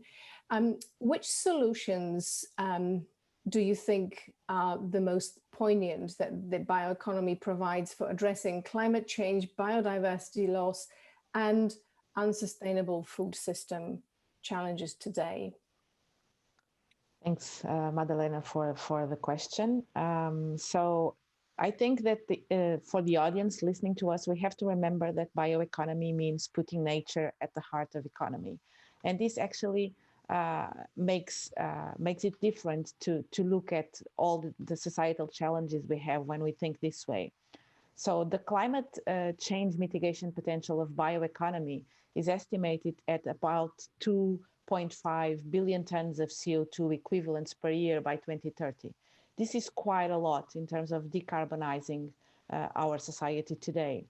So also for every euro, like Lene was mentioning, for every euro we invest in R&D in bioeconomy, we actually will be producing about 10 euros of result in 2025. So it actually, from the financial perspective, it actually also compensates. So the roles of the bioeconomy in fighting these challenges you mentioned are very clear. They can do carbon. We have solutions for carbon sequestration and storage, like ocean prairies, seaforestation, circular bioeconomy products, new bio-based products substituting carbon-based materials. So we can also use the bioeconomy to replace these fossil carbon-based products. We can also use bioeconomy for alternative bioenergy models. And we can do all of this while sustaining growth and jobs. So linking my answer to the poll that it's asking, if we actually look at the bioeconomy and that nature and climate change and biodiversity loss and unsustainable food systems as an opportunity, we will understand that we can actually generate more growth, sustainable growth and jobs to our societies. But for doing this, we need to look at new markets, to identify new resources of biomass that are efficient, to include also bio-based solutions into the public procurement services, and most importantly, but not least, create appropriate legal frameworks for commercializing these bioeconomy solutions. So coming from the ocean perspective, I would like to say that forests are really, really important for bioeconomy. But there is a limited availability of land and resources in the forest. Being planet Earth, actually 70% of the ocean is actually a key turning point to bolster bioeconomy. And to this, for example, we can think of bioeconomy solutions like the ones I've mentioned to be very concrete. So, for example, in the ocean, we are promoting sea forests, meaning that we replant algae into the ocean, and with this we can increase up to 30% the biodiversity of the ocean. Also capture an enormous amount of CO2 and produce biomass that can be used into later bioproducts. Other solutions would be integrated multi-trophic aquaculture, where we produce food, but we also restore the ecosystems and give back biodiversity to the ecosystem. So we are always thinking of businesses in bioeconomy that are positive to the environment and positive to the society. So there are a lot of solutions there that we could explore. Also, I'm going to leave some questions for the audience if we want to go into concrete ideas. Thank you.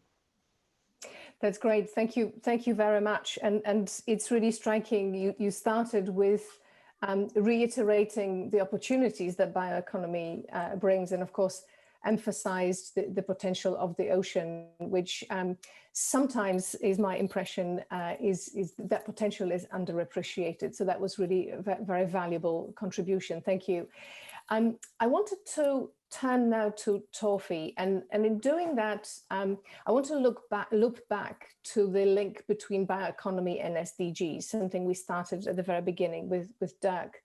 So Torfi, in your view, can the SDGs remain as the framework, or do we need some kind of an adaptation of this framework, goals and action in the light of the current crisis?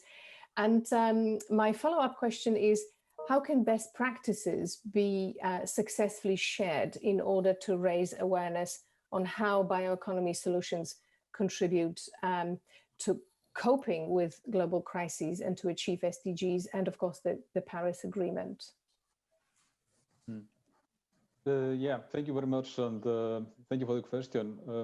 Well, I think I agree with what Dirk started out with, that to just confirm that SDGs are absolutely still valid and very valuable as framework for our work, for our path towards the more sustainable future.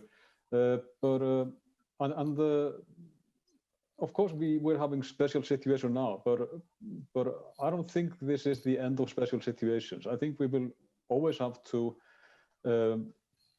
recognize that the SDGs are a general framework, and we will constantly need to revisit them and to define how we, whoever we are, we government, business, regions, even individuals, how we can set our own goals and interpret them for our own local valid circumstances. I'm, besides working with the Nordic Council of Ministers that are including the Nordic or the Scandinavian countries, I'm also a policy area coordinator for the European strategy for the Baltic Sea region. And this is one of the ways we can use to implement and to define the SDGs on a more local, in this case, macro regional level. And I think it's a very useful platform. In this case, we are talking about the countries around the Baltic Sea, including Northwest Russia.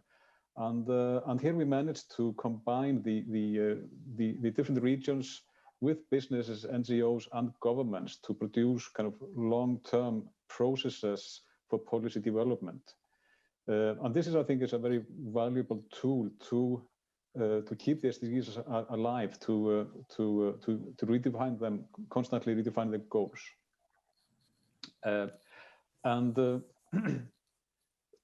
Because, of course, we share a global agenda, but the solutions must always be locally adapted. I mean, I can take an example from burning biomass for fuel, which in some areas of Finland and Sweden, for example, make perfect sense, but many other places, and probably most places, it's probably the last thing we should do with biomass, to burn it for energy.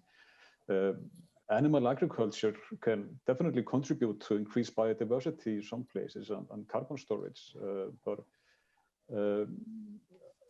it is also very inefficient in terms of resource efficiency, and again, in most places, probably it cannot be considered a viable future solutions. So there are always local adaptations. We have overconsumption in my part of the world, but underconsumption is also a serious global issue. So I think this is maybe leading us naturally to the second part of the question: how can we best share the best practices? And this is much about networking. One of my favorite quotes is maybe overused, but it's from a science fiction writer, William Gibson, who said the future is here. It's just not evenly distributed yet. I mean, we have all the good solutions, or at least most of them. So many things have been tested and tried, and we just have to implement. But there is also a lot of bad solutions, or solutions that only work because of some site-specific factors that can't really be copied. And this is why we need dialogue, like we have today. We can use best practice catalogs for inspiration. We can use big data to kind of understand what happened in the past and why. But I think it's only through dialogue that we can really truly understand each other and the consequences of different policy measures at the local level. So there is, of course, a consumer issue here, but we can probably get into that later. But I'd just really like to quote one of my colleagues here on the consumer preferences. Mary Persson, who in a recent forum put it that in terms of food systems and sustainable food systems, that if it doesn't taste good, it isn't a solution.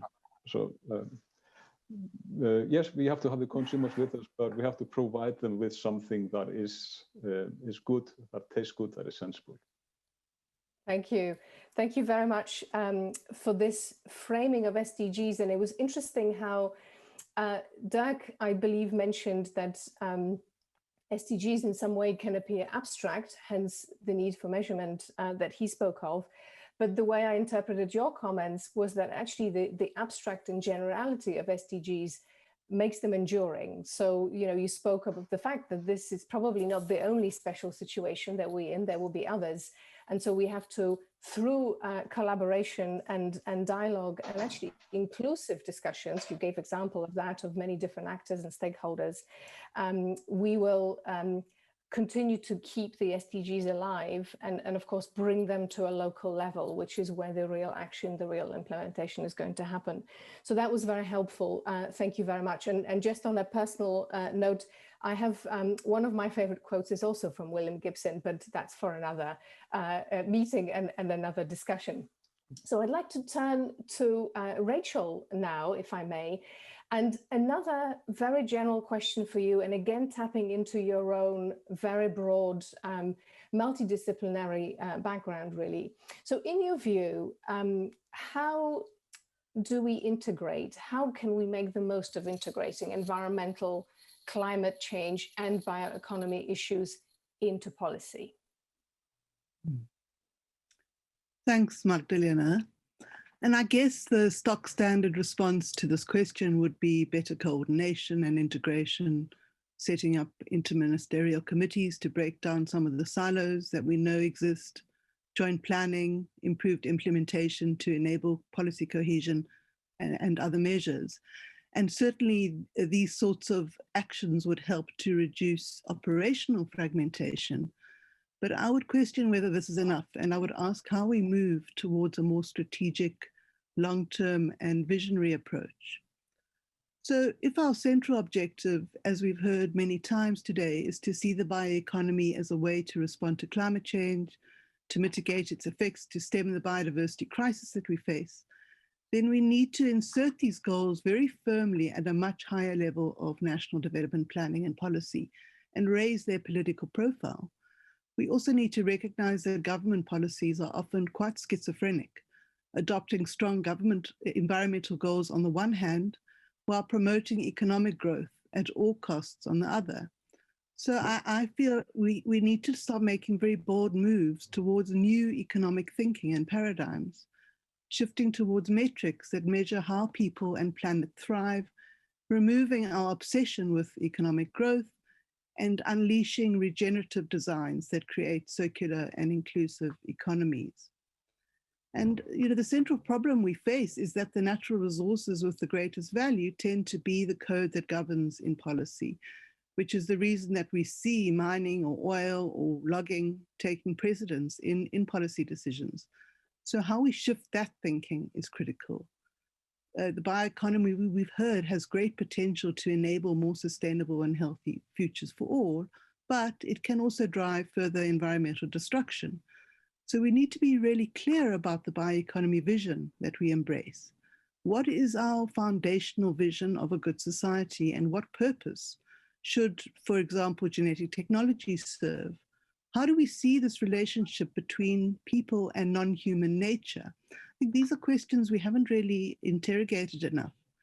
And they certainly aren't really addressed at all in our bioeconomy policies and strategies, many of which are highly technocentric. They're not explicitly recognizing the social and environmental concerns of new genetic technologies, for example, or the food security or environmental risks of bioenergy.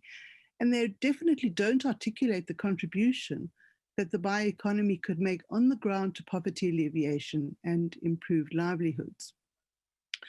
So I feel that we need to widen the lens of these strategies to much more boldly address these issues and include a much wider suite of voices, from farmers and factory workers through to the youth, and it's fantastic to see the youth engaged in this summit, as well as civil society groups who naturally, once those groups are on board, naturally the interests of other government departments and ministries, I think, will become much more engaged, and they'll start to see the relevance of the bioeconomy for their respective portfolios. And this will affect policy cohesion and integration in practice. So those are a few thoughts about a response to your question. Thanks. Thank you very much for this very bold response. Indeed, you challenged essentially to what extent governments and decision makers really put their money where their mouth is. Do they really mean what they pledge for? And then, of course, questioned to what extent we really understand the ecosystems we inhabit. And finally, what I really heard very strongly was we talk about bioeconomy being focused and rooted in nature, but actually it's quite technocentric. And so did we get that balance appropriately, or do we continue to get that balance appropriately? And once we do, that will contribute to that vision and strategy of which you spoke at the very beginning. Thank you for these very valuable comments. I am mindful of the time, so I would like us to move over to looking at the Slido results. I hope that you all remember that at the very start of the session, we asked you to answer a couple of short questions or rather make a choice. So I'm curious to see the results of the Slido poll, and I think it's just presented on the screen. It actually, the view which I have is very small, but there you go. There is a majority, slight majority. You're going to have to forgive me. I am based in the UK, in London, and the very close result of the poll to 50-50 split painfully reminds me of the Brexit result, but forgive me for that very personal comment. So I can see on the screen, actually, that we have a slight majority of you who took to the poll. Can I see the full screen, please? Because it's actually very, I don't know in which direction the questions were asked. Yeah, could we have first? The absolute decoupling. Thank you very much. So the absolute decoupling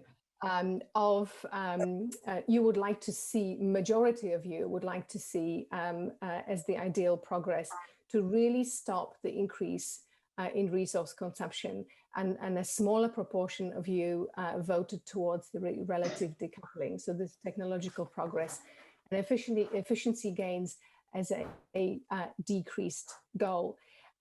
Because I would love to hear panelists take on the results of the poll, the preferred solution, but also the fact that the vote is close. I will give you literally 30 seconds for a comment. Can I go in the order that you are presented? Dirk, is it a surprise? Is it a good answer? Yes, I think it is clear that decoupling is needed. So that's also the outcome. And that means also, I think, that we have to use better what is available. And I will give two short examples. I think a very good example is we just made a study analyzing the bio-waste availability. And we have seen that today, only 60% of the potential bio-waste is collected and then is used. So there is a potential also there to use more the bio-waste if we can also collect it in a better way in Europe. And then maybe the second small example, even in our partnership in the BBI, we started from a feedstock making a product, so a linear value chain. What we see today, and this is increasingly going on now, we see more and more that all the components of your feedstock are used. The carbohydrates are used to make, for instance, chemicals. The oils, the plant oils are made to make oleochemicals. The proteins are again, used for food and feed. And so we see this kind of new, instead of bio-based value chain, we see now more and more bio-based ecosystems where companies from different sectors start to collaborate, use a feedstock, but they create a kind of a zero-waste bio-based ecosystem. I think this is really also a future possibility to use in a much more efficient way what's available. Great examples. Thank you very much. Lina, what's your take on the results of the poll?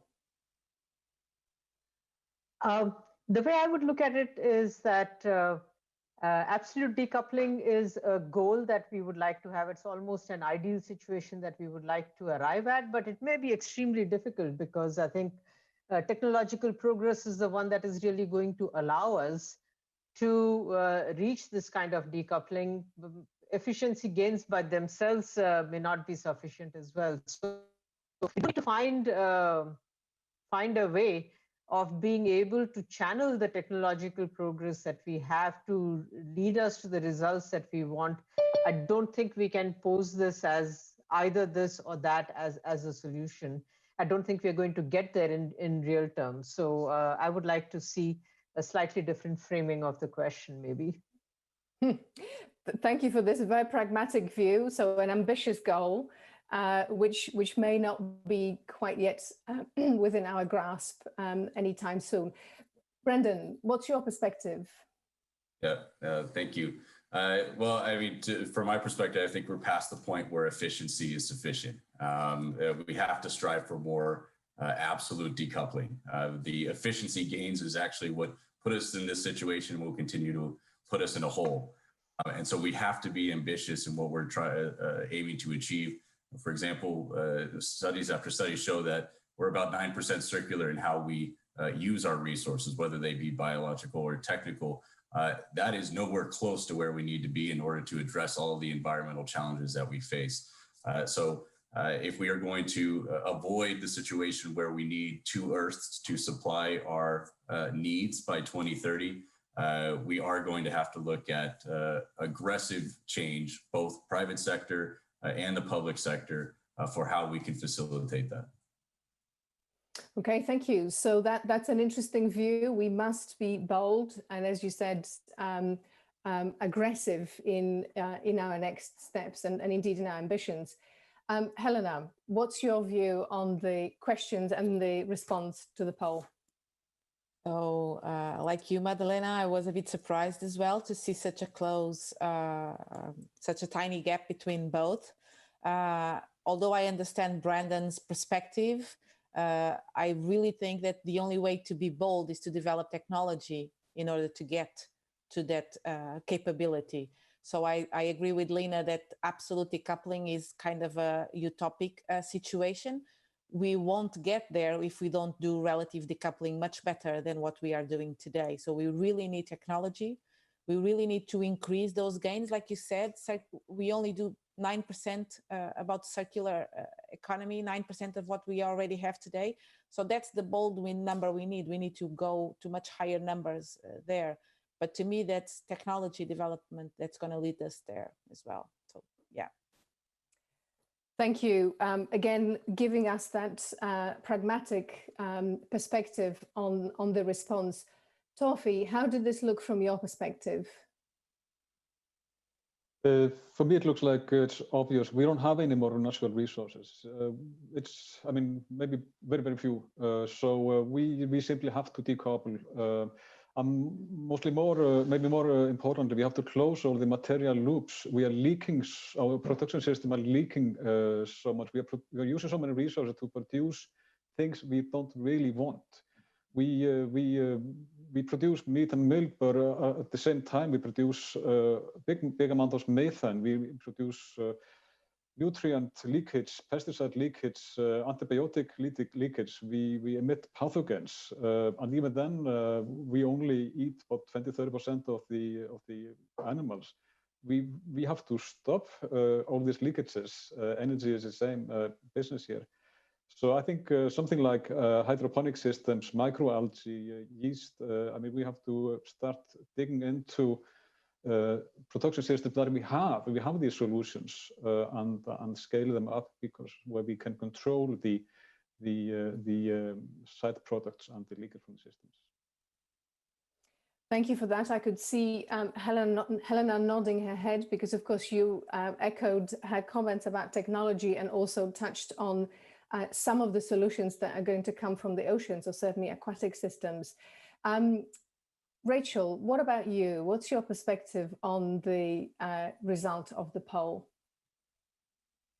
Yeah, I mean, Lena took the words out of my mouth to some extent in terms of the question. I think the question does need some reframing. It's not either or. We need to see a scenario where these are combined and where it's transitional. And with regard to the absolute decoupling, we obviously all need to consume to survive. And many in our world aren't consuming enough. We need to recognize that. The issue is about excessive consumption, and it's about the culture of consumerism. I mean, to me, that's the key issue. With regard to the relative decoupling, I would urge extreme caution in conflating technological advance with societal progress, and recognizing that technological choices are always very deeply embedded in political visions of society. And I would also ask, who's in the room? You know, how is that shaping this response that we have? We're not a homogeneous group. We represent different genders, geographies, ages, disciplines, and there are many who can't be included in this dialogue, including non-humans and future generations. So I wonder what they would say. A very provocative question to finish your own answer on. Thank you very much for this. I can really see that you know, your social sciences background and perspective bring out the inclusivity, the necessity for inclusivity that of course so many others touched on, but bring it out even more strongly. I do want to spend just a second maybe giving an opportunity to one question from the audience. It would be nice to have that interactive element.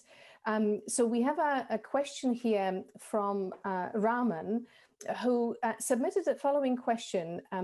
Looking at bio-based business versus fossil-based business, do you feel that they are competing or integrating? Maybe I will direct that question to Dirk. I think it depends a bit on the sectors. I would say some years ago, they were mainly competing, but we see more and more new applications being developed. And we see also, let's say, originally the labeled fossil fuel companies, chemical companies also having activities in the bio-based. So more and more we see also a kind of a collaboration even.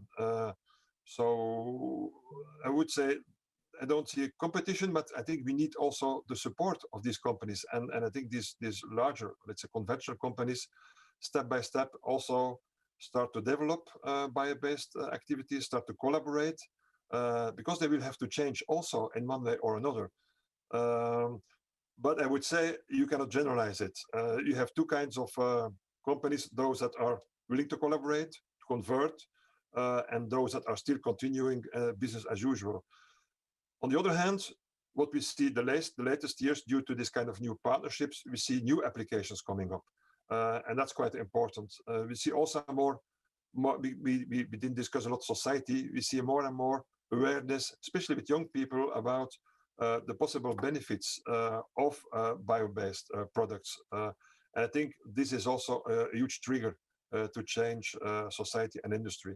So, yeah, we went from a kind of a competition, but I see that step by step we are going partially in the good direction.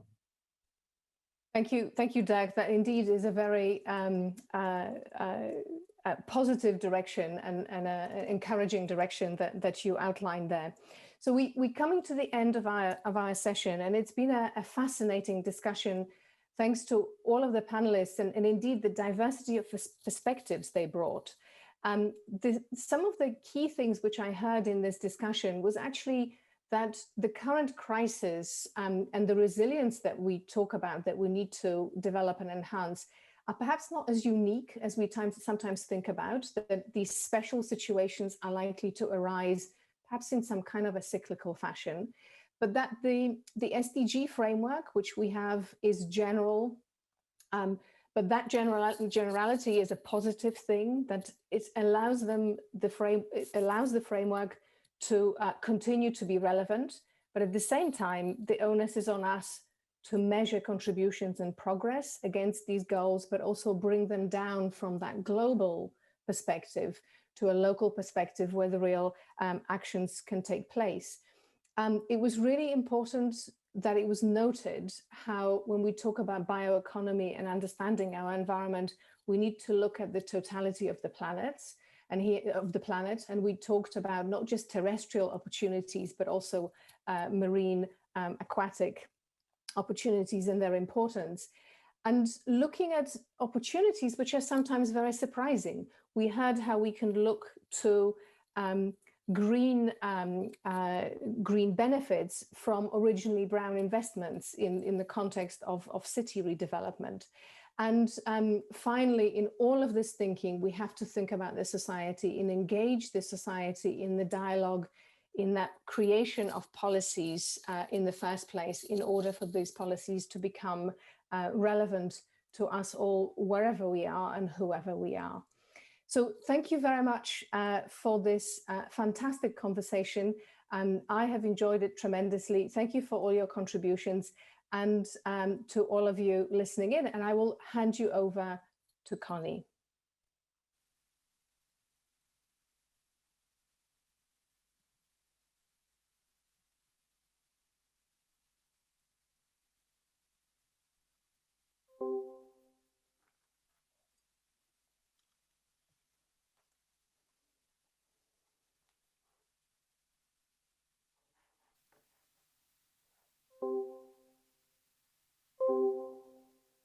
Bioeconomy Summit has something new, and let's call it EduPods. And we are going to have a quick look at some examples from around the world of the bioeconomy. So with that, we're going to see each other just afterwards for a premiere.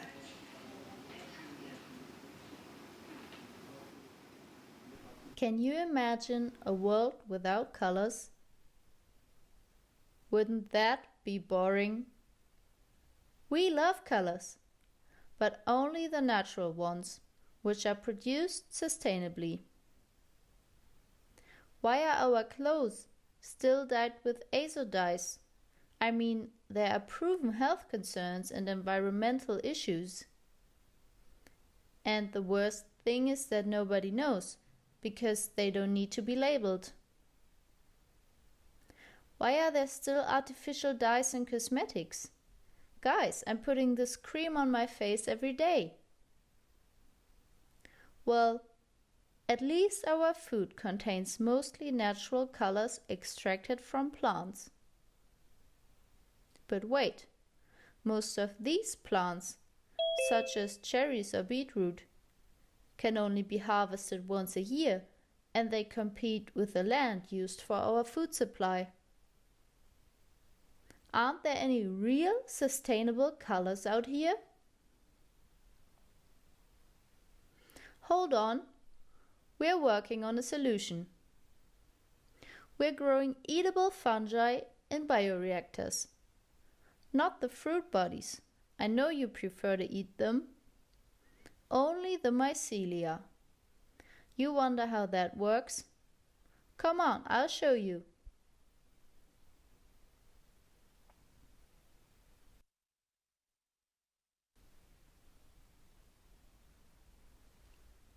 And the best thing about these basidiomycetes is they grow on all kinds of non-food side streams of the agro-industry. Straw or sawdust, for example.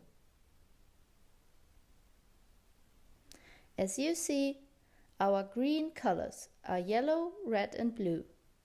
We just have to lift the treasures of nature.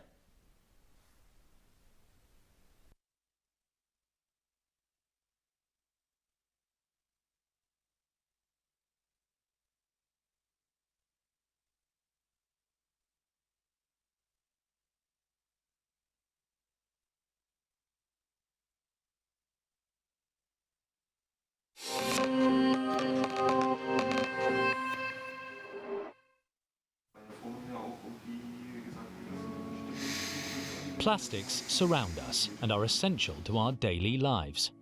The consumption of plastics will only increase in time. The way plastics are produced, used and discarded seriously harms the environment. By 2050, 1.2 billion tons of plastic will be produced annually, equivalent to 20% of global oil consumption. By then, we will have more plastics in the ocean than fish. We believe the answer is a product based on renewable, not fossil-based resources that is also designed for a circular economy. PEF is a novel, plant-based and fully recyclable material with a powerful combination of environmental and performance features. We take sugars from renewable resources to create our PEF product, used in packaging, textiles and many more applications. PEF enables the needed circular plastics economy. PEF is more than just green PET. Its excellent functionality can replace glass bottles, aluminium cans, and many fossil-based plastics used in multiple-layer packaging. PEF is made from two ingredients, FDCA and MEG, both produced by Avantium using its proprietary technologies. Traditional MEG is a core oil-based component for everyday products such as plastic bottles, packaging, and textiles for clothes and furniture. We produce an environmentally friendly, plant-based MEG with our Ray technology.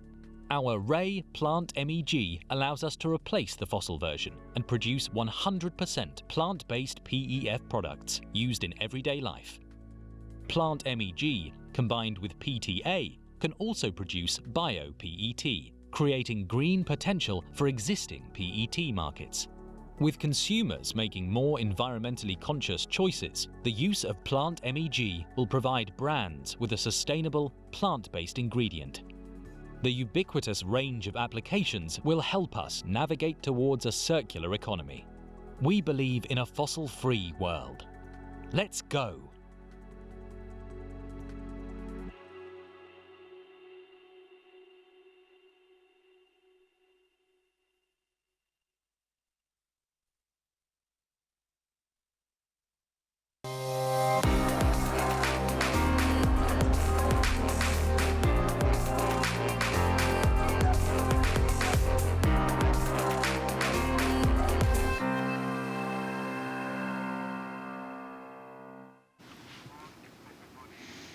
Welcome back, ladies and gentlemen. We're very happy to have you on board as we are going live from Berlin on this third Global Bioeconomy Summit 2020.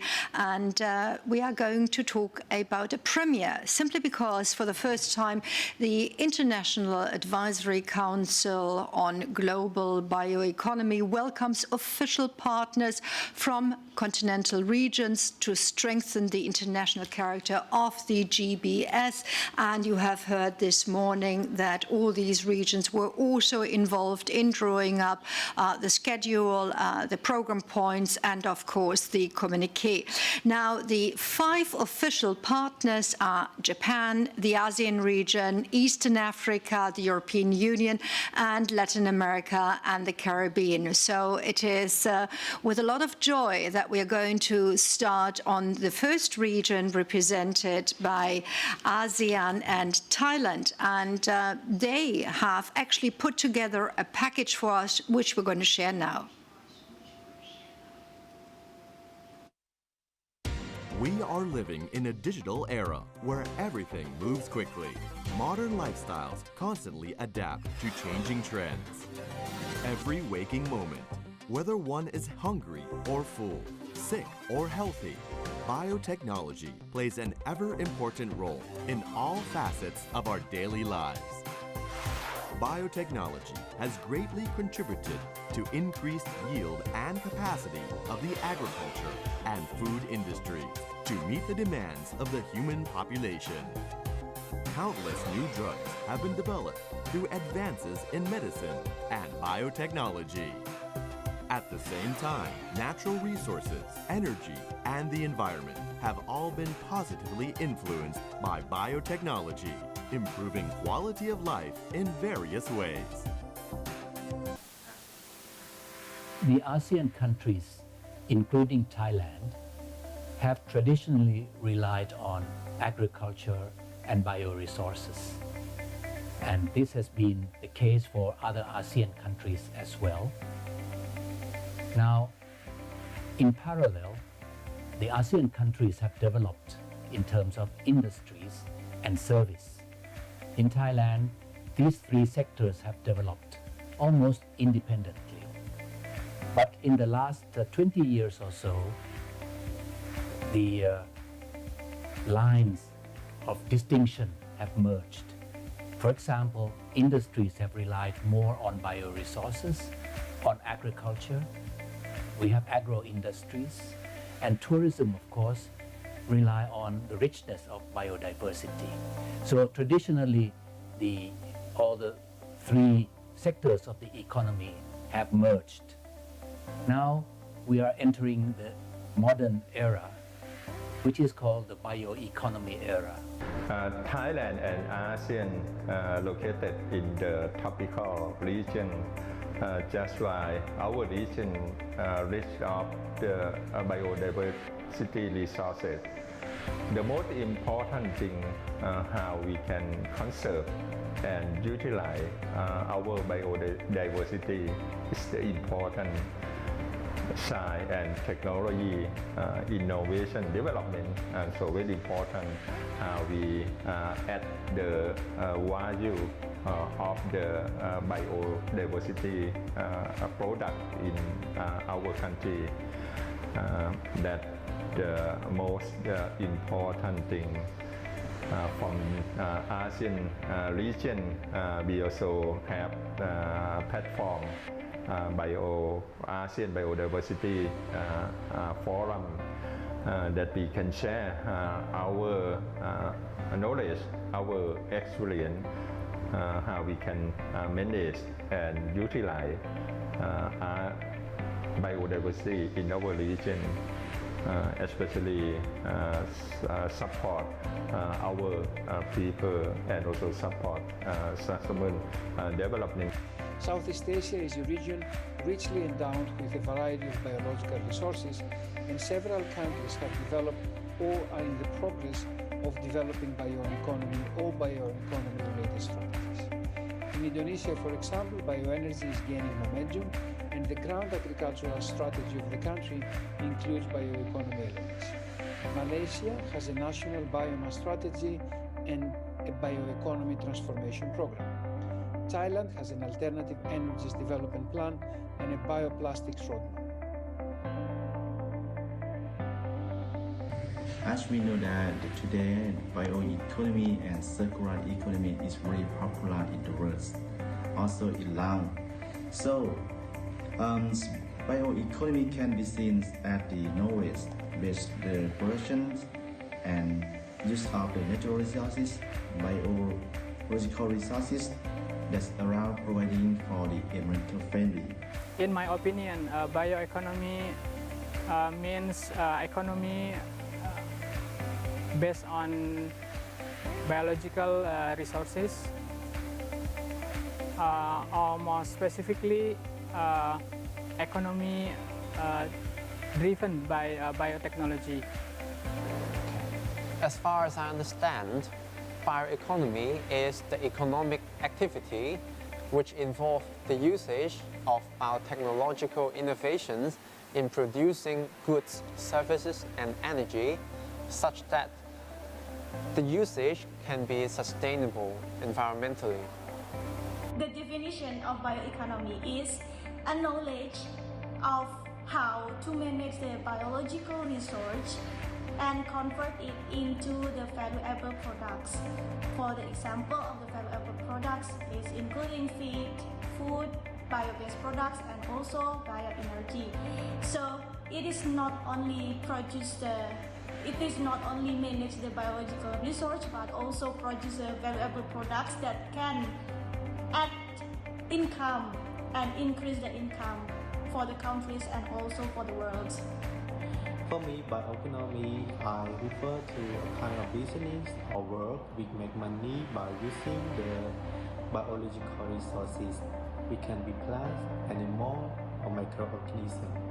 The bioeconomy, they work to produce the more value-added product or another product that can be the food, materials, or energy, so on. Cities also in Southeast Asia can particularly benefit from a switch to bioeconomy on the input and output side.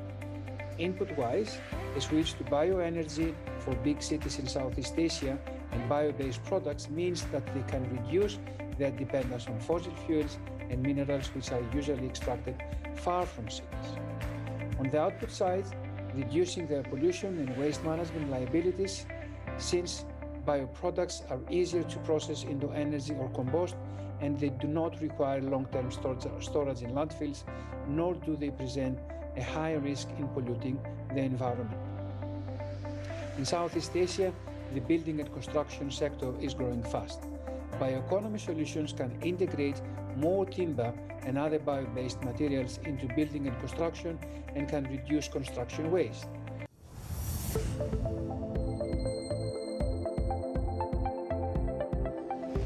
The Eastern Economic Corridor, or EEC, is a regional development project covering the area of 3 major provinces in the eastern part of Thailand: Chonburi, Rayong, and Chachoengsao, with more than 1.5 billion baht investment in infrastructure from private and public sectors. This strategic location will uplift the industry, enhance competitiveness, and ultimately bring prosperity to the national economy. Eastern Economic Corridor of Innovation, or EECI. The key mechanism to drive BCG policy is through public-private partnership, or PPP. The public sector is pushing ahead plans to promote BCG industry and to accelerate large investment projects in bioeconomy. Government has provided incentives and supportive facilities, as well as research and innovation development ecosystem. For example, the establishment Eastern Economic Corridor of Innovation, or EECI, which includes Biopolis, a leading R&D center for biotechnology in ASEAN. Biopolis will collaborate with private companies to develop innovation products such as functional ingredients for food and feed for the future, cosmetic and agrochemical. It also provides comprehensive assistance to business, such as prototype production, scale-up business, and training program for bio-business development.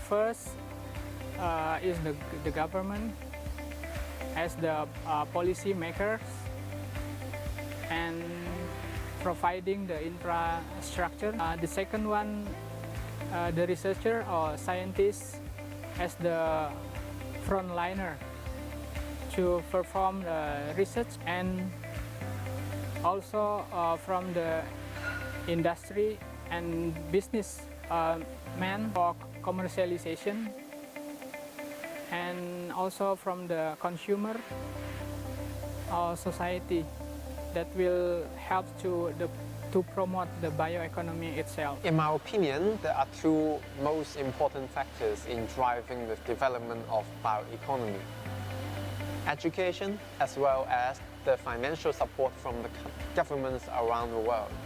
The first, the most important factor is support of financial support from the government, because without that, the researcher like me cannot work. So it is the most important. But also for me, it is also important to give campaigns, the positive campaigns to the society, so that the society will choose to use the product from the biological resource for the bioeconomy better than the non-bioeconomy products, I mean non-bio-based products, so it can gain more customers in case of the bioeconomy itself.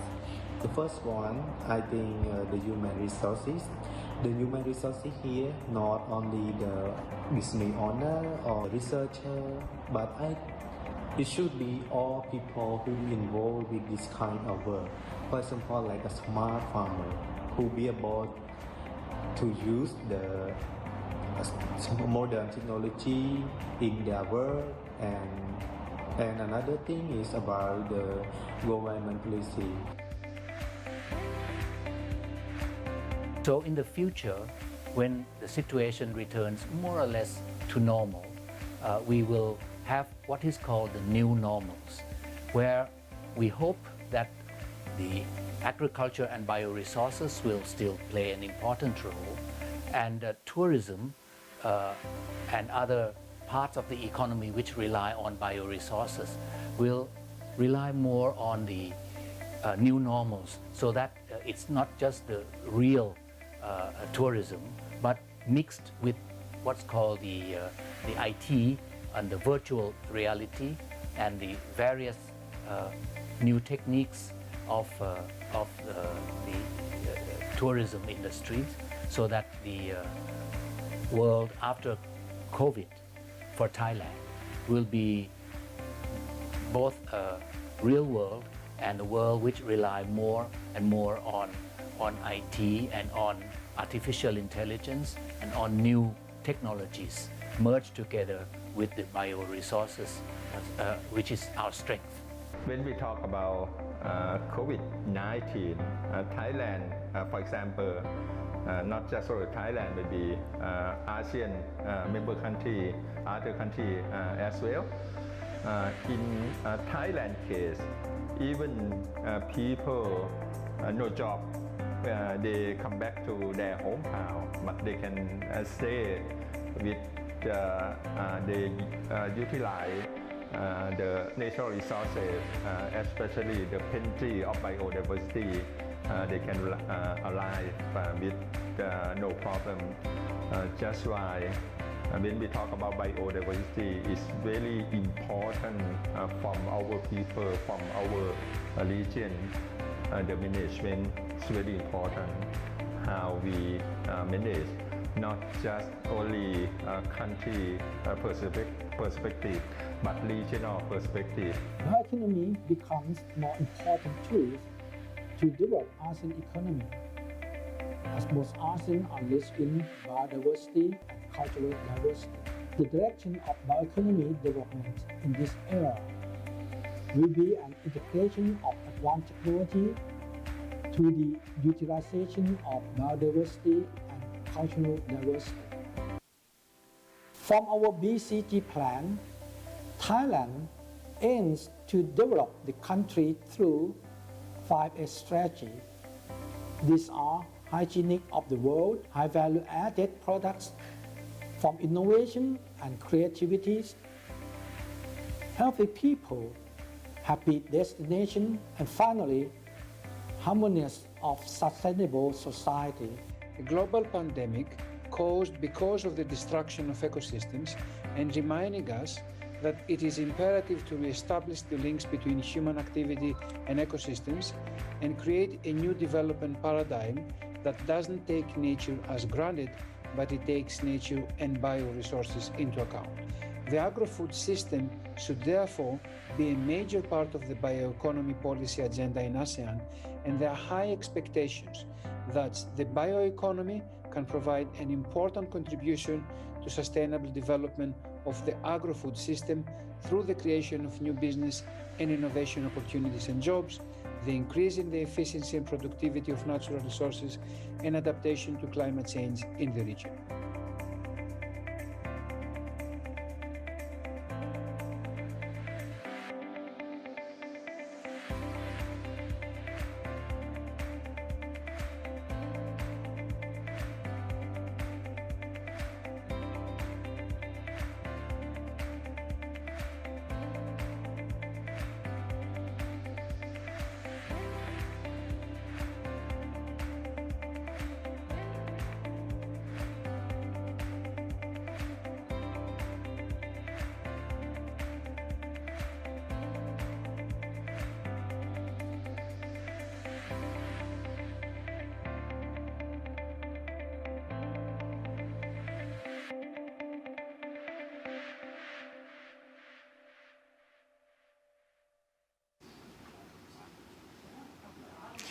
Welcome back, ladies and gentlemen, and our next spotlight on Japan will follow shortly. But first of all, ladies and gentlemen, we have this: a decade of bioeconomy policy development around the world mirrored in this report, which I've just picked up, almost hot off the press, and it's featuring the status of bioeconomy in 17 countries and the EU, and it was, of course, incentivized by the International Advisory Council on Global Bioeconomy.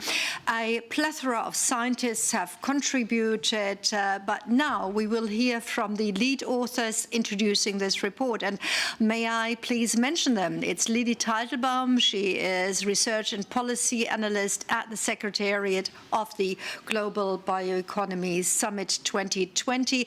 We have Mary Maxon, Associate Laboratory Director for Bioscience, Lawrence Berkeley National Laboratory, and we have Christian Patermann, International Bioeconomy Advisor, and some of us might still remember him in his role as EU Program Director for Biotechnology, Agriculture and Food. And now we'll be hearing about the Global Bioeconomy Policy Report.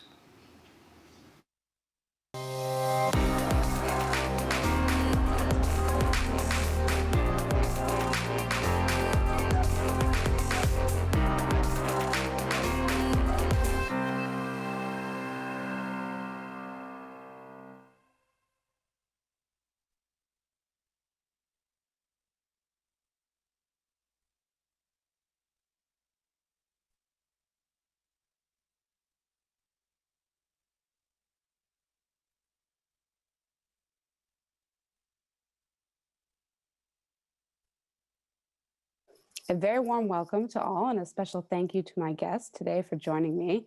Let's get started with a few questions. Chris, it's quite an ambitious report. It encompasses roughly a decade of policy development. What are the key most important takeaways? What major trends are visible over this time period?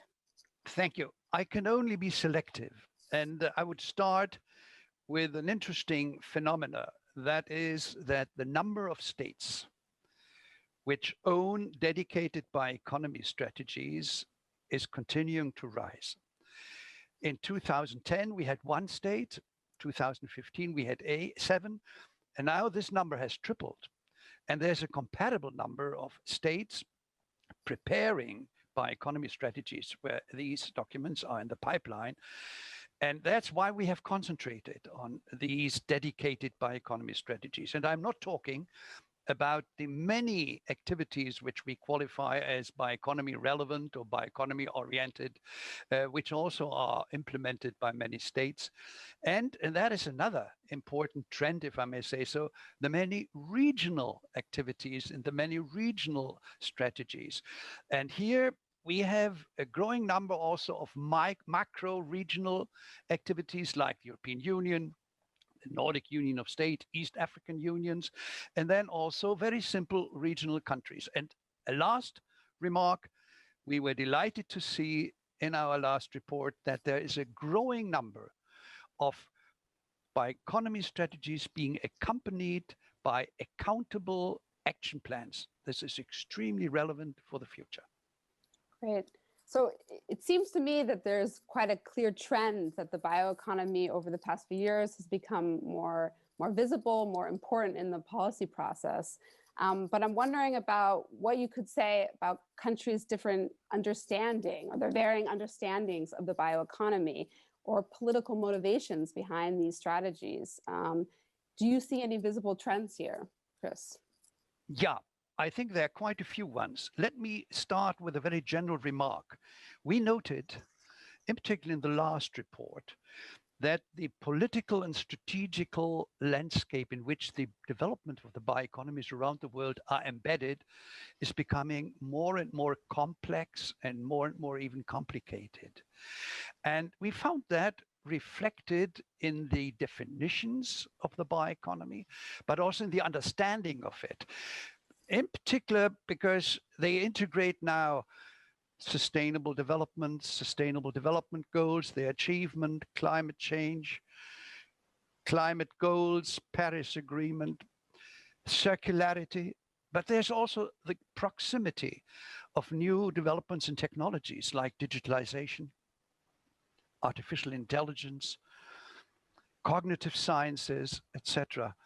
And the third trend, if I may say so, is that we have already known for a long time that there are not the bioeconomy, but many bioeconomies. That means that the strategies vary with the capacities existing in countries, like the availability of biomass or technological skills, even cultural ones.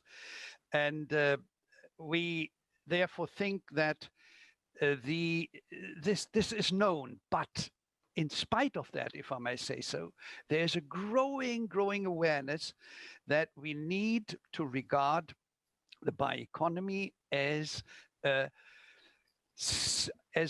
concept which is crossover many sectors, demanding a holistic and systemic approach.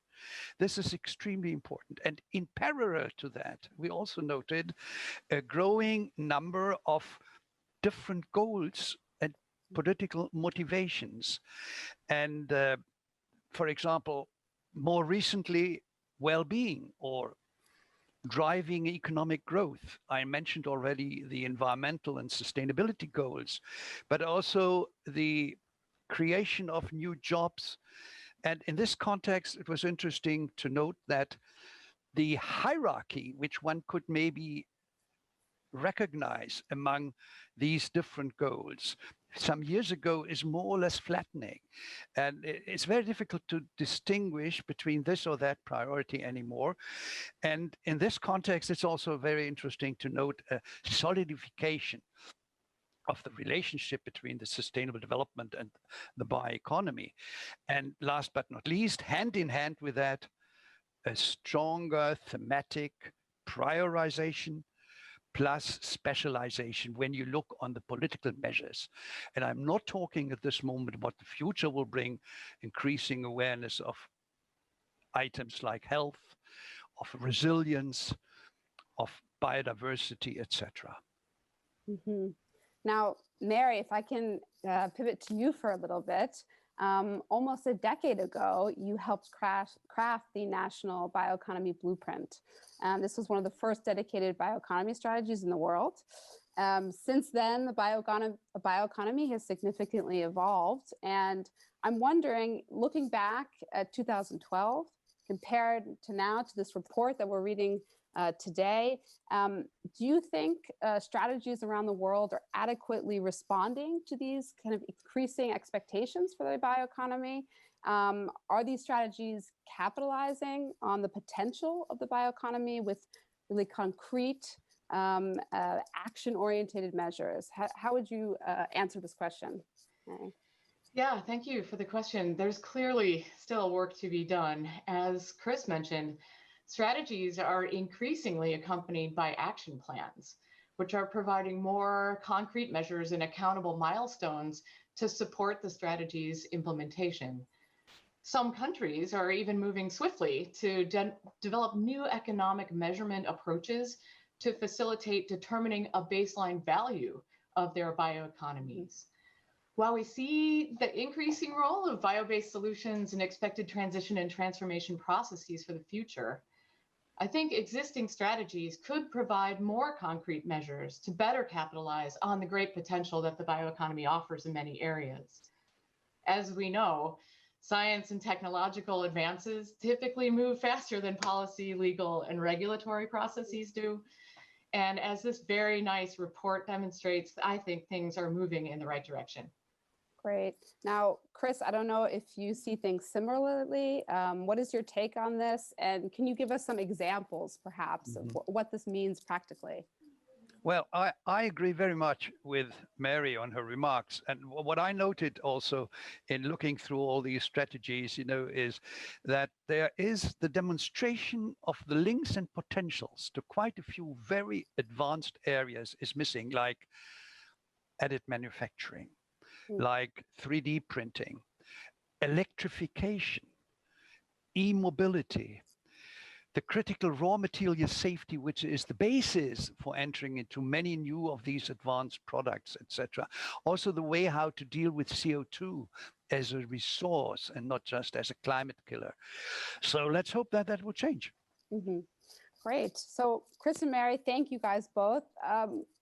Just for the future here, where does this leave us? How do we look ahead to the future of bioeconomy development, potentially to the next GBS, next summit?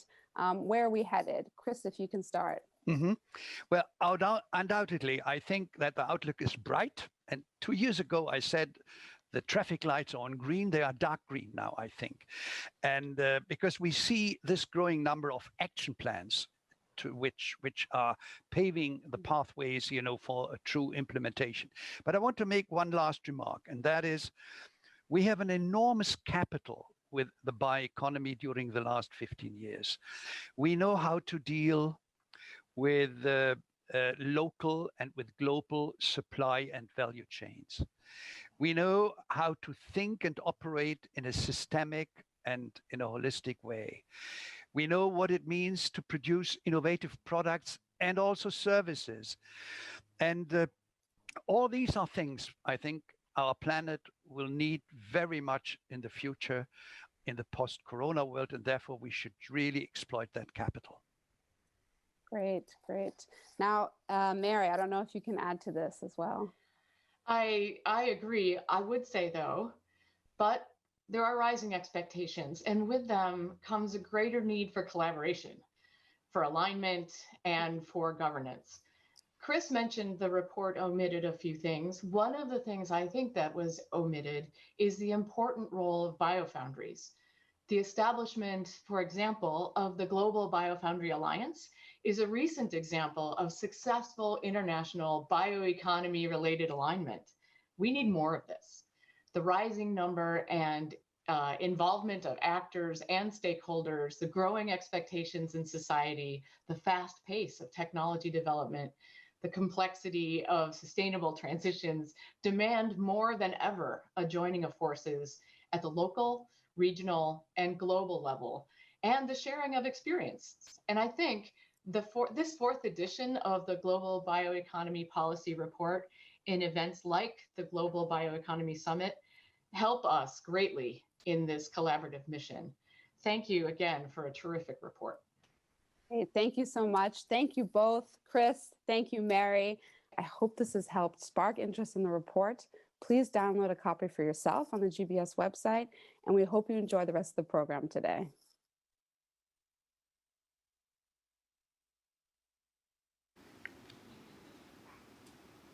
And of course, you can find this report on the GBS 2020 website. And now, ladies and gentlemen, we're going to have the second spotlight on a GBS partner.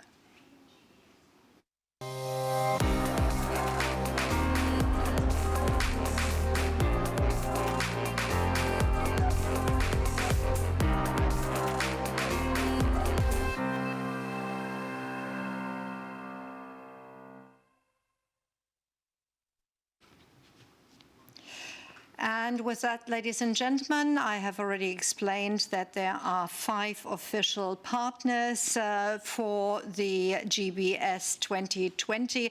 And now we are going to look at Japan. We have a number of people that are already lined up in Japan for this presentation. And I would like to start with somebody who's actually going to get into the detail of it. Shigeo Okoya is actually going to do the opening. I'm going to explain later on all the functions, but maybe he will take us into the depth of things. Meine Damen und Herren, distinguished guests, ladies and gentlemen, good afternoon. My name is Shigeo Okoya, Deputy Director General of National Institute of Science and Technology Policy, Japan. I'm your host of this spotlight session. In this session, I will briefly explain Japan's bioeconomy strategy and have 4 speakers from relevant ministries and institutions to introduce the undertakings. The bioeconomy strategy was issued last year after 11 years since the last one was crafted.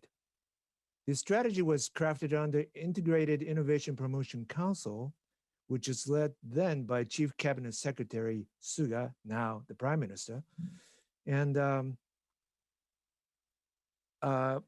it was in consultation with the advice and proposal from Bioeconomy Strategy Council, consisting of prominent members of industry and academia.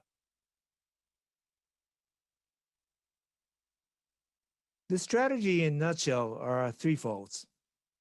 Number 1, to attract talented individuals and investment from home and abroad. Second, this strategy not only for biotechnology promotion, but for bioeconomy formation, which is a necessary component of sustainable social economy. And third point is that we will annually update the strategy starting from 2020. This strategy is based on 4 social visions to achieve the world's most advanced bioeconomy in 2030. Industry linkage, sustainable primary production, biomaterial, and healthcare. There are 5 basic principles in our strategy. Number 1 is to select market domain from backcasting approach and with the continuous commitment from the government and the industry. Number 2, the integration of biotechnology and digital. This is to have bio big data for R&D and market. Third, formation of internationally recognized clusters to attract talented personnel and investment. Fourth, the enhancement of international strategy, which is to align international data and system harmonization with the trade policy. And last but not least, respond to LC issues. Well, now, to select market domains, we took into account of the following characteristics of Japan. Number 1, culture. We have a sustainable culture where they took good care of things and prefer to live in harmony with nature. Rich and healthy food culture. Resource-wise, we have a wide variety of biogenetic resources. And we also have the availability of health data. Forestry is concerned, 2/3 of our nation is covered with the forest. But the downside of our resource issue is that we do have a shortage of domestic bio-raw materials, carbohydrates. Technology is one key character of Japan. We do have breeding technology, we do have fermentation technology, and we have a world-class measurement and sensing technology, image analysis technology, and robotics. And culturally, we do have a traditional wooden architectural technology and design that attract the people around the world. Now, these are the 9 selected market domains. By the way, this presentation will be, the slides will be available later, so you can see the 9 selected market more clearly. The roadmap of each domain is expected to be released in the upcoming winter. Now, as for Bioeconomy Strategy 2020, obviously we have focused on COVID-19 pandemic. Of course, research and development for COVID-19 was paramount, but we also had focused on promotion of data and linkage to the market formulation and formulation of internationally recognized clusters. So, and this is the list of the following speakers in this session. Now I'd like to pass the floor to the first speaker, Mr. Nakai, Vice Minister, Ministry of Environment. His speech is about circular bioeconomy activities. It will be video presentation.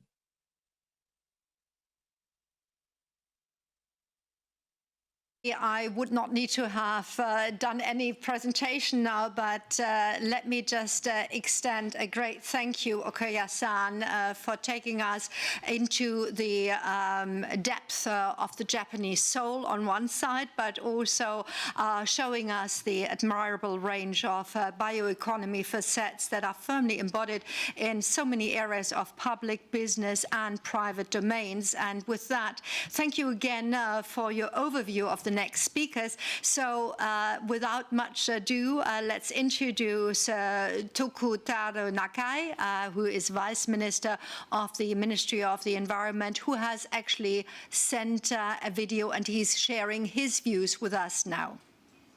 No.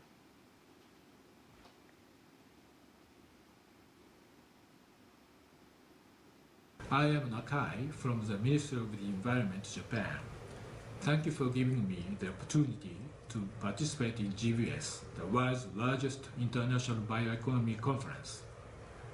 Today, I would like to talk about the need for redesigning the economy and society and about circular and ecological economy. These days, the world is facing both a climate crisis and the COVID-19 crisis, such as extreme weather events and the spread of new coronavirus.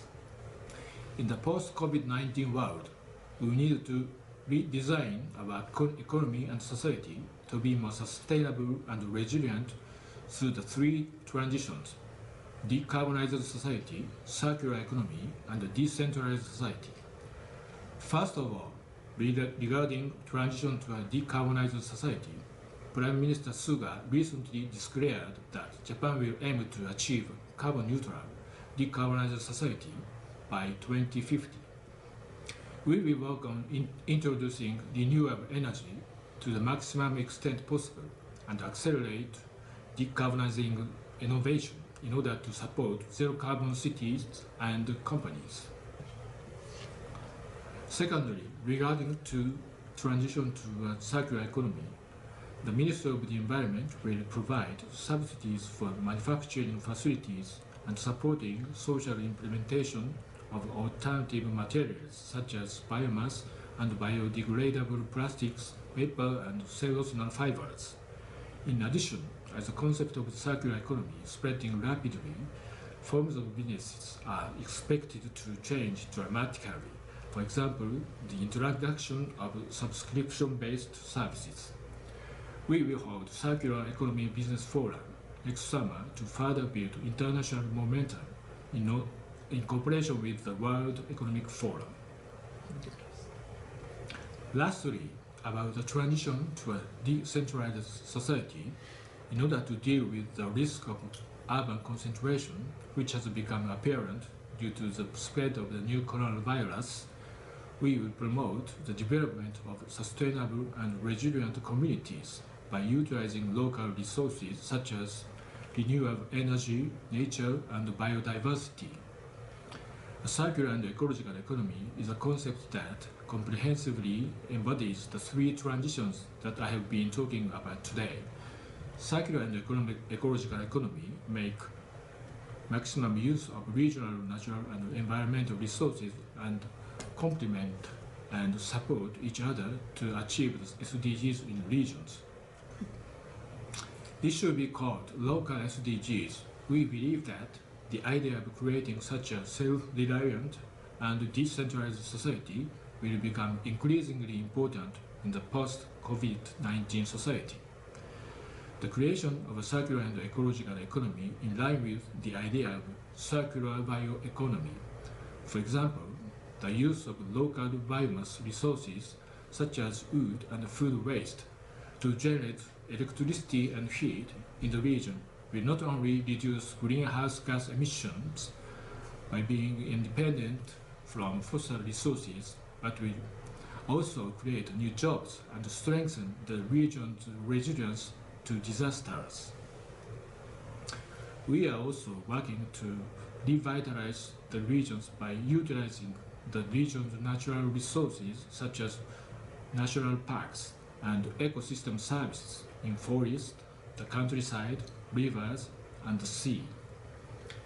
We will continue to work with other countries, local governments, businesses, and other stakeholders to create a circular and ecological economy.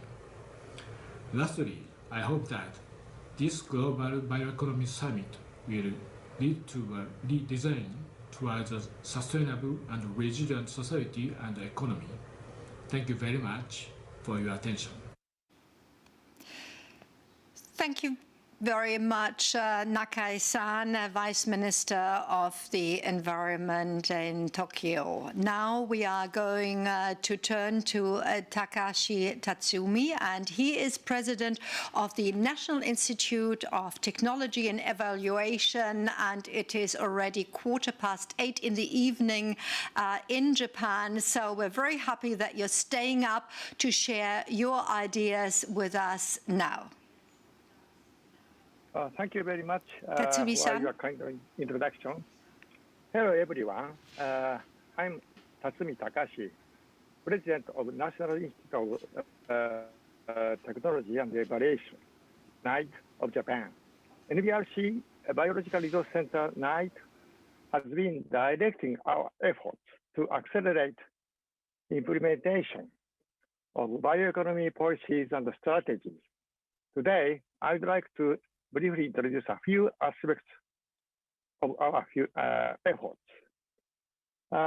NBRC preserves about 93,000 microorganisms, being among the world's largest collections, and looks after and provides them for companies and universities.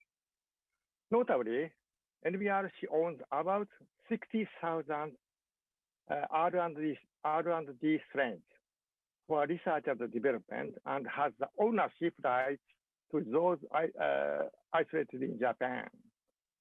By providing these R&D strains to Japanese companies at reasonable cost and user-friendly terms of use, we are striving to support the development of new bio-based products, such as foods, enzymes, antibiotics, and so on. Additionally, we have started a new arrangement in which NBRC grants the exclusive right to use a limited number of R&D strains for a limited period of time. By this unique arrangement, we expect companies and universities to promote research and development more actively than ever before. In order to develop innovative materials using biotechnology, it is essential for us to understand the genes, metabolic pathways, and other biological phenomena that serve as a blueprint for construction of production cells. To this end, NITE has been accumulating useful data on about 93,000 microorganisms by utilizing high throughput instrumental analysis, culture technology, genome analysis, and so on. Combining this data with synthetic biology, NITE will contribute to the establishment of bioeconomy society through the development of innovative materials such as biofuel, bioplastic, and so on. And additionally, NBRC also plays a role as an administrative agency for promoting the use of biological resources following genetically modified biological law and access and benefit sharing, ABS principles. Finally, I'd like to introduce our efforts that we are focusing on seriously recently, with advances in genome analysis on microbial resources. Advances in genome analysis and synthetic biology, analytical data and related information on microbial resources are becoming increasingly important. And the technological innovations resulting from the integration of biotechnology and the digital technologies are becoming essential to the development of a bioeconomic society.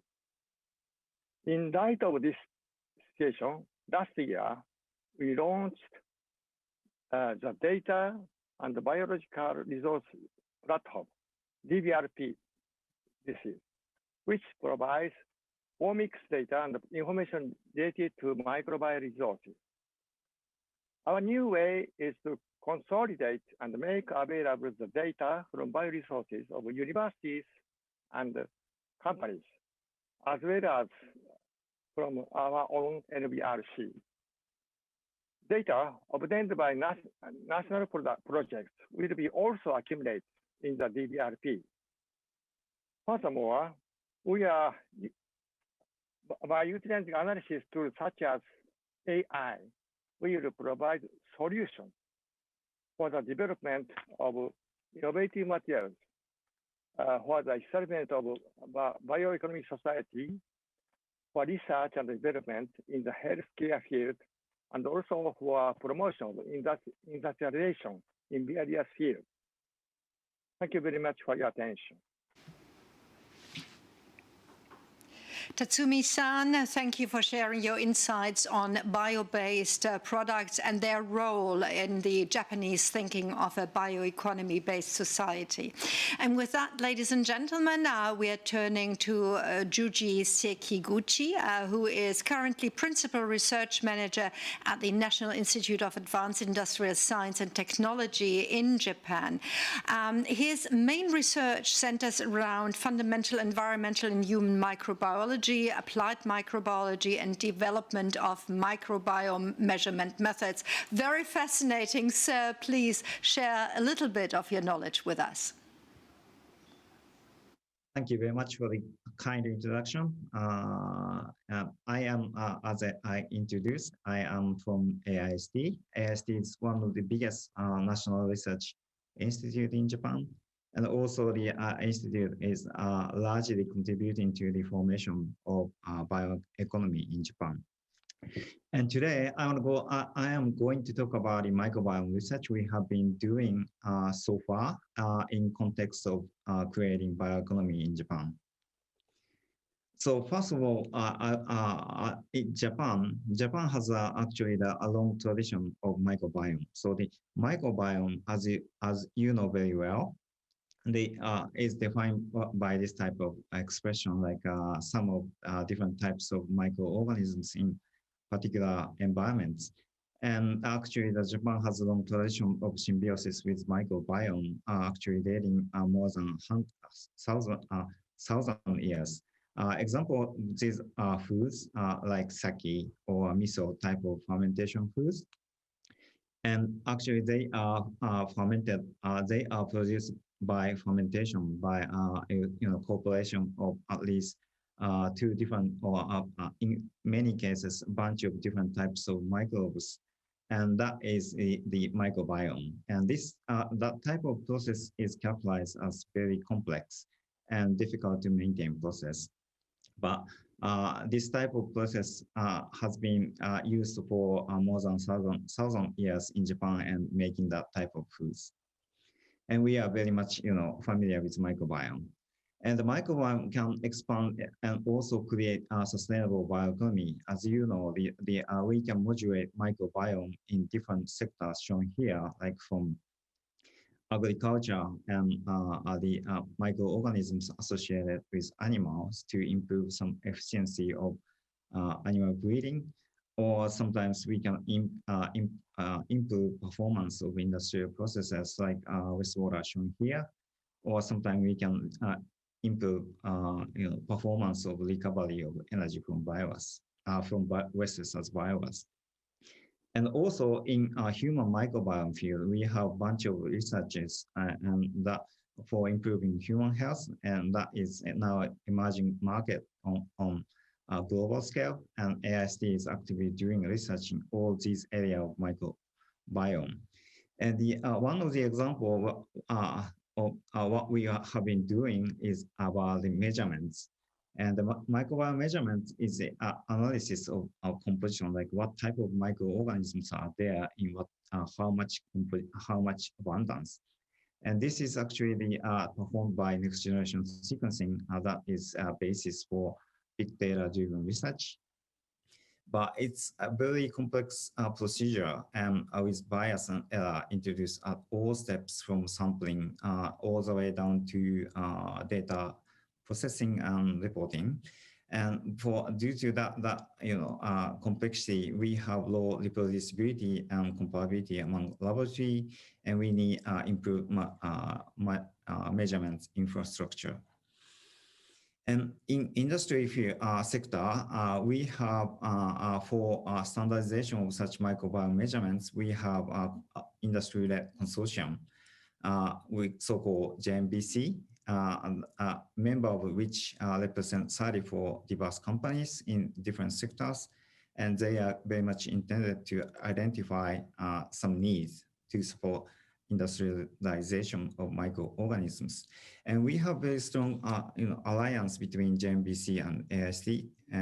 We have collaboration, a bunch of collaboration, and now focusing on to development of measurement standards. Oh, sorry about that.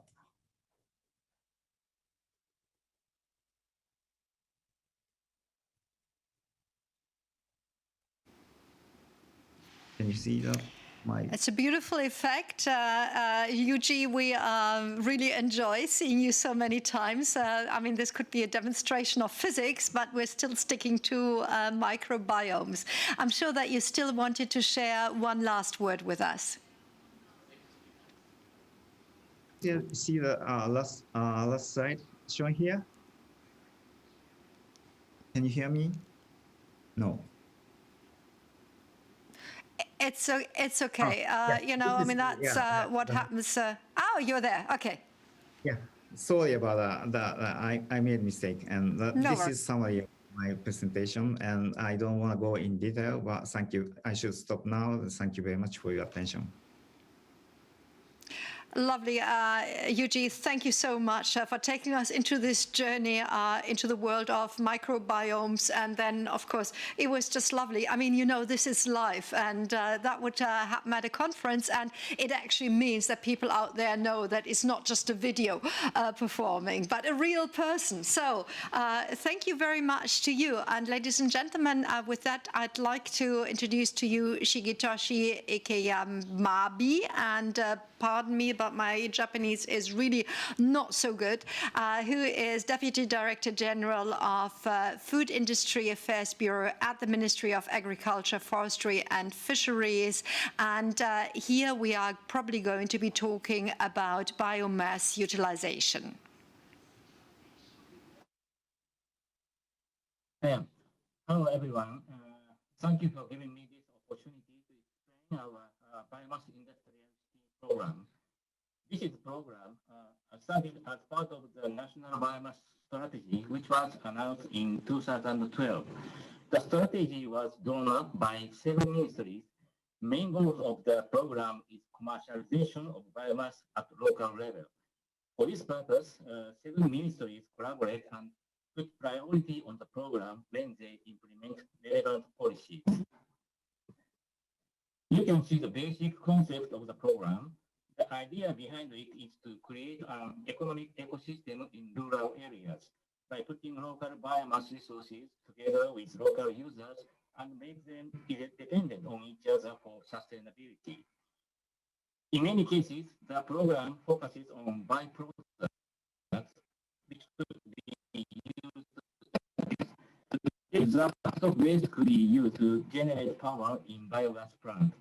This could be the demand in livestock industry and agriculture. This slide shows yes.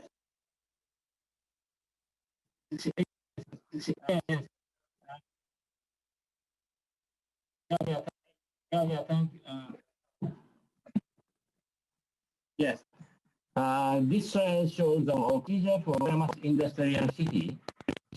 When local municipalities want to be qualified as industrial, they need to come up with a proposal using local biomass resources. At first, the proposal will be evaluated by experts from energy and financial sectors. Recommendation by ministry authorized the plan as of 2019 biomass industrial state in Japan. Und dann Okay, ladies and gentlemen, you've just seen it. We have had a lot of luck today with all our links to diverse continents. This time, this particular line to Japan, to the gentleman presenting the biomass industrial city in Japan, a project that, as he just tried to explain, is getting on or has been started in 2019 in up to 19 cities. Very sorry, we can't listen to the presentation, but if you can't hear, then just the slide will not be enough. And with that, and for a wrap-up, I hope that Sheikh Okaya is with us, wonderful, in front of beautiful blue flowers. Okaya-san, you have to explain what flowers they are behind you. Sorry, I can't hear you. I'm sorry. Okay. There's no noise from your side. Can you hear us? Okay. We can hear you. So if you can see me just nodding, you take it away. Am I on the show or? Yes, yes, you are. I can't hear your voice. Yes, sir, you are. But you. There's technical problem on your side. I'm speaking. It's not muted. It's not muted. No, you're fine. It's on. You go ahead. Yes. Okay, you can hear me. Okay. Well, thanks very much for listening to our session. I'm sorry for the inconvenience. Although we are very accustomed to these kind of teleconference, having 30 minutes of 6 speakers speaking in one time from different locations at nighttime might have been a difficulty for us. But I am very pleased that we could have provided you our strategy and the undertakings of the people and the institutions and ministries involved in it. Our slides will be presented to you later, and if you can see them, and also the market strategy the 9 market strategies are going to be released sometime this winter. So please do expect for the further information from Japan. Thank you very much for today. Thank you.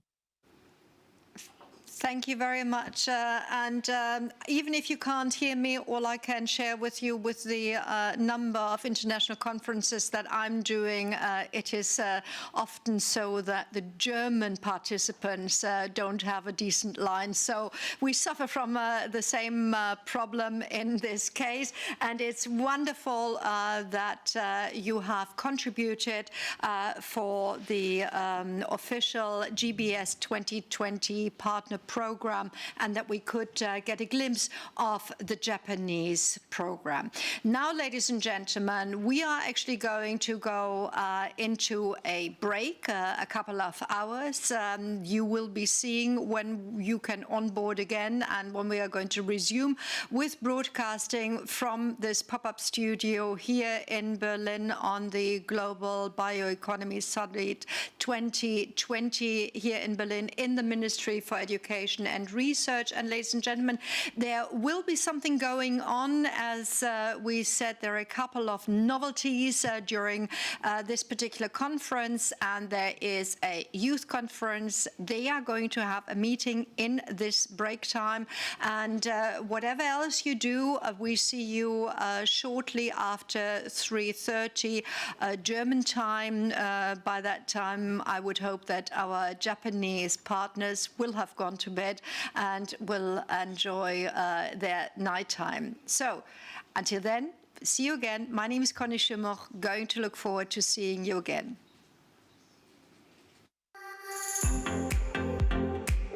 SIOM has big goals. Plantation forestry is New Zealand's largest sustainable source of biomass. We want to use this to reduce our carbon emissions to zero, increase the country's income from forests and manufacturing by tenfold, grow sustainable in local communities and economies, ensure sustainable land use and protect our environment. We want to move New Zealand to a circular bioeconomy.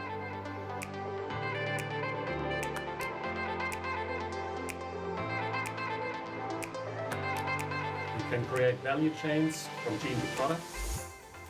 As a propagation expert, I'm helping New Zealand's bioeconomy by breeding and growing the trees that will be our future factories. And by weaving the Maori worldview and stories into our science and innovation, we will have a unique point of difference. Kia ora.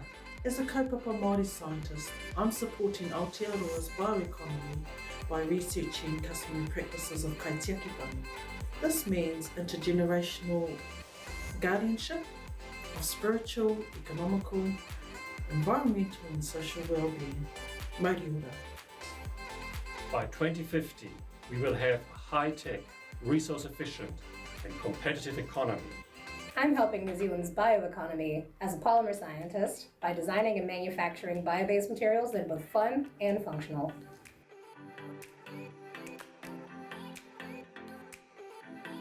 As a research chemist, I am helping the New Zealand bioeconomy by converting low-value wood residues to biooils for upgrading to biochemicals and biofuels that can replace petroleum-derived products. With biorefinery solutions and infrastructure for energy, as well as renewable high-value materials and products. So I'm helping New Zealand's bioeconomy as a process engineer by changing the physical and chemical properties of wood so they can be used in a wider range of building products. I'm helping New Zealand's bioeconomy as a biotechnologist by finding new ways to treat and recover resources from waste. Decentralized manufacturing close to renewable resources, boosting our regions. Additive and other advanced manufacturing technologies using bio-based resources. And designer forests growing customized feedstock for the circular bioeconomy.